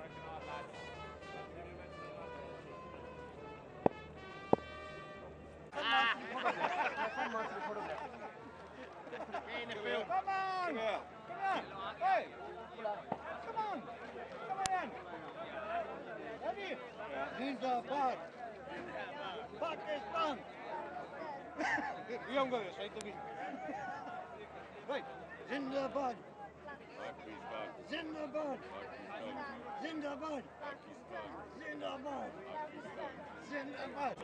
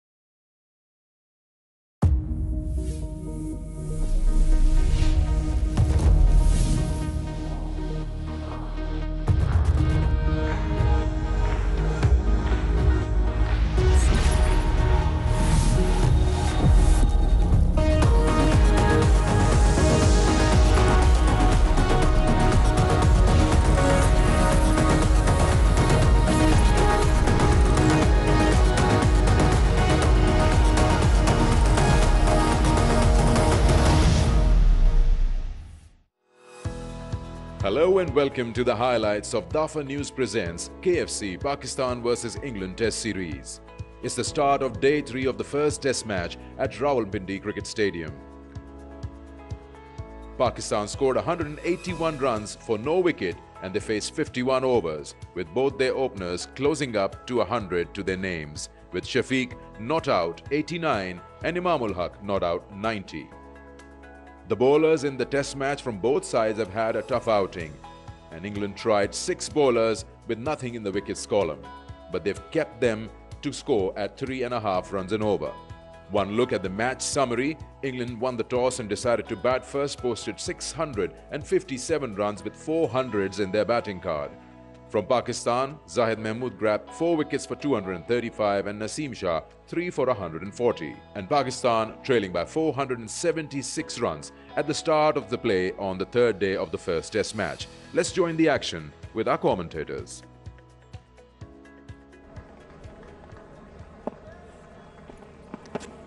Oh, a bouncer to start with. That's 2 Roots bowled in the test match so far.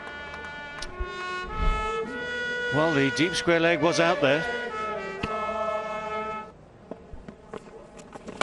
Oh, that's a big swipe, leg side. Will it go all the way? It does. Shafiq moves to 99.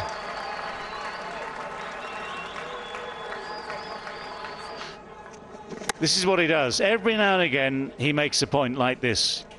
Good use of the feet, good head position, good flow of the hands. Opens the face, gets through a 3rd Test 100 for Abdullah Shafiq. He has taken to Test cricket like a duck to water.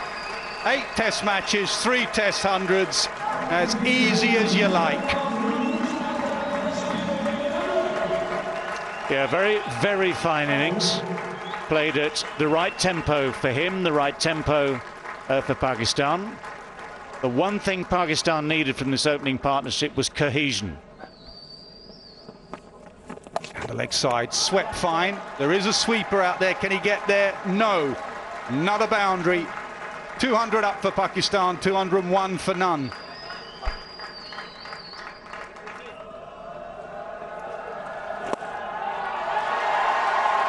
It's another 100 in Rawalpindi for Imam-ul Haq. He loves batting here.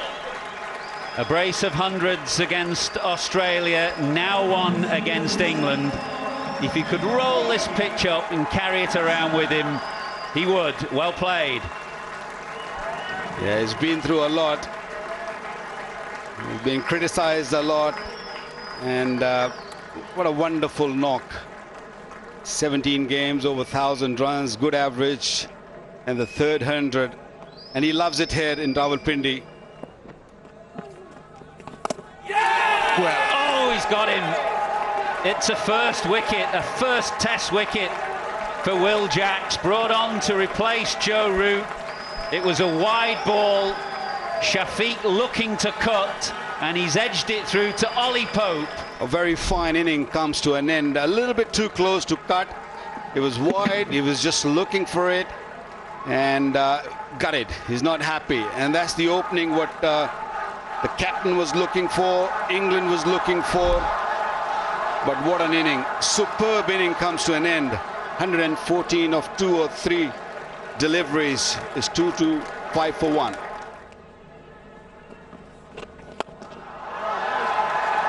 Clubs Leach over the top again, as he has done with great frequency in this innings. He played Jack Leach really well yesterday, looking to come down the pitch and hitting with the way that Leach is looking to turn the ball. Good batting.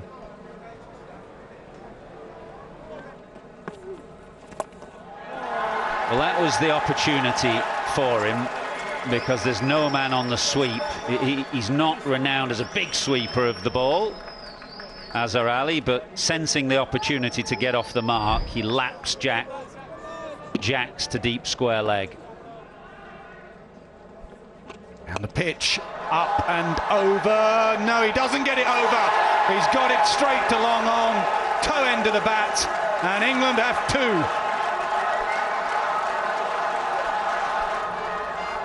Imam-ul Haq 121 as he walks back. Didn't quite get a hold of it.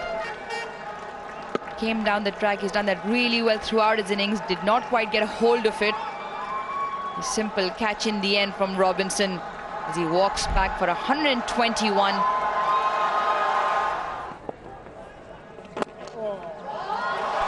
Off the mark, and he's off the mark with a boundary through wide mid-on. 249 for 2.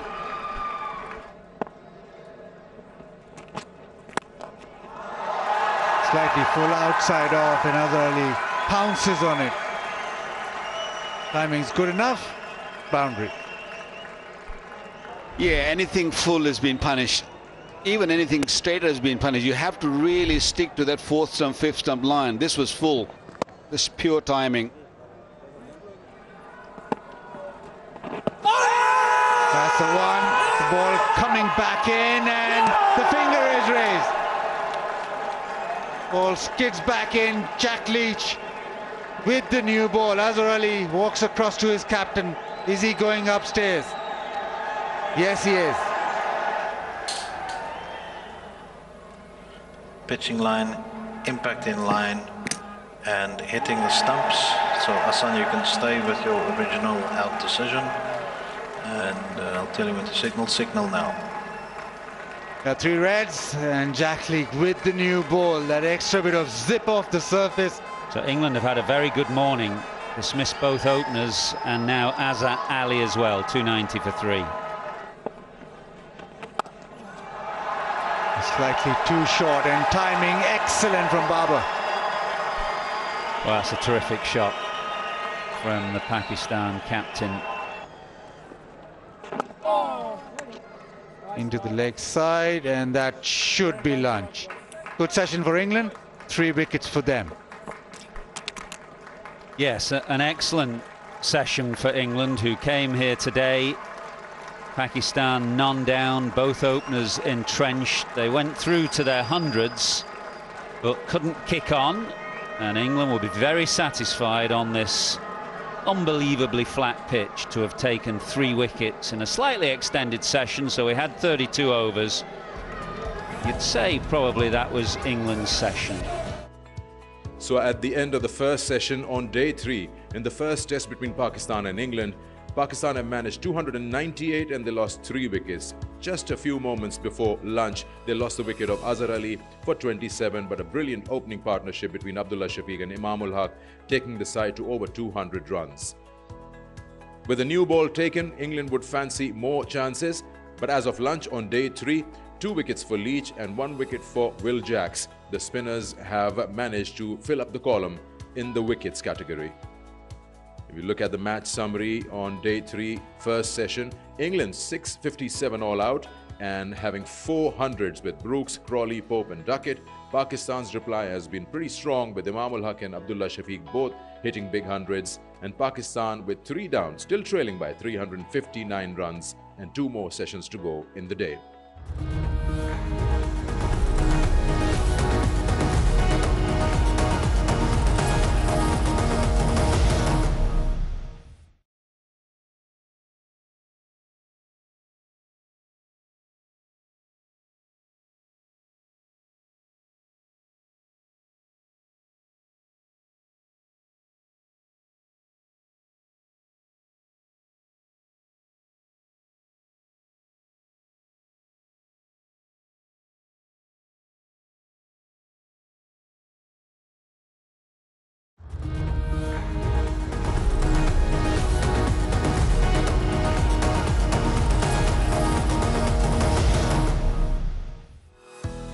Let's join post-lunch session as the action begins with our commentators.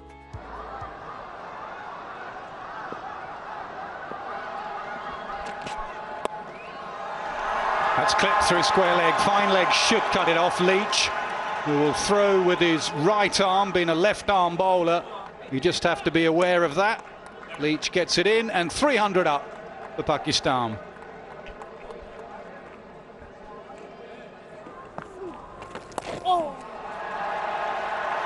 Struck away leg side, picks up the length so early does Babar.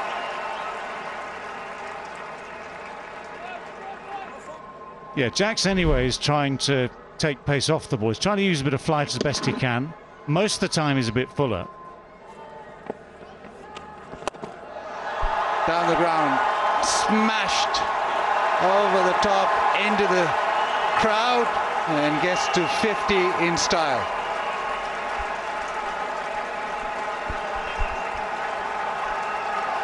Well, it's always nice to reach landmarks in a special way. He's done it many, many times. This time he connects and connects really well. Boundary for South Shakil. Yeah, on both occasions, you've got that second line of defence, which is the pad well outside off stump. Shot again and punish yet again. Anything slightly short, he's just been able to go back and dispatch it. Oh, hit hard, hit straight. It was a flat batted shot. I don't think Root was expecting that ball to come back to him. So Barber was a little bit bored of leaving it outside off stump. You see all those fielders outside the off stump, outside the off. So he just hit it straight back past Root.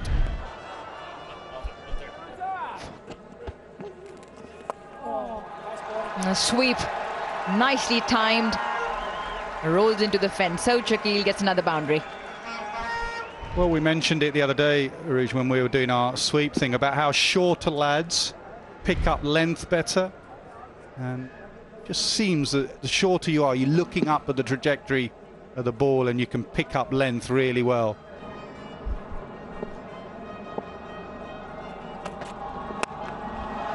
Pulled in front, and nobody there to stop that.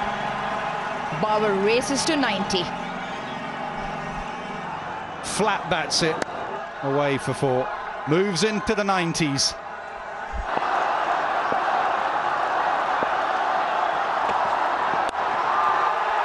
That's all he needs to complete yet another magnificent 100.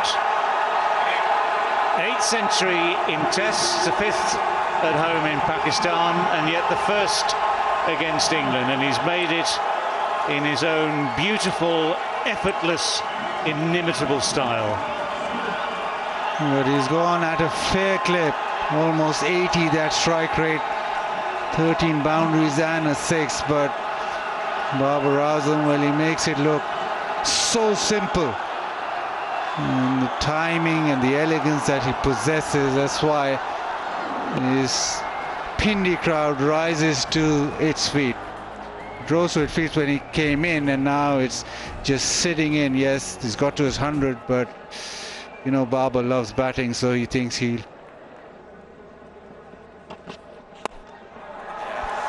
Good riposte, really good riposte from Saud Shakil. The other man, by the way, just on the other side of the pitch to the short mid-on. Been playing around with the timings of the sessions the last couple of days after time lost.